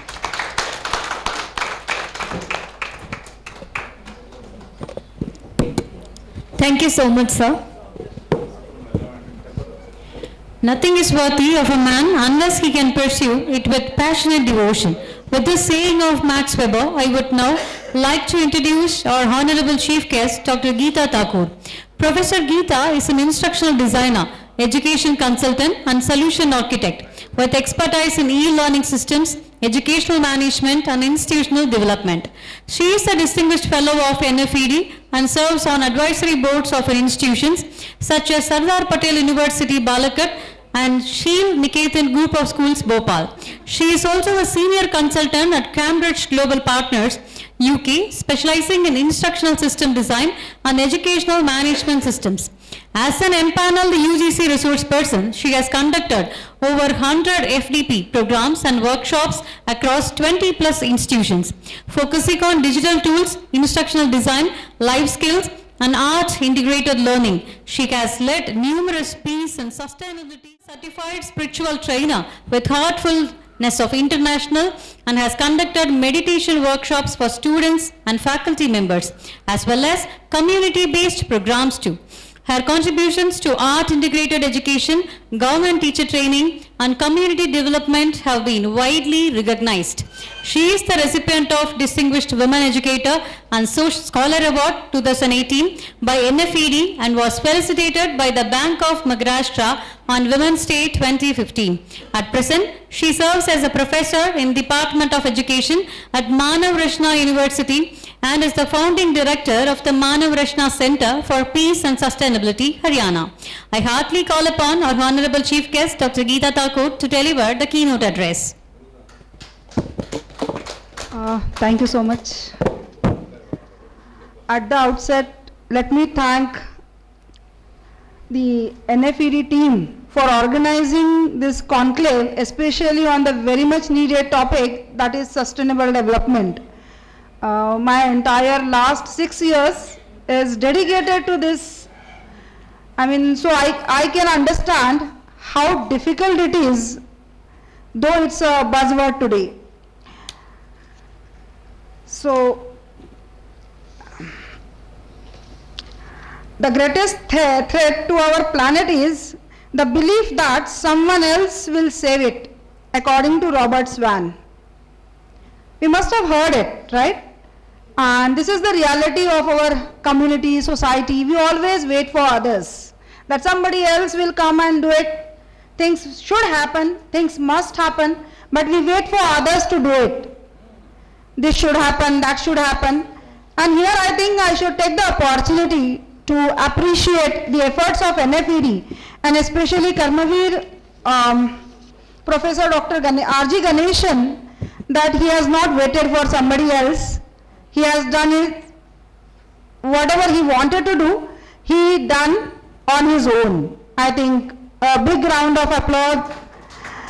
Normally people say, behind a successful man, there is always a woman. But I don't think here there is a woman behind, but a woman with him. So we could see, so I really wanted to take this opportunity, as I know them since long and I have seen their efforts and passion. Whatever he said, I can really vouch for it. And it's difficult. It's difficult to continue. It's difficult to continue with the same passion, and I think we really need to understand ourselves as privileged. At least I consider myself honored to be here amongst you people, amongst all academicians. With this, I would like to start with a keynote, which is knowledge to action, education as the key to SDG success. In fact, I would like to restrict this topic to youth, because I think whenever we say education, we actually expect youth to do it, youth to drive the sustainability. Because whenever we expect any change in the society, everybody expect education to make the change. Every hope, last hope, education is the last hope, and I think we academicians are the last hope. So we don't have any option than to be positive about anything.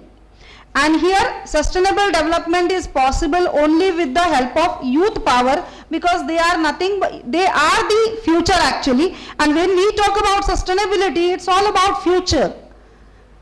And we need to make the youth ready for the sustainable development. As we all know, all these 17 sustainable development goals are nothing but these are actually universal call to end poverty, to protect environment, and to ensure prosperity for all. In fact, all these goals are very much connected, and all these goals are addressing the social, economical, and environmental development aspects of this world. So this is not just a buzzword, but as we know, if we ignore sustainable development goals, our own existence would be in question. So for the existence of the human being, for the existence of the entire world,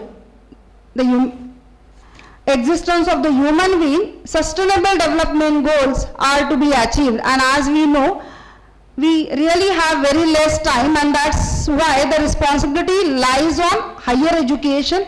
Of course, the responsibility is with the government, with industries, but more responsibility is on higher education. Now, already in the morning, Dr. Lakshmi Mohan talked in detail about how can we actually inculcate these SDGs and how what should be the role of university in achieving the SDGs. So she talked in a length about curriculum integration, co-curricular activities and all. So I would like to touch upon some other areas. When we say sustainability, so I think this is moving from knowledge to action. And when we say knowledge to action, the first thing itself, the first phase itself, knowledge and awareness, which is very important. As we all know, without the strong foundation of knowledge, the success of the SDGs can't be built. And that's why understanding the principle, understanding the complexity, understanding the SDGs and understanding relevant problem in its and its complexities is very important, not only for the academicians but also for the society. So here I would say universities play a very important role. First of all, the students, the faculty has to be made aware.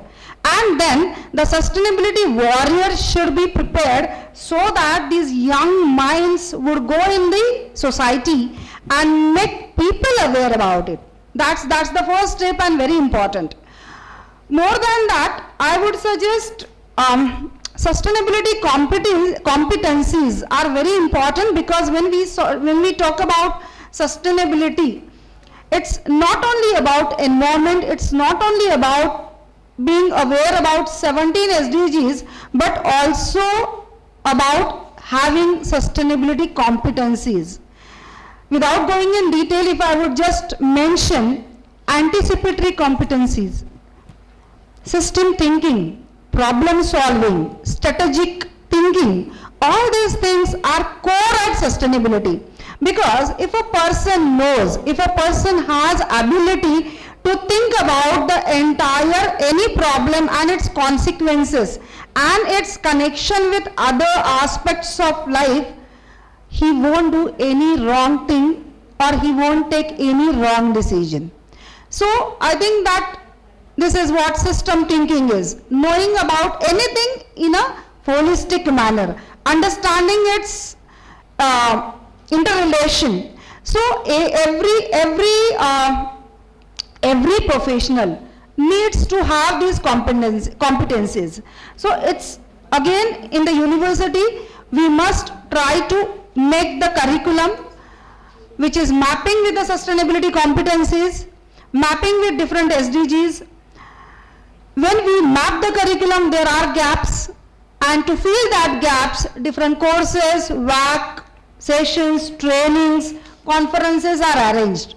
Of course, most of the university do that, but do we really make the efforts to call the people from outside? I'm not talking about industries, I'm not talking about academicians, we all do that. In universities we do that. But a simple farmer, a person who really actually worked in the field, the person with indigenous knowledge, who has real information, real knowledge, and his life itself is sustainable in nature, do we take efforts to call him and learn through it, learn from that person? So such efforts should be made at the university level or at a higher education level. Second thing, now when we make the people aware, then that knowledge leads to action. Without implementation, I think the success of SDGs is not possible. And when it comes to action, currently all universities are still in knowledge level, awareness level. They are doing a bit by, as you know, Unnat Bharat has 5 adopted villages, that scheme of having 5 adapted villages and doing some work in the villages, but I don't think it is possible. It really required a collaborative effort where university, industry, society, NGOs, government should come together, because if I tell you some of the some of the universities in abroad who actually make the difference. Say for example, even IIT Madras, our own institution, they started first 100% solar powered campus. Not only that, so this is their internal, you can say, initiative, but they extended this initiative and they adopted some villages, made the villages with solar microgrid. So here 300 households having sustainability electricity, I think it's a big achievement. So this is one example. I think each and every university should try to make such efforts which are actually impactful and making the impact in the society. If we take another example, National University of Singapore, who started plastic pollution, who are actually reducing plastic pollution in Southeast Asian Asian countries, and they started coral reef restoration project. So actually these universities are taking the efforts to make the changes, make the impactful changes in the surrounding, and such efforts should be made at the university level. Then only sustainability will not be just a dream but the reality. When we talk about action, then monitoring that progress of the action is very important, and for that we need to have some clear benchmarks, some indicators, because those benchmarks and indicators that enable the organization to evaluate their progress. Then metrics like actually number of individuals, just we discussed about 300 people, 500 household and villages, so the number matters. That actually gives the university, that university or the institution, they understand that their efforts are getting results. Now we can also use technology driven tools like real-time dashboard. If we take example, nowadays even some companies like Siemens, IBM, Microsoft, they have all these tech driven solutions for evaluation. I think there is a need to collaborate with these companies where they can provide you this tech solution for evaluating and monitoring your progress. And last is celebration of the success. I think that is very important, because when we recognize, today is the opportunity when we are actually recognizing the success, and as we all know how much it boosts the confidence and the courage to continue the efforts. So that celebration of the success is very important even in the area of sustainability. As all of you must be knowing, THE, that is Times ranking, Times Higher Education ranking is very important. Arizona State University is #1 university which has got that ranking, and currently even Indian universities like Amrita, I think in the same, it's in Coimbatore I suppose. Amrita is the first university going for Times ranking, and nowadays even other universities are going for that ranking. So there are different rankings like Green India Award, Peacock Award. So there are different awards by FICCI, even FICCI gives some awards. So awards and rankings are very important for getting that recognition.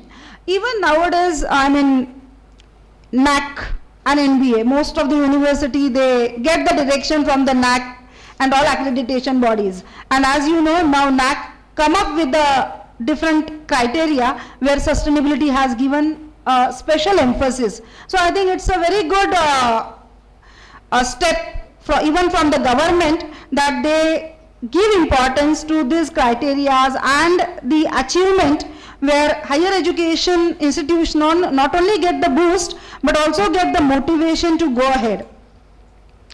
So journey from knowledge to action is the linchpin of the SDG agenda, and by building strong foundation of awareness, translating that knowledge into impactful action, monitoring progress and celebrating the success, we collectively can contribute to a sustainable and equitable future. The SDGs are not abstract ideals, because it should not be, it's a reality, and we need to achieve that reality very soon. Towards the end, I would just say, Young people are the architect of the future, and the choices they made today will define the words of tomorrow. So I think we need to give that chance to young people to make the choices which will define their future. At the outset, I thank NFED team and especially Professor Dr. R.G. Ganeshan and Ramya ma'am for giving me this opportunity. Thank you so much. It's always been a wonderful experience being here with NFED team. Thank you so much and all the best for the future endeavor. Thank you very much, Professor, for your delightful address. When you play hard, play hard. When you work, don't play at all. With this insightful quote by Theodore Roosevelt, I now express my hearty welcome to our distinguished guest of honor, Dr. D. Anita Kumari. Associate Professor Dr. Anita has 15 years of academic experience with PhD in HR Management from Mother Teresa Women's University, Kodaikanal, Tamil Nadu. Her area of expertise includes human resource management, industrial relations, and business law. She has authored 7 books, 15 book chapters, and published over 70 research articles in Scopus Indexed, UGC Care Listed, and other indexed journals, and has contributed 37 articles in various national and international conferences. She has published many design and utility patents. She has organized industrial visits, guest lectures, and has signed MOUs with logistic companies for benefit of the students. She currently guides 8 PhD scholars and has mentored over 100 management students in projects and internships. Her contributions have earned her numerous accolades, including the Best Faculty Award, Teaching and Research Excellence Award, Best Paper Awards at Taylor School of Engineering, Malaysia, 2019, and De Montfort University, Dubai, 2024. Currently, she serves as Associate Dean and Associate Professor and Program Coordinator, Department of MBA, School of Management Studies and Commerce at Wales Institute of Science, Technology and Advanced Studies, Chennai, Tamil Nadu. I now call upon our distinguished guest of honor, Associate Professor Dr. Anita Kumari, to deliver the keynote address. Good evening, one and all present here on the dais and off the dais. Before going to start this session, I'd like to thank Dr. Ganeshan sir and Ramya ma'am, always who are going to be a pillar, not only in my past and in my future also. In this moment, again, I want to remember. Future. Yes, sir. So, during the time of pandemic in COVID, when I was at home, just for 6 months, I took a maternity leave. But during the time of COVID, the management, they could not able to give employment again. They asked me to wait for the next 1.5 years. So I was literally facing a lot of financial problem, as well as a women we know well, when we lost our job after the employment, what are the difficulty we may face from mother-in-law side as well as all the side. Okay, so that time NFED was the main pillar, and they were a supporter for me. They gave me a platform to enter in NFED in 2020. Then I started my journey with NFED. From that moment to till, they always support me in all the aspects. Whenever if there is any kind of a program, Ganeshan sir with Right Royal, he will make a call and he will say, Anita, you have to present. I said, okay. I never used to say no, because sir, he is like my mentor. And also like Ramya ma'am and their son also. So they always being a part of my family member, and always they support me. Okay, today my topic is education as a foundation for attaining sustainable development. As ma'am discussed in the last session, even our university, Wales Institute of Science, Technology, Advanced Studies, Chennai, our chairman, Dr. Aishwarya K. Ganesh sir, he is taking lot of effort to bring a sustainable development. As ma'am rightly said, UGC, NAC and NBA, always they are focusing on, to give a ranking, they are focusing on sustainable development. So what our management is doing, they have divided our sustainable development goals in a different aspect. So we have around 10,000 students in our university. So each and every school of management, we have several schools, like 14 schools we have in our university, Pallavaram campus. So each and every school we have given with the 2 goals, sustainable goals. So every month we should conduct minimum of 6 activities which is related to the sustainable development. So our School of Management, we are usually conducting sustainable development goals 4 and 6. So likewise, all the departments, we are frequently conducting lot of sustainable development goal. This will not only help for the educators, and it is more helpful for the students also to understand the importance of the sustainable goals. Now the students are eagerly, they are participating in all the activities to support themselves in the development of the sustainability. So I want to make a note of this with ma'am. Okay, so next one. I intend to place the fundamental question in this keynote, that is, what is the one element that unites all effort to create a sustainable world?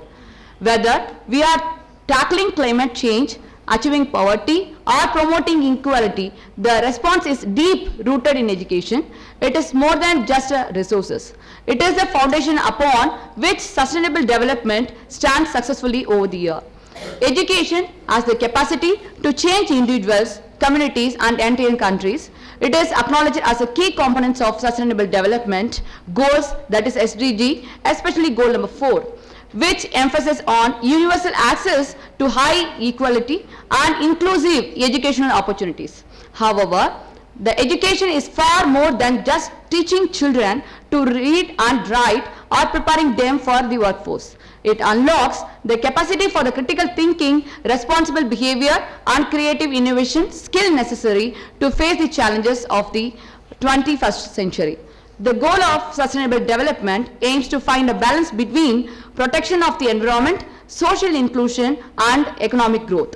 The link that ties these 3 pillars together in education. Education creates change agent who will drive us towards a sustainable future for empowering people with knowledge, fostering understanding, and cultivating composition. The far-reaching the impact of the education from 3 main perspectives are empowerment of economy, environmental stewardship, and inclusive of social equality. When we take empowerment of economy, the economic growth has been demonstrated to be accelerated by education. A population with a high level of literacy and skill facilitate productivity, entrepreneurship, and innovation.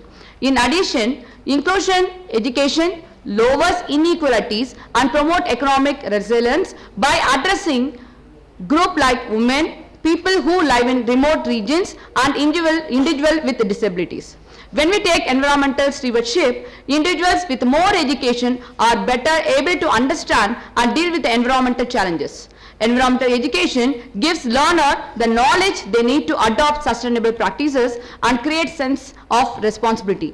As an example, when we take the effort in Costa Rica have been greatly aided by education programs which have helped our nation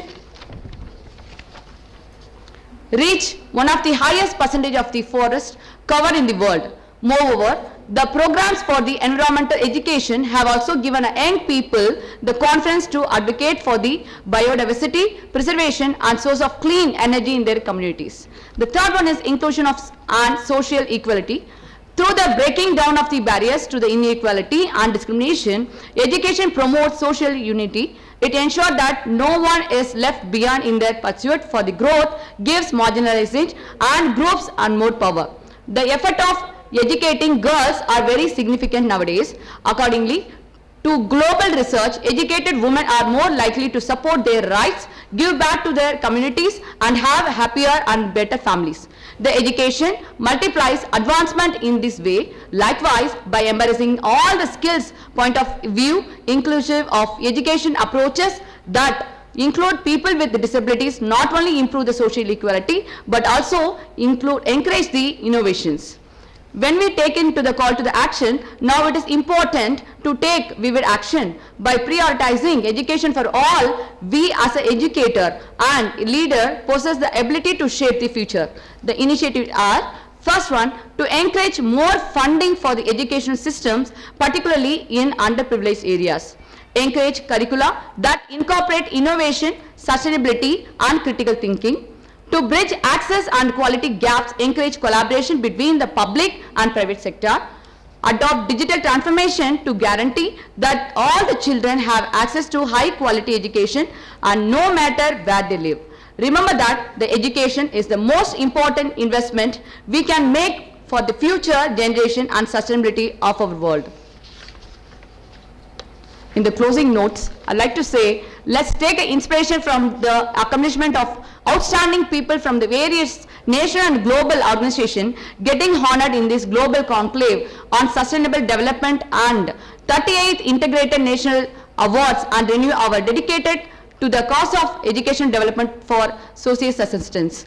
Also, imagine a society where all the children, regardless of their circumstance, have the resource they need to succeed, lead and invent. It is a clarion call to all of you to work together, establish education as the cornerstone supporting our common goal of sustainable development. It will not be an easy journey, but let us leave this conclave with the determination to act quickly, innovative, with compassion, and lead with purpose. Thank you all. Thank you very much, ma'am, for your energetic address. NFED takes great pride in warmly inviting and honoring its esteemed chief guest and guest of honor in every significant occasion. In this momentous global conclave on sustainable development and 38th Integrated National Award ceremony, today I have the honor of inviting our Honorable Chairman and Director of NFED to felicitate these distinguished personalities. I now request Chairman and Director of NFED to don the shawl and Medal of Honor and present the Lifetime Achievement Award to our Honorable Chief Guest, Dr. S. Kadiravan. He is a professor and head, Department of Psychology, and former Controller of Examinations and Syndicate member, Periyar University, Salem, Tamil Nadu, for his indomitable contribution in the field of counseling psychology and clinical hypnotherapy.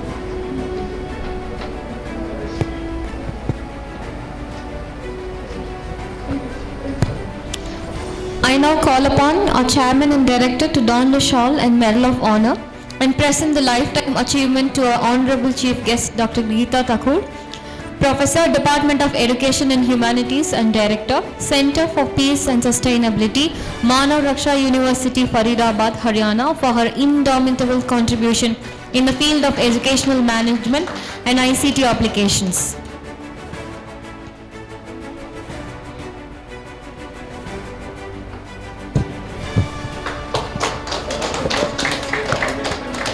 Appreciation is a round of applause.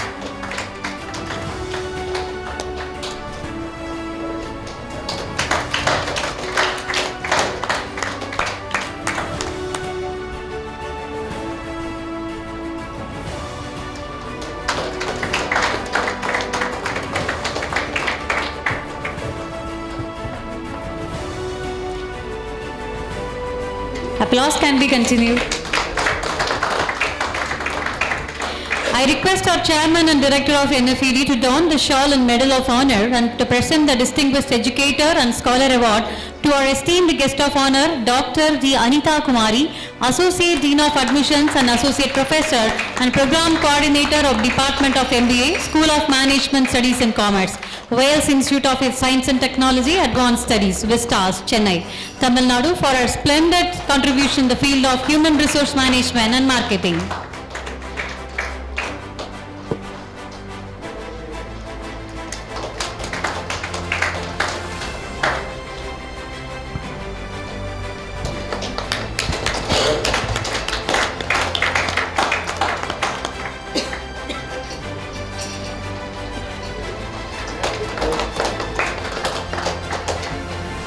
Thank you, Professor. Thank you, ma'am. Thank you, dignitaries.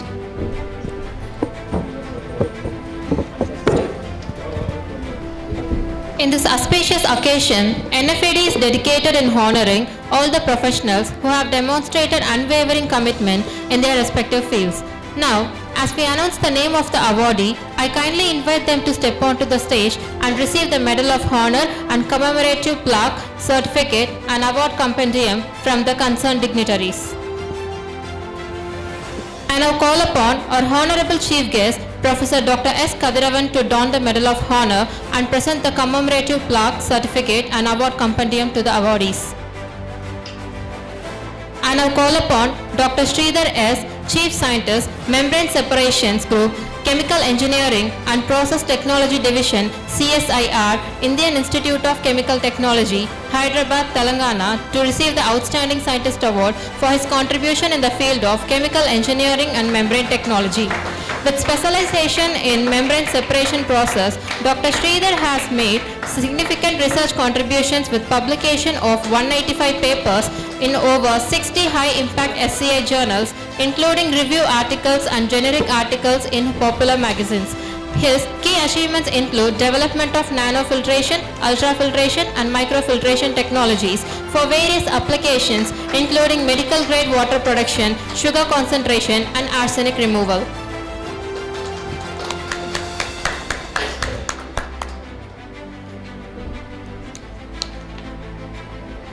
Professor Dr. Venkatachalam has served in various capacities as founder professor and head, Department of Sociology, founder coordinator, School of Social Sciences, Periyar University, Salem, senior lecturer in sociology, social work, industrial relations and personal management, etc. through his career.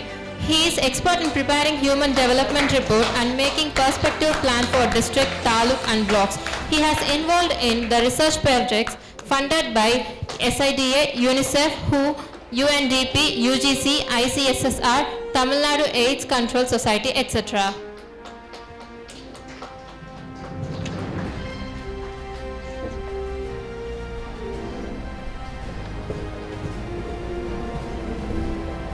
I now call upon Dr. P.G. Sunanda Bhagavati, Professor Division of Criminology and Forensic Science, Karunya Institute of Technology and Sciences, Coimbatore, Tamil Nadu, to receive the Outstanding Educator and Administrator Award for her contribution in the field of Criminology and Forensic Science.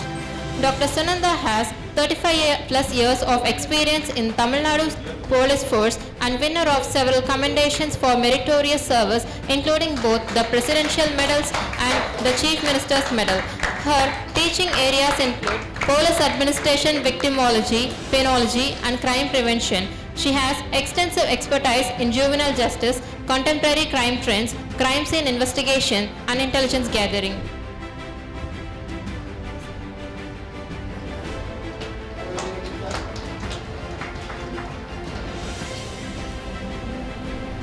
I now call upon Ms. Pavala Selvi B., Headmistress, Jnanodaya High School, Chengalpattu District, Tamil Nadu, to receive the Outstanding Educator and Administrator Award.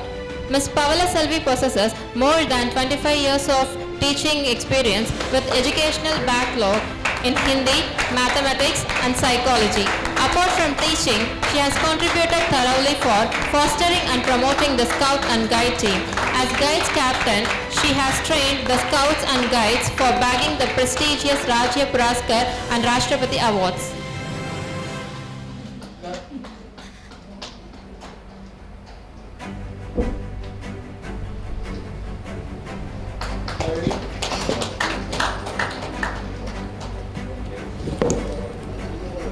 I now call upon Dr. V. Shailaja, Assistant Professor, Department of Zoology, Vikramasinghe University College, Nellore District, Andhra Pradesh, to receive the Outstanding Educator and Scientist Award for her contribution in the field of aquaculture, toxicology and environmental biology. Thank you, Professor. I now request our Honorable Chief Guest Professor Dr. Geeta Thakur to don the Medal of Honor and present the commemorative plaque, certificate and award compendium to the awardees. I now call upon Dr. D.T. Roshni, Director, Avidas Academy of Management, Chennai, Tamil Nadu, to receive the Outstanding Edupreneur Award for her contribution in the field of education, development and academic enrichment. Dr. D.T. Roshni is a distinguished entrepreneur and educationalist with over 23 years of experience.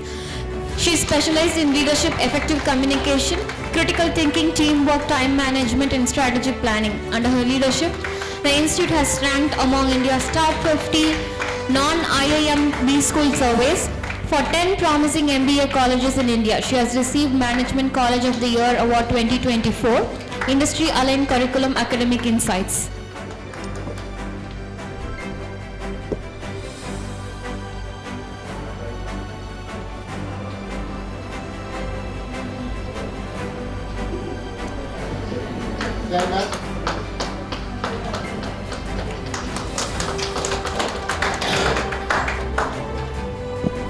I now call upon Dr. Abdul Jabbar P., Assistant Professor, Graduate School, Stanford International University, Bangkok, Thailand, to receive the Young Educator and Scholar Award for his contribution in the field of computer science. Dr. Abdul Jabbar is accomplished academician and researcher with over a decade of experience in computer science education and administration. He has served in various roles including Assistant Professor at the School of Computer Science and Joint Director of the Graduate School at Mahatma Gandhi University. His areas of expertise include software engineering, data structures, machine learning, and deep learning. His recent researches include SERB funded project for access to healthcare among interstate migrant laborers in Kerala.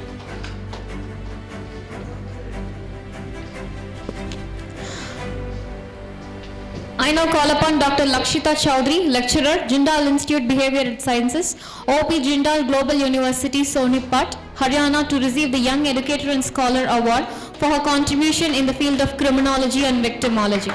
Dr. Lakshita Chowdhury has received contribution to women's safety, crime prevention and criminology research. She has organized training programs, webinars and certificate courses aimed at addressing crime and security issues. Her notable initiatives include a 5-day online certificate program on environmental crimes and implications, a webinar on prolifying an unthinkable criminology approach to serial killings, and a pilot training program on personal perseverance and awareness of security for female students.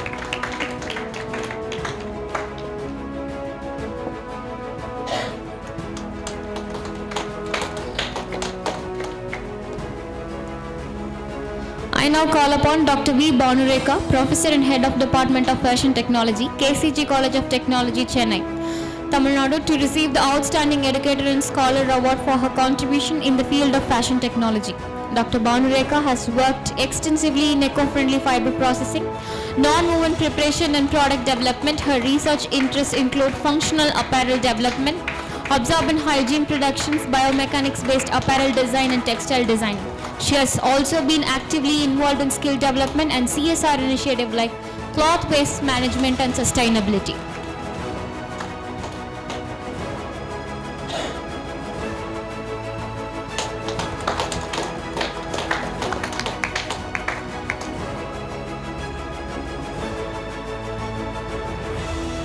I now call upon Dr. A. Venkataramana, Assistant Professor, Department of English, SGS Arts College, TTD, Tirupati, Andhra Pradesh, to receive Outstanding Educator Award for her contribution in the field of English. Thank you, ma'am. I now call upon our distinguished guest of honor, Associate Professor, Dr. D. Anita Kumari, to don the Medal of Honor and present commemorative plaque, certificate and award compendium to the awardees. I now call upon Dr. S. Muthu Vijaya Pandian, Professor and Senior Innovator, CFC, Department of Electrical and Electronics Engineering, SNS College of Technology, Coimbatore, Tamil Nadu, to receive Senior Educator and Innovator Award for his contribution in the field of power systems and engineering. Dr. S. Muthu Vijaya Pandian is an accomplished academician. He has published patents in innovative areas such as agriculture drone, for monitoring and spraying pesticides using a design thinking approach method, for online authenticity of documents using generative AI, and repository aware content similarly measures in generative AI systems.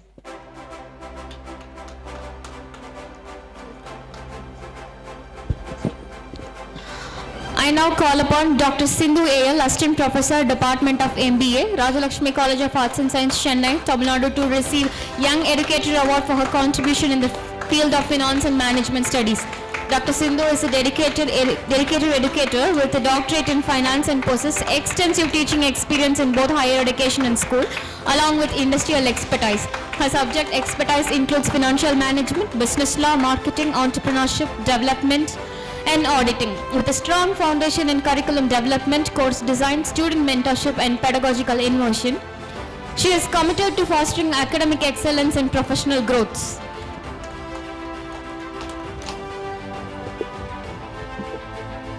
I now call upon Ms. Sridevi Arunachalam, Founder and Managing Director, International Intelligent Educational Consultancy IIEC Chennai, Tamil Nadu, to receive Senior Edupreneur Award for her contribution in the field of education development and academic enrichment. Ms. Sridevi is an educational consultant and is dedicated to empower individuals and transforming communities through her work in education, social impact, and entrepreneurship. She has been instrumental in guiding students towards global academic opportunities. Through her study abroad boot camps, she has helped students navigate application processes, test preparation, and cultural readiness. She has also pioneered a hybrid consultation modeling, offering both virtual and an in-person session to support students worldwide.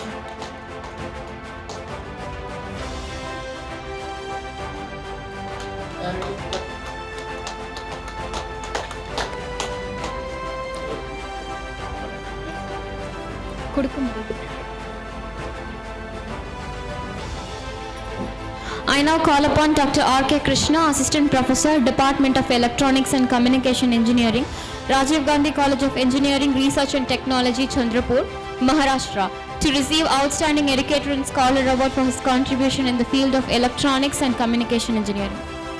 Thank you, ma'am. I now request Professor Dr. Ganesan and Mrs. Ramya to don the Medal of Honor and present the commemorative plaque and certificate and award compendium to the awardees. I now call upon Ms. Madhumita V, Propretics, Bright Maples, Gopichettipalem, Erode District, Tamil Nadu, to receive the Young Entrepreneur Award for her contribution in the field of language training and skill development. Ms. V. Madhumita holds MA in English Literature and multiple certifications, including Library and Information Science, Environmental Science, and English for Healthcare. With a passion for English language, learning, and writing arts, she has worked as a freelance tutor for 200 students across the USA, Spain, Germany, UAE, Qatar, and Nigeria. She has delivered special talks and invited lectures on topics such as the significance of English, the thrust of English language in business perspective, writing techniques, and speaking skills.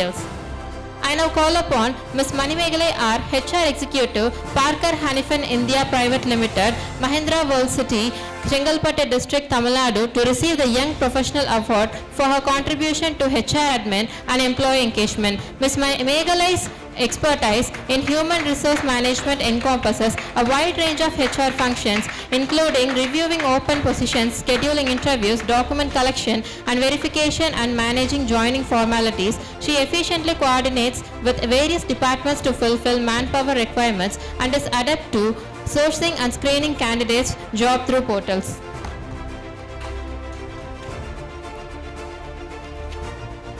I now call upon Dr. S. Padmini, Assistant Professor, Department of Tamil, National College, Tiruchirappalli, Tamil Nadu, to receive the Young Scholar and Tamil Literature Award for her contribution to Tamil literature on contemporary poetry.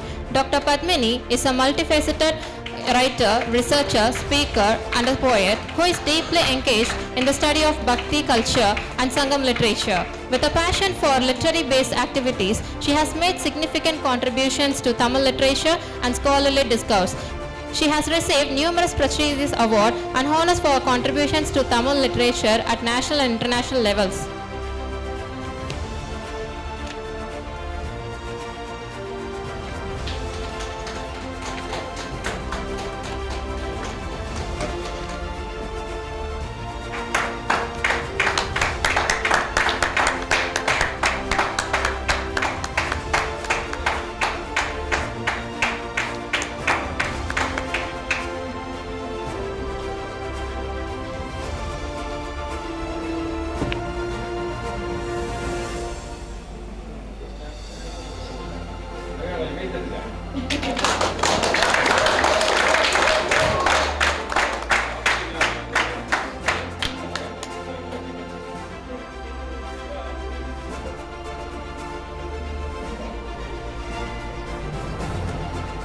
auspicious moment, I call upon Mr. Sridevi Arunachalam, Chairman of the reputed Indo-UAE Economic Chamber of Commerce, Chennai, Tamil Nadu, on stage to issue the letter of appointment to Karmaveer Maharatna Professor Dr. Ganesan, Honorable Chairman of NFED, to function as one of the advisors to Indo-UAE Economic Chamber of Commerce at Chennai, Tamil Nadu. Appreciating with applause is a token of love.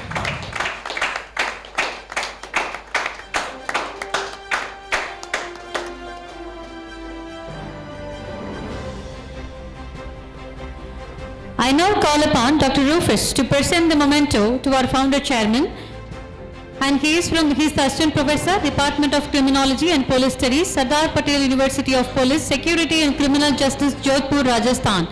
To present the memento to our Honorable Chairman of NFED, Professor Dr. Ganesan, and to our Executive Chairman and Director of NFED, Mrs. Ramya.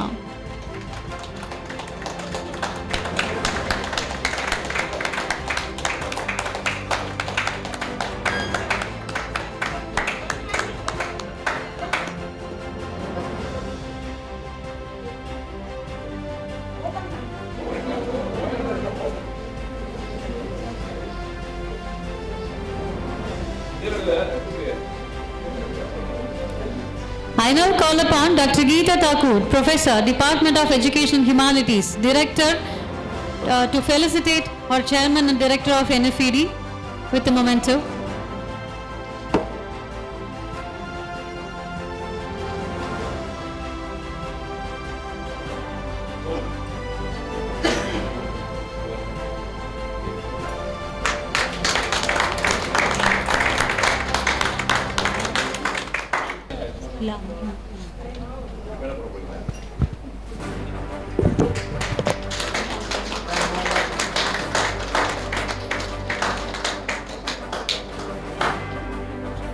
Thank you, dignitaries. Thank you, Professor. Thank you, Madam. Miss B. Pavala Selvi, Headmaster, Headmistress, Jnanodaya High School, Chengalpattu District, Tamil Nadu.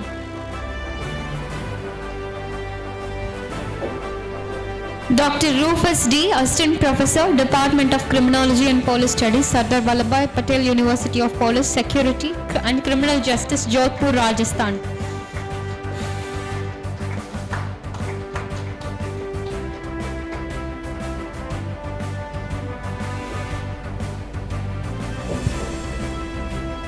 Dr. Sindhu A.L., Assistant Professor, Department of MBA, Rajalakshmi College of Arts and Science, Chennai.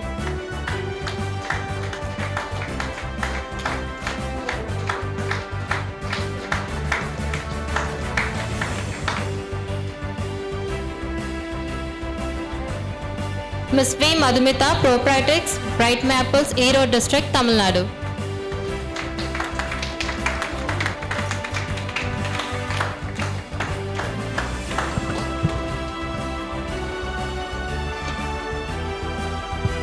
Ms. Divya Harini, ME Power Systems second year student from the Department of EEE, Government College of Technology, Coimbatore.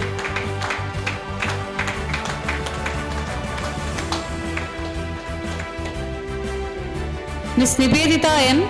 from ME Power Systems second year, Department of EEE, GCT, Coimbatore.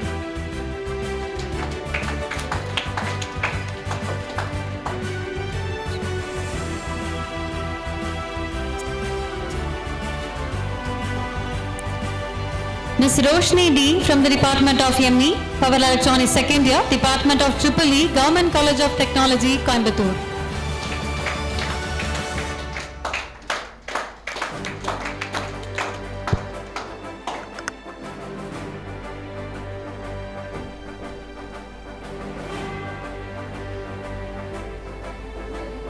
Mr. Lokesh M., final year BE, Department of ECE, Dhanalakshmi Srinivasan College of Engineering, Coimbatore.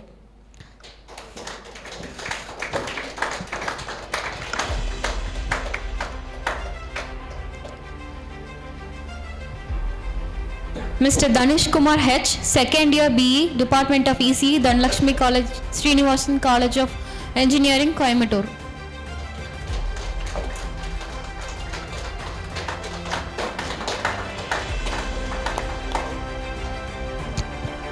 Professor S. Magesh, Chairman and Director, Majestic Technology Solutions, Chennai. Dr. R. Rajeshwari, Professor, Department of EEE, Government College of Technology, Coimbatore. Dr. A. N. Jayanti, Associate Professor, Department of ECE, Ramakrishna Institute of Technology, Coimbatore. Mr. R. Arun Pratap, Assistant Professor, Department of ECE, Hindustan College of Engineering and Technology, Coimbatore. Dr. V. Shailaja, Assistant Professor, Department of Zoology, Vikramasingapura University College, Andhra Pradesh. Mr. Arasu MT, Founder and CEO, Click Talent Connect Private Limited, Bengaluru, Karnataka. Ms. Ratnamala K, Postgraduate Teacher, PGT, Shraddha Children Academy, Chennai. Mr. Jashwin Kumar Yanar, Youth Facilitator and Technical Head, NFED, Coimbatore. Mr. M. Dipin Kumar, Yadita Photography, Coimbatore, Tamil Nadu.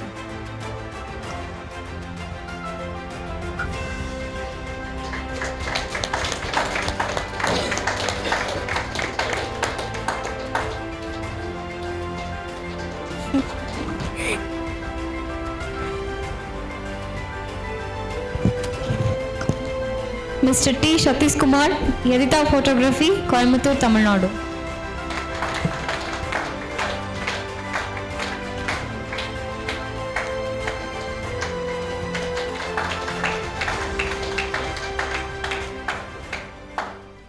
Hearty thanks to our founder chairman and Presidium Chair, Karmaveer Maharatna, Professor Dr. R. Ganesan, and Executive Chairman and Director, Mrs. Ramya, for formally concluding this Global Conclave on Sustainable Development and 38th Integrated National Award Ceremony. Thank you, sir. Thank you, ma'am.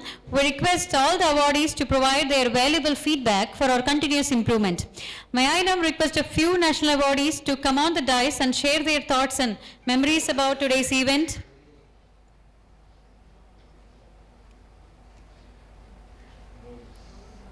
The room is open, awaiting for your valuable feedback over voice.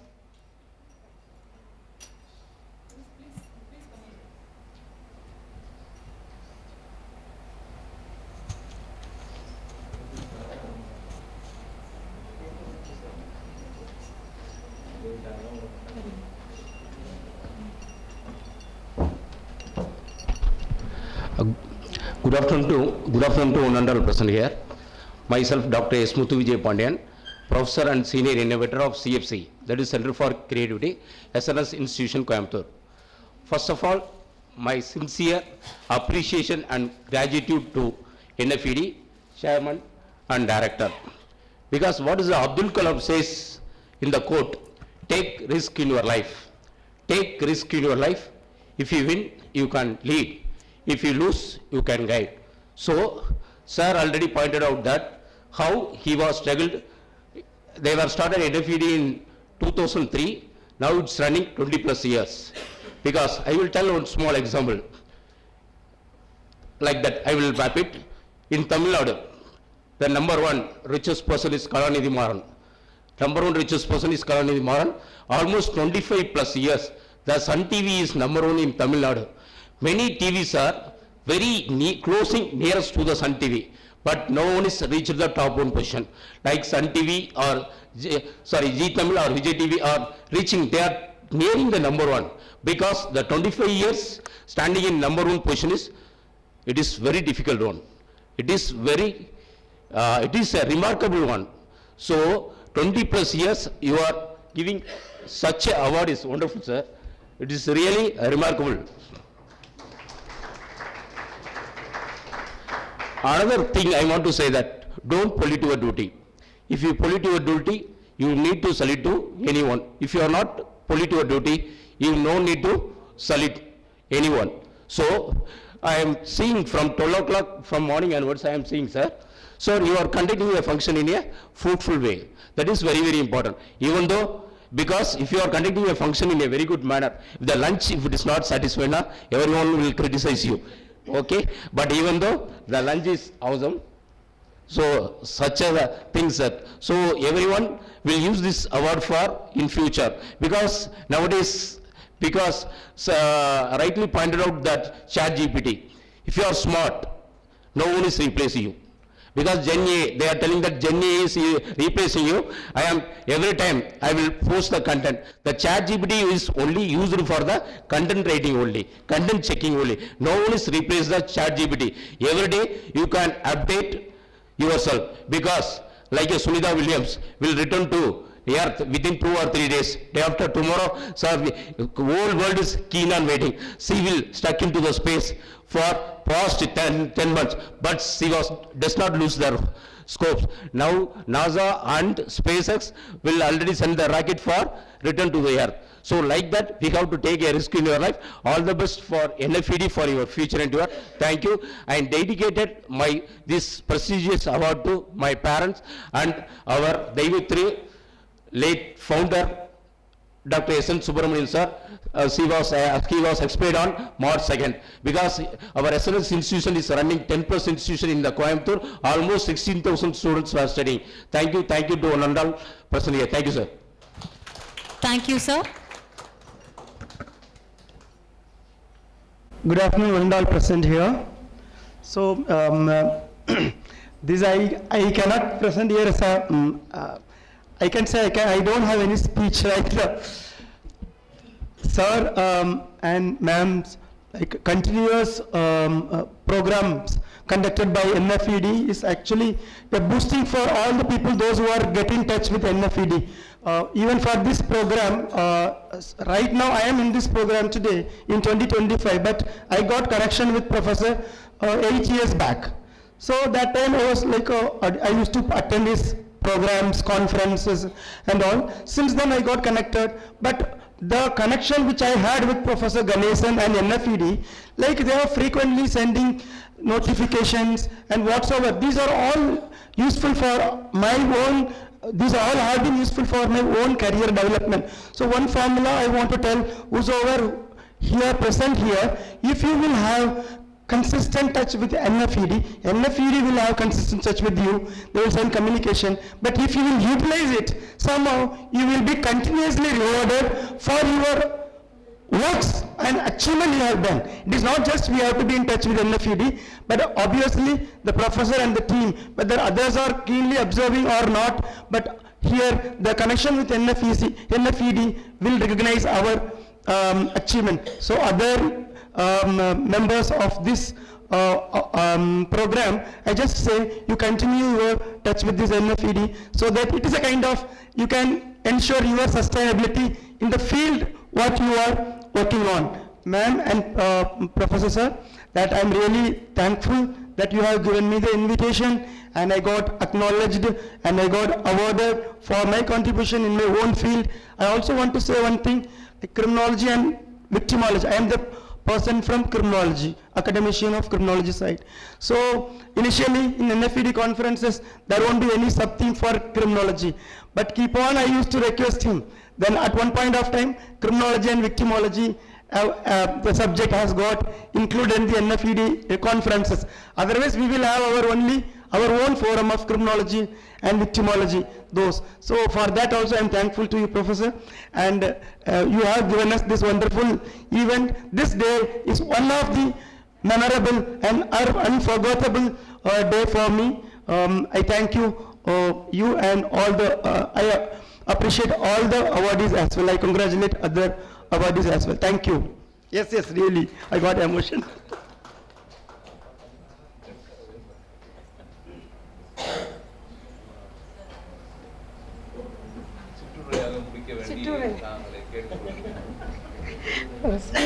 ஸ்பீக்கருக்கு கஷ்டம் தான், என்ன 2 மினிட்ஸில் எங்கள் வாழ்வும் எங்கள் வளமும் மங்காத தமிழென்று சங்கே முழங்கு. 38 ஆண்டுகளாக ஒரு நிறுவனத்தை வெற்றிகரமாக நடத்தி கொண்டு சான்றாண்மை பகிர்ந்த ஆன்றோர்களை அருமையாக பாராட்டி கொண்டு வருடந்தோறும் விழா எடுத்துக்கொண்டிருக்கும் பேராசிரியர் பெருந்தகை கணேசன் ஐயா அவர்களுக்கும், அவரை தாங்கி வழிநடத்தி கொண்டிருக்கும் ஒரு ஆணின் வெற்றிக்கு பின் பெண் இருப்பது சாத்தியம்தான். அப்படி ரம்யா அம்மா அவர்களுக்கும் அவரது குடும்பத்திற்கும் எனது மனமார்ந்த நன்றியையும் வாழ்த்துக்களையும் தெரிவித்துக் கொள்கிறேன். மேடையில் இருக்கும் ஆன்றோர் பெருமக்களுக்கும் அதே மாதிரி மேடை முன்னாடி அமர்ந்திருக்கும் விருதாளர்களுக்கும் என் இனிய வாழ்த்துக்களும் நன்றிகளும். ஒரே ஒரு விடயத்தை மட்டும் சொல்லி முடித்துக் கொள்கிறேன்.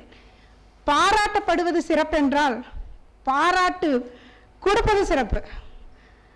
ஒருத்தரை புகழ்றது எவ்வளவு முக்கியமோ அதே மாதிரி புகழ்ச்சி பெறுறது. இவ்வளவு பேரையும் பாராட்டுங்கிற மனம், கைதட்டல் அப்படிங்கிறதே ஒரு மிகச்சிறந்த பரிசு. அப்படிங்கும்போது அந்த பரிசு ஒரு விருதா இங்கே இருக்கிற அத்துணை பேருக்கும் வழங்கி கொண்டிருக்கும் அந்த பரந்த மனப்பான்மையை வள்ளல் பாரியுடன் இணைத்து வாழ்த்துகிறேன். வாழ்க வளர்க. நன்றி, வணக்கம். I am not a professor because most of the people are professors here. I am representing my wife, Dr. Maithili, who's got an award from Dr. Ganesan, Professor Ganesan.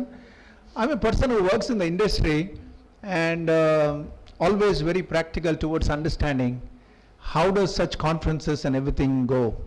I would like to say this is my second year associated with Professor Ganesan with NFED. Back to back. Last year we were in Bangalore, this year we are in Coimbatore. Even though I did not get any award, I feel always welcomed. I don't know, this is the magic of the methodology he has.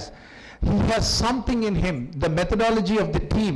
He said he is a 3-member army. He's a 3-member team, but I would call them a 3-member army. This army produces magic. Even though I did not get an award last year, I did not apply. This year I did not. He was saying, why don't you apply? I don't want to apply because I am getting more than what I can learn from any such awards. Why? Because the methodology.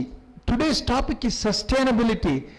If the methodology is in place, I think all of us will be having that sustainability covered. I would like to appreciate the organizers, the sponsors.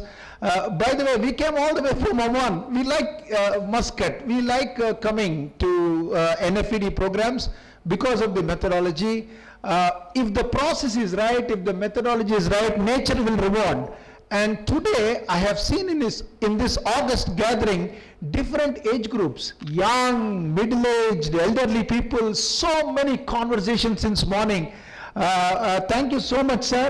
To pull it off something like this, it takes a humongous effort, and we really enjoy being part of your conferences, presentations. I can understand the effort you have put in. I would like to mention one thing. My wife is rejected an award. I like the methodology who rejects. She applied for one category, she's rejected that category, and this shows your methodology, and I salute your methodology for that, because she did not get the promotion in the college she works. If she got promoted as an associate professor, Professor Ganesan said she would qualify for that category. For some reason, she could not get qualified for that category. She didn't get the promotion this year, maybe next year, let's see. But as he said, if you get satisfied with what you have, I don't think the process will allow for any progress. Professor Ganesan, we respect the methodology what you carry. Thank you for not giving that award. It keeps reminding us that we want to come back next year to take that category award, and we would like to thank you for all of this. Thank you.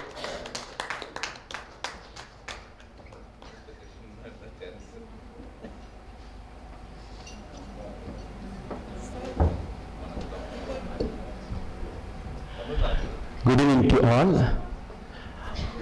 அன்பு நிறைந்த மாலை வணக்கம் உங்கள் அனைவருக்கும். குறிப்பாக இருக்கிறதுலேயே நான் தான் இந்த அவார்டுக்கு ரொம்ப புதுசு. நான் இன்னைக்கு மகிழ்ச்சியாக இருக்கிறதுக்கு காரணம், அனைவருக்கும் அனைத்தும் எல்லாருக்கும் ஈக்குவல், அனைவருக்கும் அனைத்தும் எல்லாருக்கும் எல்லாரும் என்ற குரல்படி கற்க கற்பவை கசடர கற்பவை நிற்றப்பின் அதற்கு தக என்ற மாதிரி அந்த குரல்படி வாழ்ந்து காட்டிய தாய்நாட்டிற்கு இந்திய சாசனத்தை, அரசியல் சாசனத்தை எழுதிய டாக்டர் புரட்சியாளர் அம்பேத்கர் அவர்களுடைய இந்த மெடலை போட்டிருக்கிறதுக்கு மிகவும் மகிழ்ச்சி அடைகிறேன். இதற்கு முக்கிய காரணமாக யோசிக்காம எந்த விஷயத்தையும் அதற்கு இன்னைக்கு நான் தமிழ்நாட்டில் இருக்கிறேன்னா தமிழ்நாடு என்ற பெயரை சூட்டிய அண்ணா, அறிஞர் அண்ணா, இந்த இருவருக்கும் இதற்கு மேலாக சார் சொல்லும் போது கொஞ்சம் லைட்டா மூச்சு வாங்குது, சாரி. என்னன்னா கடவுள் நிறைய விஷயத்தை பேசினாரு, அதெல்லாம் உள்ள போகல. கடவுளா இருக்கக்கூடிய தன்னுடைய தாத்தா, அவங்களுடைய கிராண்ட் ஃபாதர், இந்த 3 பேருடைய மெடலை இந்த நேரத்தில் நான் அணிவிச்சிருக்கிறதுக்கு அதற்கு முக்கிய காரணமா இருந்த ப்ரொஃபசர் ஐயா கணேசன் அவர்களுக்கும் அவருடைய அம்மா ரம்யா அம்மா அவர்களுக்கும் இந்த நேரத்தில் மகிழ்வான ஒரு வணக்கத்தை தெரிவித்துக் கொண்டு மேடையில் இருக்கக்கூடிய அனைவருக்கும் குறிப்பாய் அருமையான ஒரு உரையாற்றிய 5 30 நினைக்காதீங்க, 5 hours மிஸ்டர் கதிரவன் சாருக்கு thank you so much. I am really very happy to be here once again, and thank to my headmistress Pavalichelli ma'am. This is giving a great opportunity. கொஞ்சம் மேடையில் திடீர்னு வந்தோடனே கொஞ்சம் ஒரு மாதிரி இருந்துச்சு. Thank you so much sir. Happy sir. A very good afternoon to all present. Firstly, vanakkam. I only know few terminologies of Tamil, so I'll say vanakkam. And I would like to thank the whole NFED team for providing me with such a great opportunity that will lead into, a motivating factor. And I would also like to mention one thing that I have learned from working with Professor Ganesan prior to this. He always tried to maintain a symbiotic relationship and a balance between the strictness and the leniency. So that is a great motivating factor. I still remember I worked on a research paper, and sir identified, I thought that research paper was superb, but eventually I came to know that still whatever we think that is perfect from our side, there are many other things and many other lacunas where we lack in writing any research article, particularly talking about research articles. So he has always guided me, and I am thankful to you, sir, regarding that. And I'd like to definitely congratulate all the present awardees, whosoever had received award, and thank you to the whole team on NFED. And apart from that, I am looking for more opportunities and more accolades. Thank you so much. Very good evening to one and all present here. My special thanks to Dr. Ganesan sir, who has invited me today and given this Best Outstanding Edupreneur Award today here at this NFED. I would like to recall the way how I got associated with Dr. Ganesan sir. Even now in my phone, he would be always saved as Dr. Ganesh LinkedIn, because we got connected through LinkedIn. And in 2021, I've been privileged to receive an award. I think that was the post-corona period. So we had an online ceremony in which already I had received an award from NFED.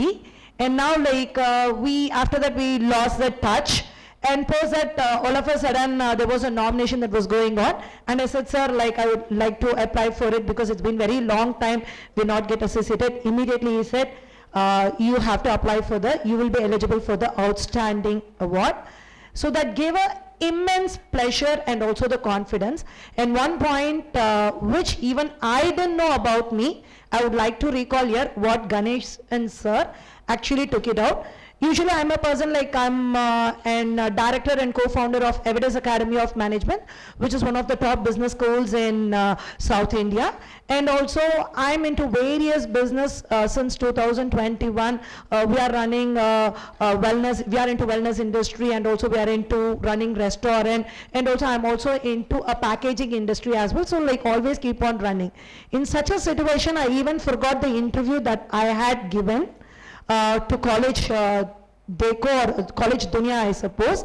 And I was surprised that all of a sudden night, Sir actually shared me the link of my interview. I said, I asked him, sir, when did this interview got published? He said, this is the interview link. I was like so happy, and then I started sharing that interview link that what was published in the YouTube to so many of my friends. Why I would like to tell this is, whatever he has taken is the same thing what sir also said, Kadiravan sir, the way he mails before the award ceremony, I have to make it very clear. The last 1 week or 10 days back itself, we got very clear-cut mails. I think last 4 or 5 days back itself, we got a mail stating that your award ceremony is by afternoon session. That helped me to plan ahead very well. I'm coming from Chennai all the way along, and like a systematic way of doing things. And as rightly said, there was lot of mails, and where only we were failing to revert back to those mails, where sometimes I see the mail, I myself I used to think, no, sir is continuously sending mail and I am supposed to acknowledge the mail. And that is the way systematically he has done things. So we are very privileged, sir, and we are very honored here to be here to receive this award, and we wish NFED much more awards to be given for upcoming entrepreneurs and educationalists and motivate them a lot. Thank you so much for giving this opportunity. Thank you all.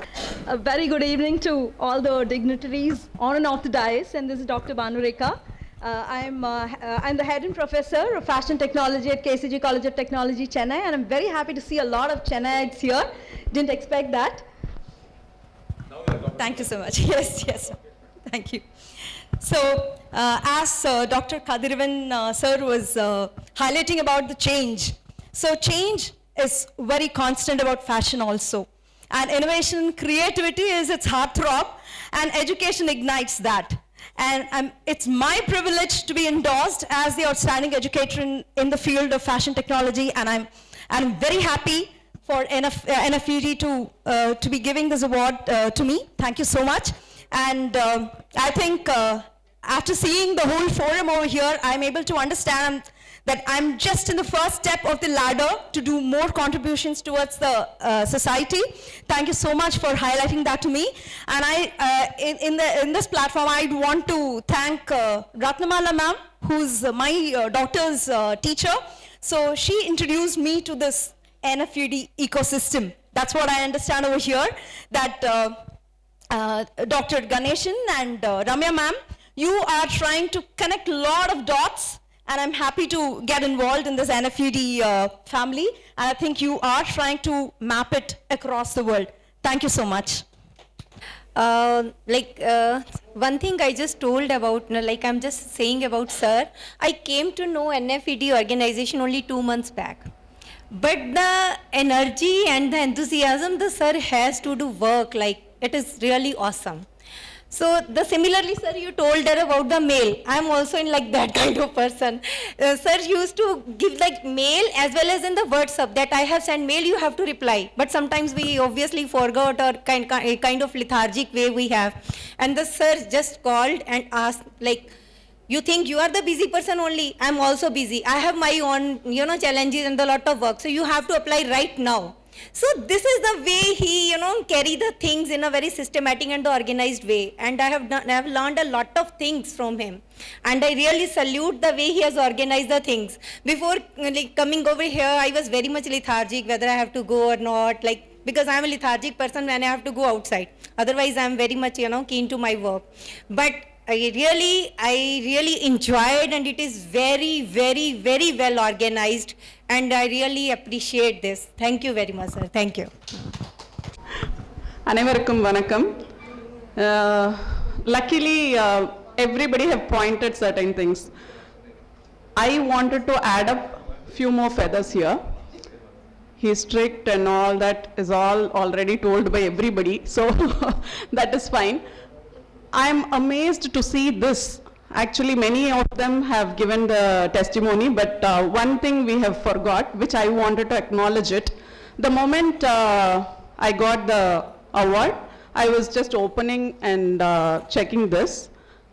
I have not seen such kind of preparation with any of the other forums, because I every day go to certain many programs, but this is something useful for us where we forgot to network, or maybe we are unable to network. Some of them are here, some of them have left. However it is, end of the day, you have everybody's contact connect here. Network is net worth, and NFED has proven that. So that is one thing. ரெண்டாவது, நான் தமிழ்நாட்டில் இருக்கேன், தமிழை பேசணும். So அது ரொம்ப முக்கியம். எல்லாரும் இங்கிலீஷில் பேசியாச்சு. Because here few of them doesn't know Tamil, so that is the main reason. The purpose, அதாவது ஒரு entrepreneur அப்படின்னா இது ஒரு entrepreneur forum அப்படின்றதுனால நான் சொல்கிறேன். ரெக்கக்னிஷன் அப்படின்றது வந்து எல்லாருக்குமே ரொம்ப ரொம்ப ஒரு இம்பார்ட்டண்ட்டான ஒரு விஷயம். நம்மளை வந்து ஒருத்தவங்க அறிமுகப்படுத்துகிறாங்க அப்படின்னா, இப்போ நம்மளா போய் ஒருத்தவங்க கிட்ட அறிமுகப்படுத்திக்கிறதுக்கும் ஒருத்தவங்க நம்மளை அறிமுகப்படுத்துறதுக்கும் நிறைய வித்தியாசங்கள் இருக்குது. எப்படின்னு பார்த்தீங்கன்னா, இப்போ நீங்கள் ஆல்ரெடி வந்து I'm so and so, I'm Sridevi, I'm from so and so place இப்படின்னு நான் சொல்லும்போது ஓரளவுக்கு ஒரு ரெக்கக்னிஷன் இருக்கும். இதே வந்து இன்னொரு பர்சன் உங்களை ரெக்கக்னைஸ் பண்ணி, இவங்களை எனக்கு ரொம்ப வருஷமா தெரியும், இவங்க என்னோட நண்பர், இவங்க என்னோட கூட படிச்சவங்க அப்படின்னு சொல்லி உங்களை ரெக்கக்னைஸ் பண்ணும்போது it has lot of value, because that person's face value also is added here. That is how this award means. So it is nothing but இது நம்மளுடைய கன்சிஸ்டன்சிக்காக கிடைச்ச ஒரு, நம்மளோட ஹார்ட் ஒர்க், கன்சிஸ்டன்சி இதெல்லாம் பேஸ் பண்ணி கிடைச்ச ஒரு பெரிய ரெக்கக்னிஷன். அந்த ரெக்கக்னிஷனை ஐடென்டிஃபை பண்ணணும். சரியா உங்களை முன்னுதாரணமாக வச்சு ஐடென்டிஃபை பண்ணி இதுக்கப்புறம் வர சந்ததிகளும் உங்களை ஃபாலோ பண்ணுற அளவுக்கான ஒரு ப்ரோக்ராம் இது. இந்த 38th நேஷனல் அவார்டாக இங்கே அவங்க கண்டினியூஸாக பண்ணிட்டு இருக்காங்க. ரெண்டு விஷயம், ஒன்று உங்கள் கன்சிஸ்டன்சிக்கு கிடைச்ச அவார்ட், இன்னொன்று இங்கே கன்சிஸ்டன்சியாக அவார்ட்ஸ் கொடுத்துட்டு இருக்காங்க. ஸோ ரெண்டுத்துக்குமே நம்ம வந்து அப்ரிஷியேட் பண்ணணும். And the whole day how went on very very well and it is well organized. Thank you so much for the opportunity. A man, and the man was Marian. Marian baked some of the best bread in the entire world. We all love it, right? And whenever he baked, the entire village would smell fantastic. The warm smell of bread.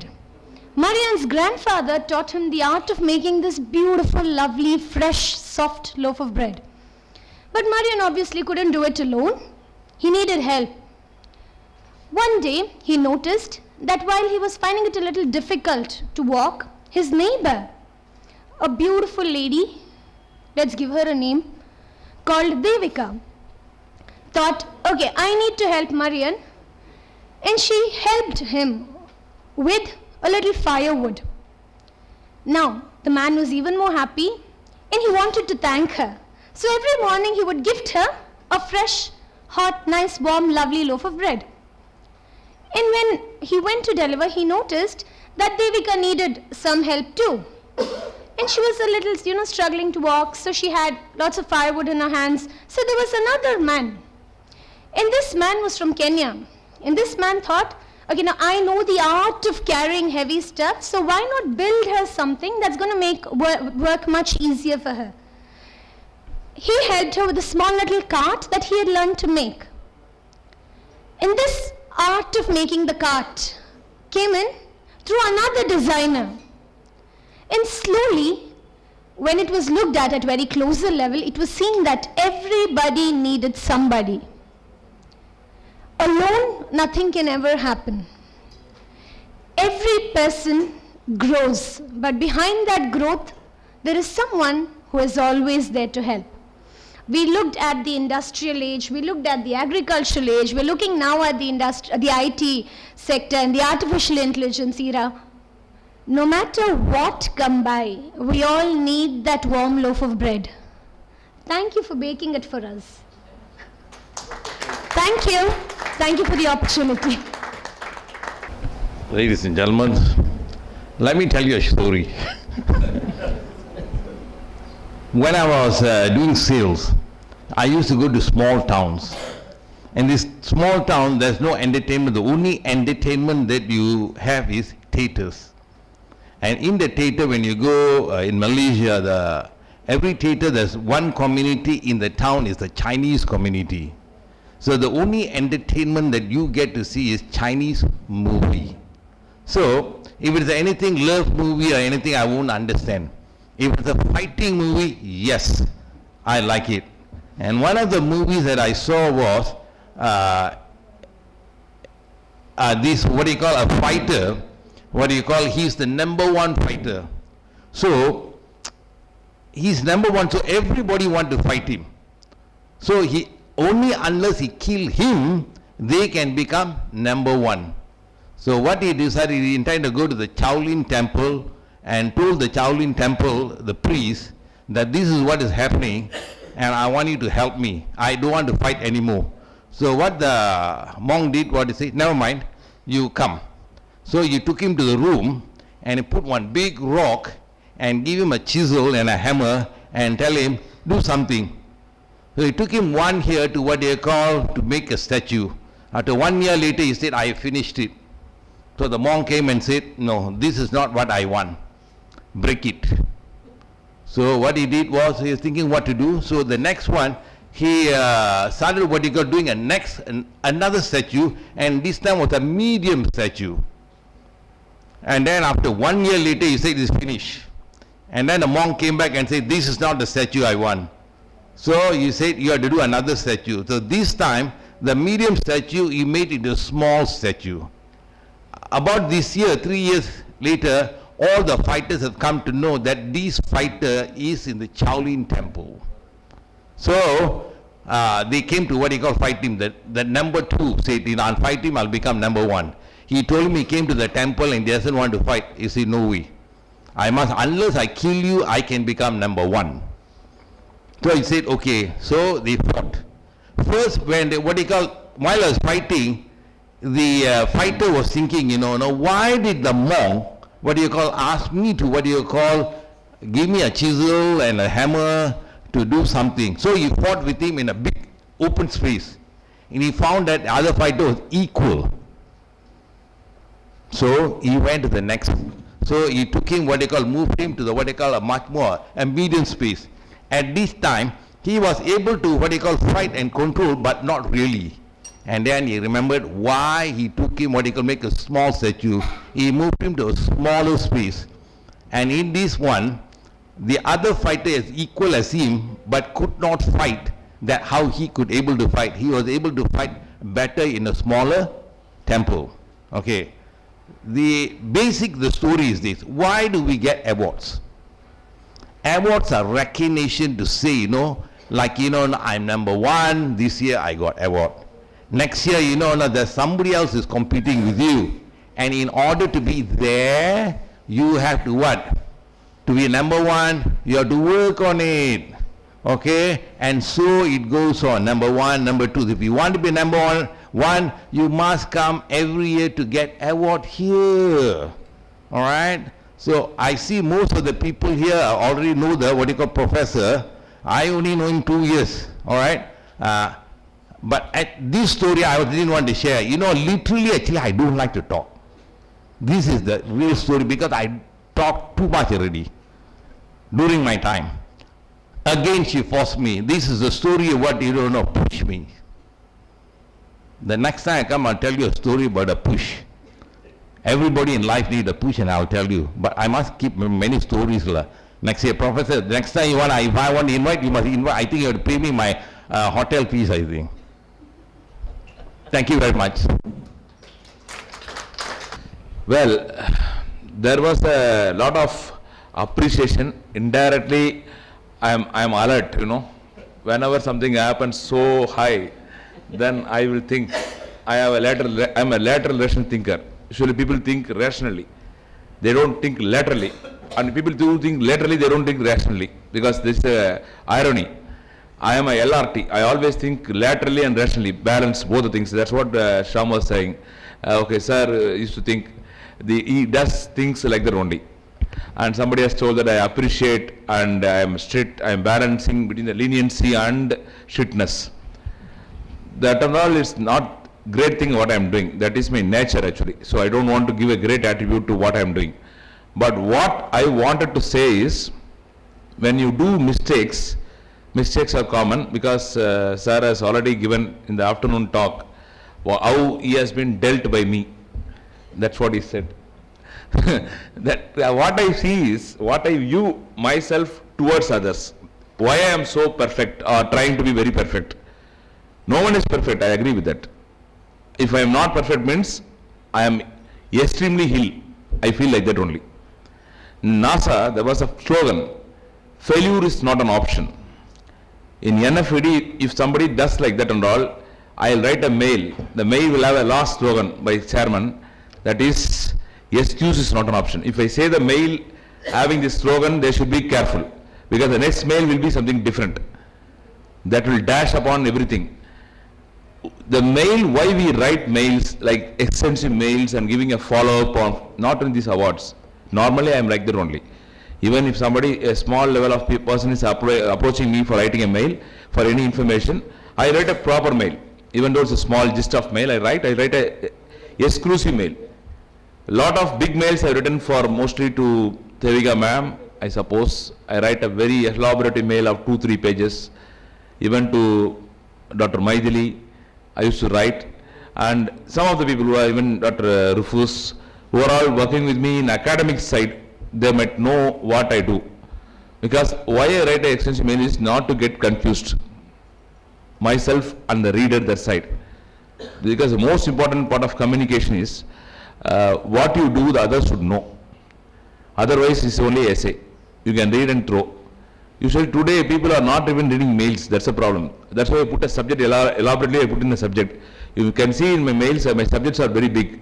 So people don't read a mail means the subject will be big. So at least they click the subject, they know what I am writing there. So they'll be careful. Okay, this is the content inside, so we'll go through that. Another thing is they are all appreciating me enormously. So I am little shaken. Okay, I thinking that okay, something is going to happen. Okay, I am like a matrix. I will always think laterally why they are all saying the same thing. And Sham sir has said about Maithili ma'am. That is the funniest thing. Actually, he told that maybe he is somewhat unhappy inside to scold Dr. Maithili on the stage, and he said that I salute sir because he rejected the award for my wife. No, actually it is not rejection. Actually, I was waiting for her to apply for a long time actually. It is not that I rejected and all. It is I am waiting for her to get the promotion. Because she is coming all the way from Oman. I wanted to empower through this sort of award. That is the real intent. Yesterday also we have been discussing in the same Jenny's launch. You should have got a promotion, I would have called you on the dais. That's what I was saying yesterday also. But rejection, as you said, is right actually. I do that. I did that this time also. Because there are a lot of nominations. I think the director knows about it. Because she's the one who is seeing all the nominations. The final award finalization is today. As on today is 51. I don't say 52. Because Upma Sharma has not come. So, though it is published, we are not going to upload it. That is our style. In absentia can be considered for people who have a normal, genuine reason on humanistic grounds of the dais. On the dais, no one is excused. The excuse is not an option again. That's a slogan. So even for me also, even if I am not well, if the award ceremony is to happen, I have to come. Even yesterday I was saying to someone also, day for yesterday, someone was, I was saying that even if Chairman NFED dies, the award ceremony will go on. That is a tribute you are giving to me. And not only award, anything what I commit to the society to do on the time, on date, it has to go on. In that way only I will be very happy. Finally, the question is to conclude. I want to say, why I am like this is, I have a slogan for that. I have created a proverb. Even I told long back, when I think Madam and all, Devika Madam and all coming after so many years to this award ceremony platform, and so I have written a lot of proverbs and published also. You can see in my award company book, in conference book and proceedings and all, I used to write my slogans. Officially putting it in the slogan with ISBN. So no one can take the copyright from me. Because it's my thinking process which I want to establish it for the people's welfare. So the slogan is this. I written this slogan 10-12 years before, I think 2013 or something like that, 2014. Never be questioned to question others. If I keep the hand like this is the hand symbol of a party called ADMK, and it is given by the founder of DMK. Okay. And this finger, if you say this finger, this finger is like this, it is said by Dr. Annadurai, and that is very, very important. That is where I found this proverb to start the proverb. These three fingers are pointing you.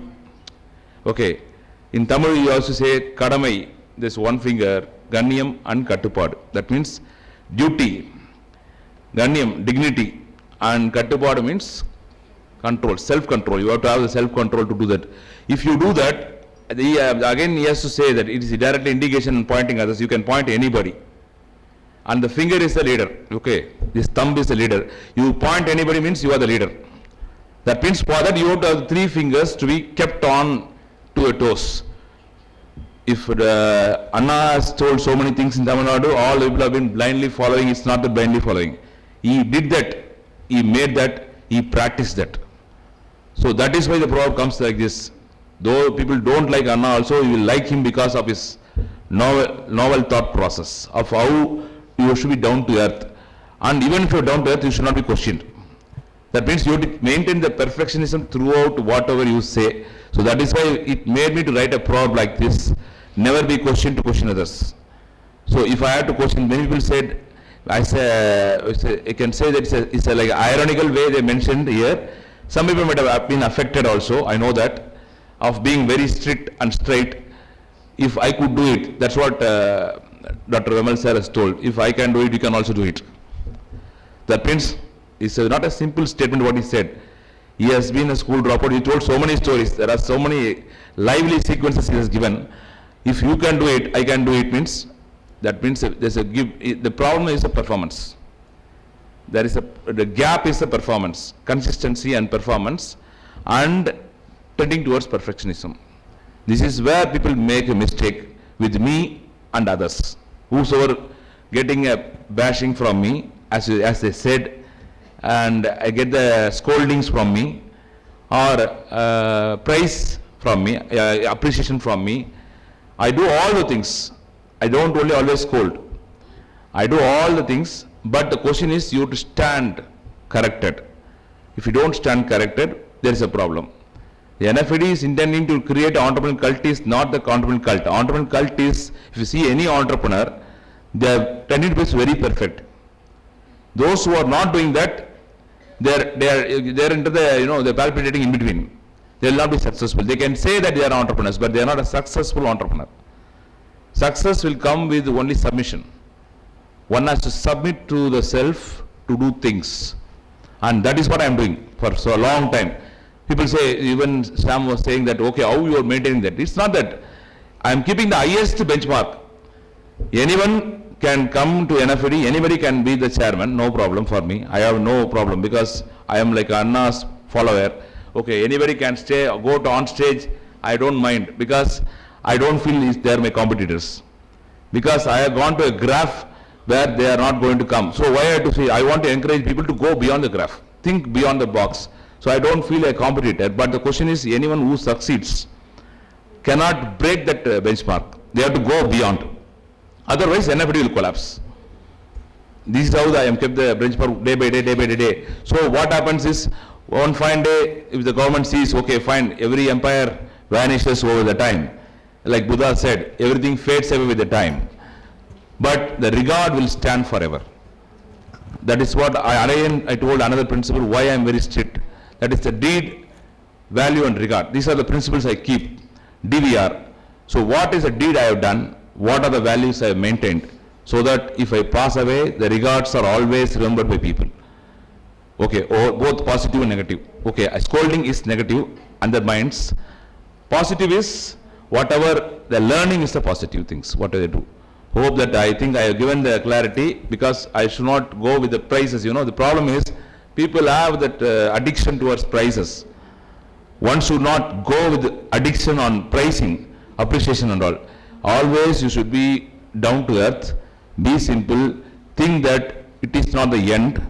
Always time passes by, and what is destined for you is to do the good work for what you are coming into this, I can say universe, whatever you say, and make your mark and leave this planet with honor. In other words, die with the honor. Thank you. Jai Hind.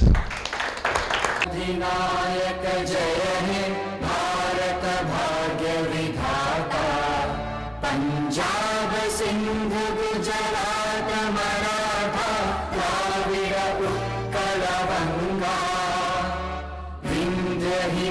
चल यमुना गंगा उच्चल जलधि तरंगा तव शुभ नामे जागे तव शुभ आशीष मांगे गाहे तव जय गाथा जन गण मंगलदायक जय हे भारत भाग्य विधाता जय हे जय हे जय हे